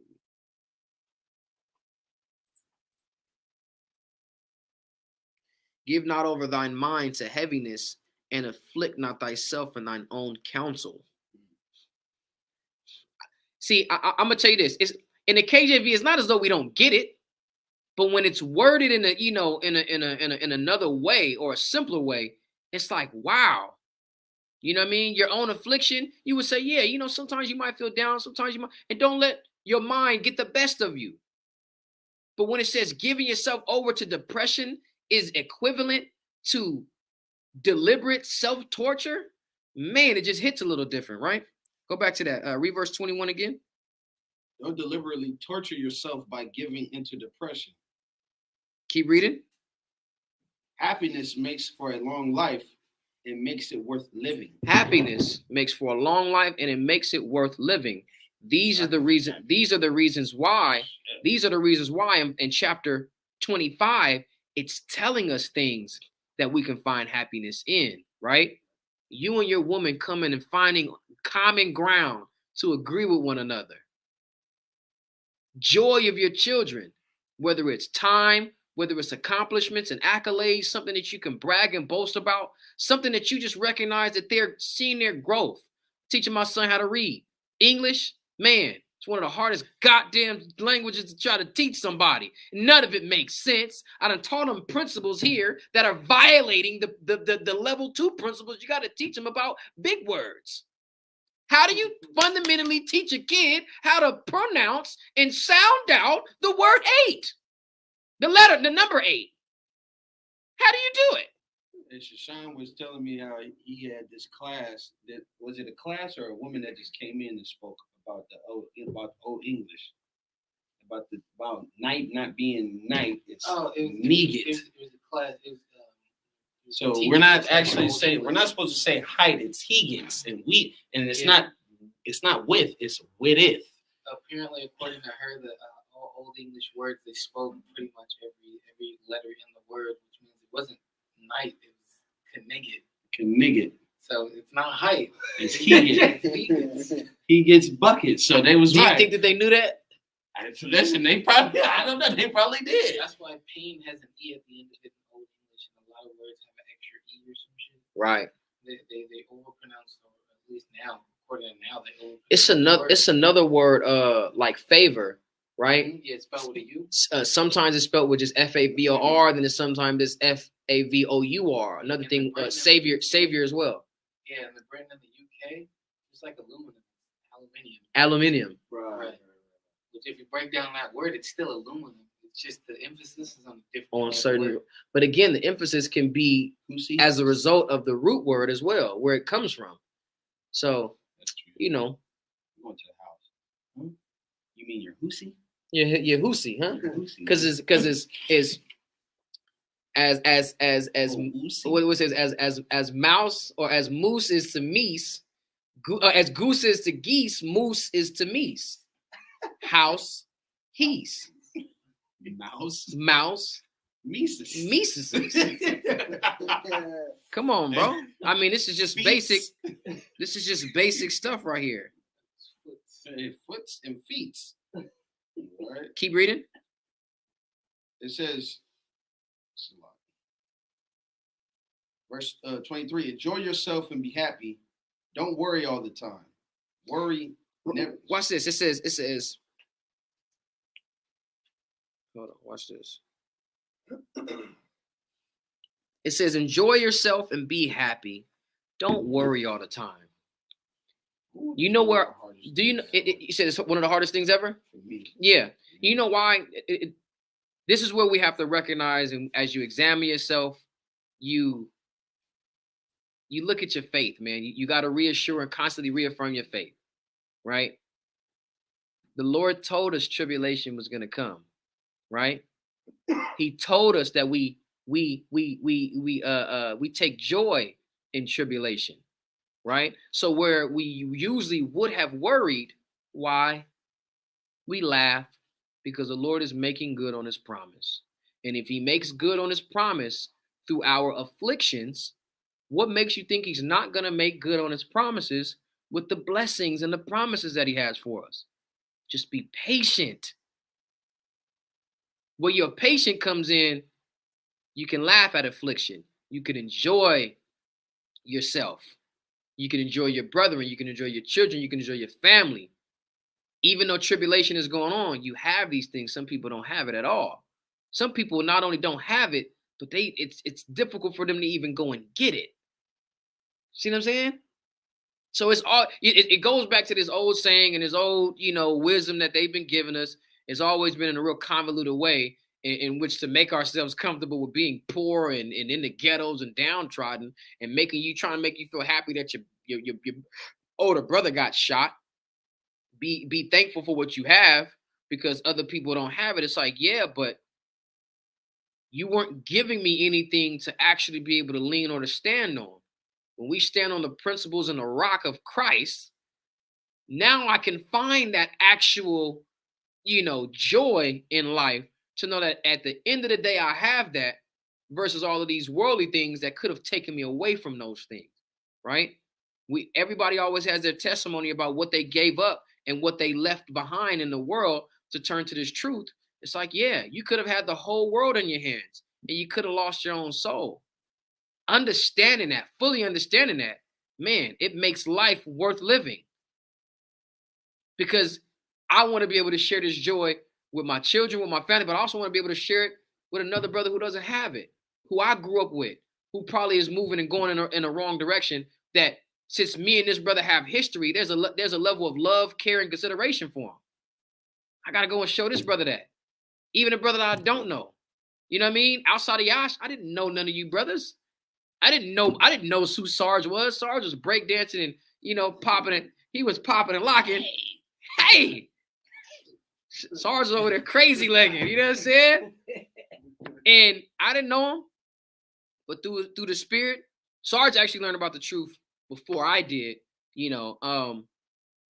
but through him learning, through me learning, now we forged, a relationship and a bond and a brotherhood and have built everything that you guys tune into every week. Right?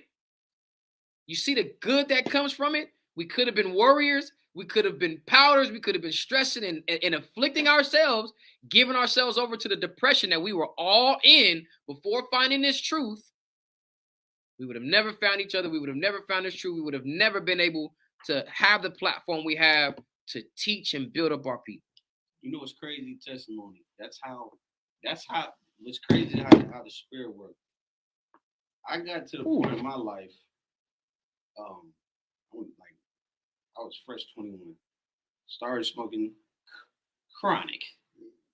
I'm talking about smoking every day. Like I was just a professional at it. Worrying. Who am I? Where do I go back to? Where my grandpa from? Oh, he from Mississippi? Where in Mississippi? Where's my family in Mississippi? My grandpa from Tennessee. I'm talking about I'm worried. What's my next move? How am I gonna get to the next level? This next bag that I need to get, when am I gonna get my next re-up? Just worrying. And through smoking weed so heavy, it got to the point where the spirit got on me. Them Edomite tells me about Captain Tazamah, saying the Jews are black, the Israelites are Hispanic and Native Indians, and World War III is on the way.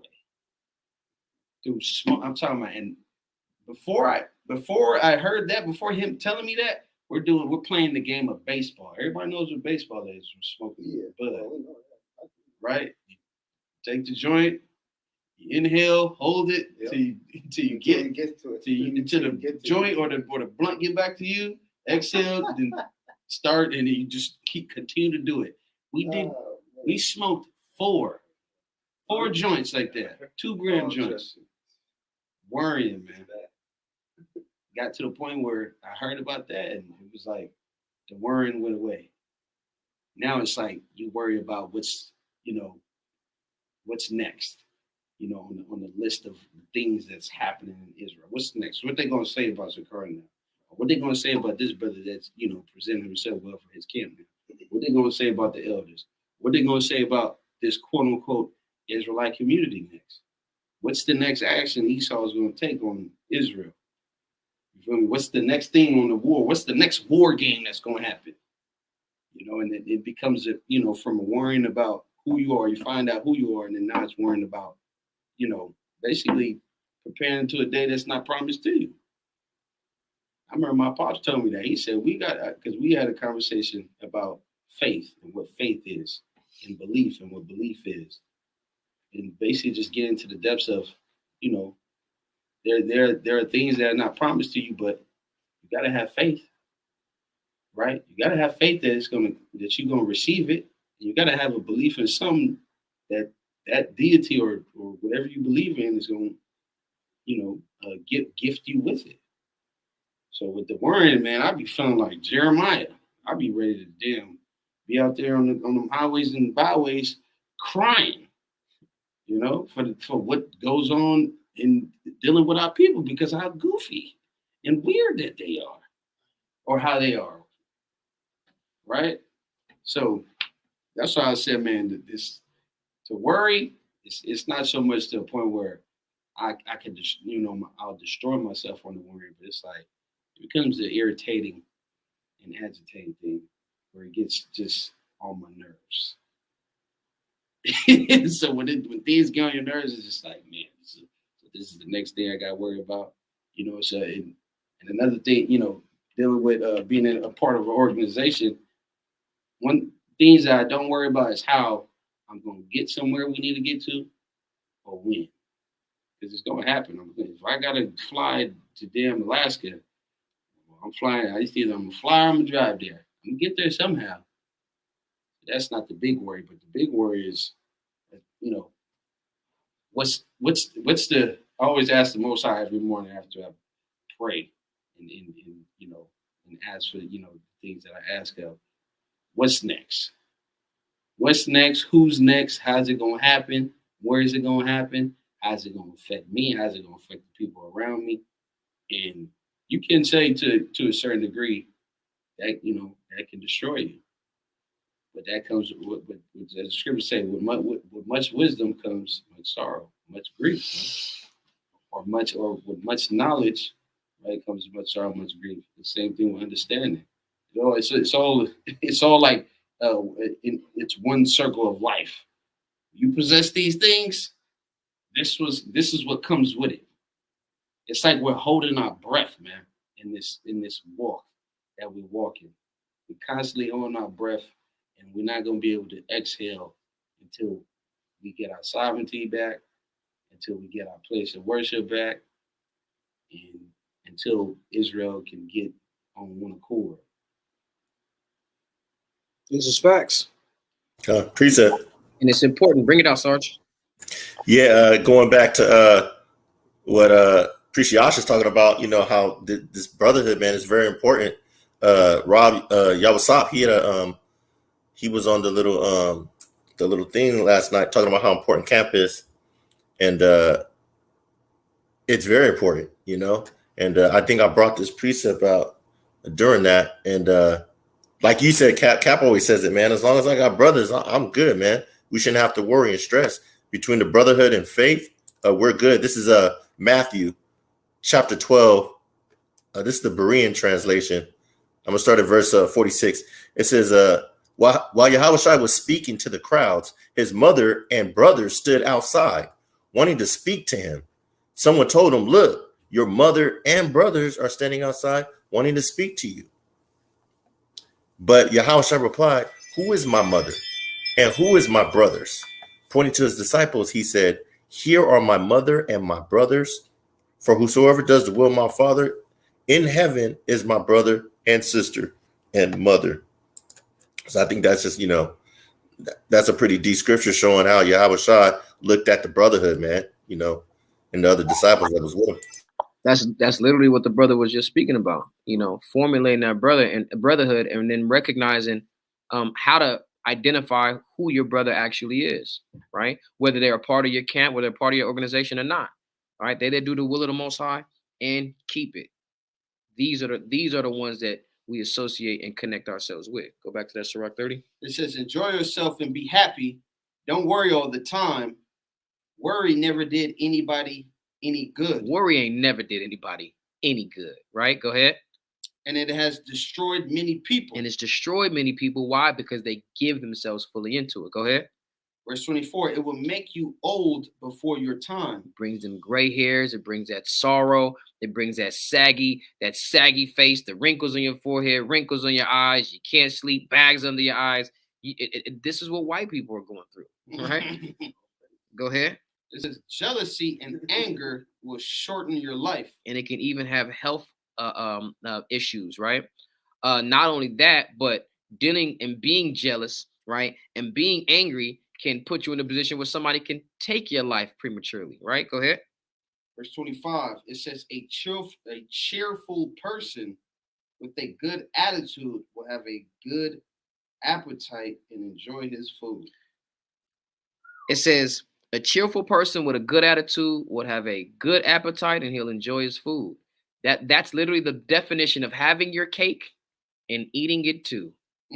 And you get that by being a joyful person with a good attitude. And I know a man that really needs to hear this scripture. And I can't wait to give it to him tomorrow, right? The scripture, I can't wait to give him the scripture tomorrow. It's going to be great. Okay?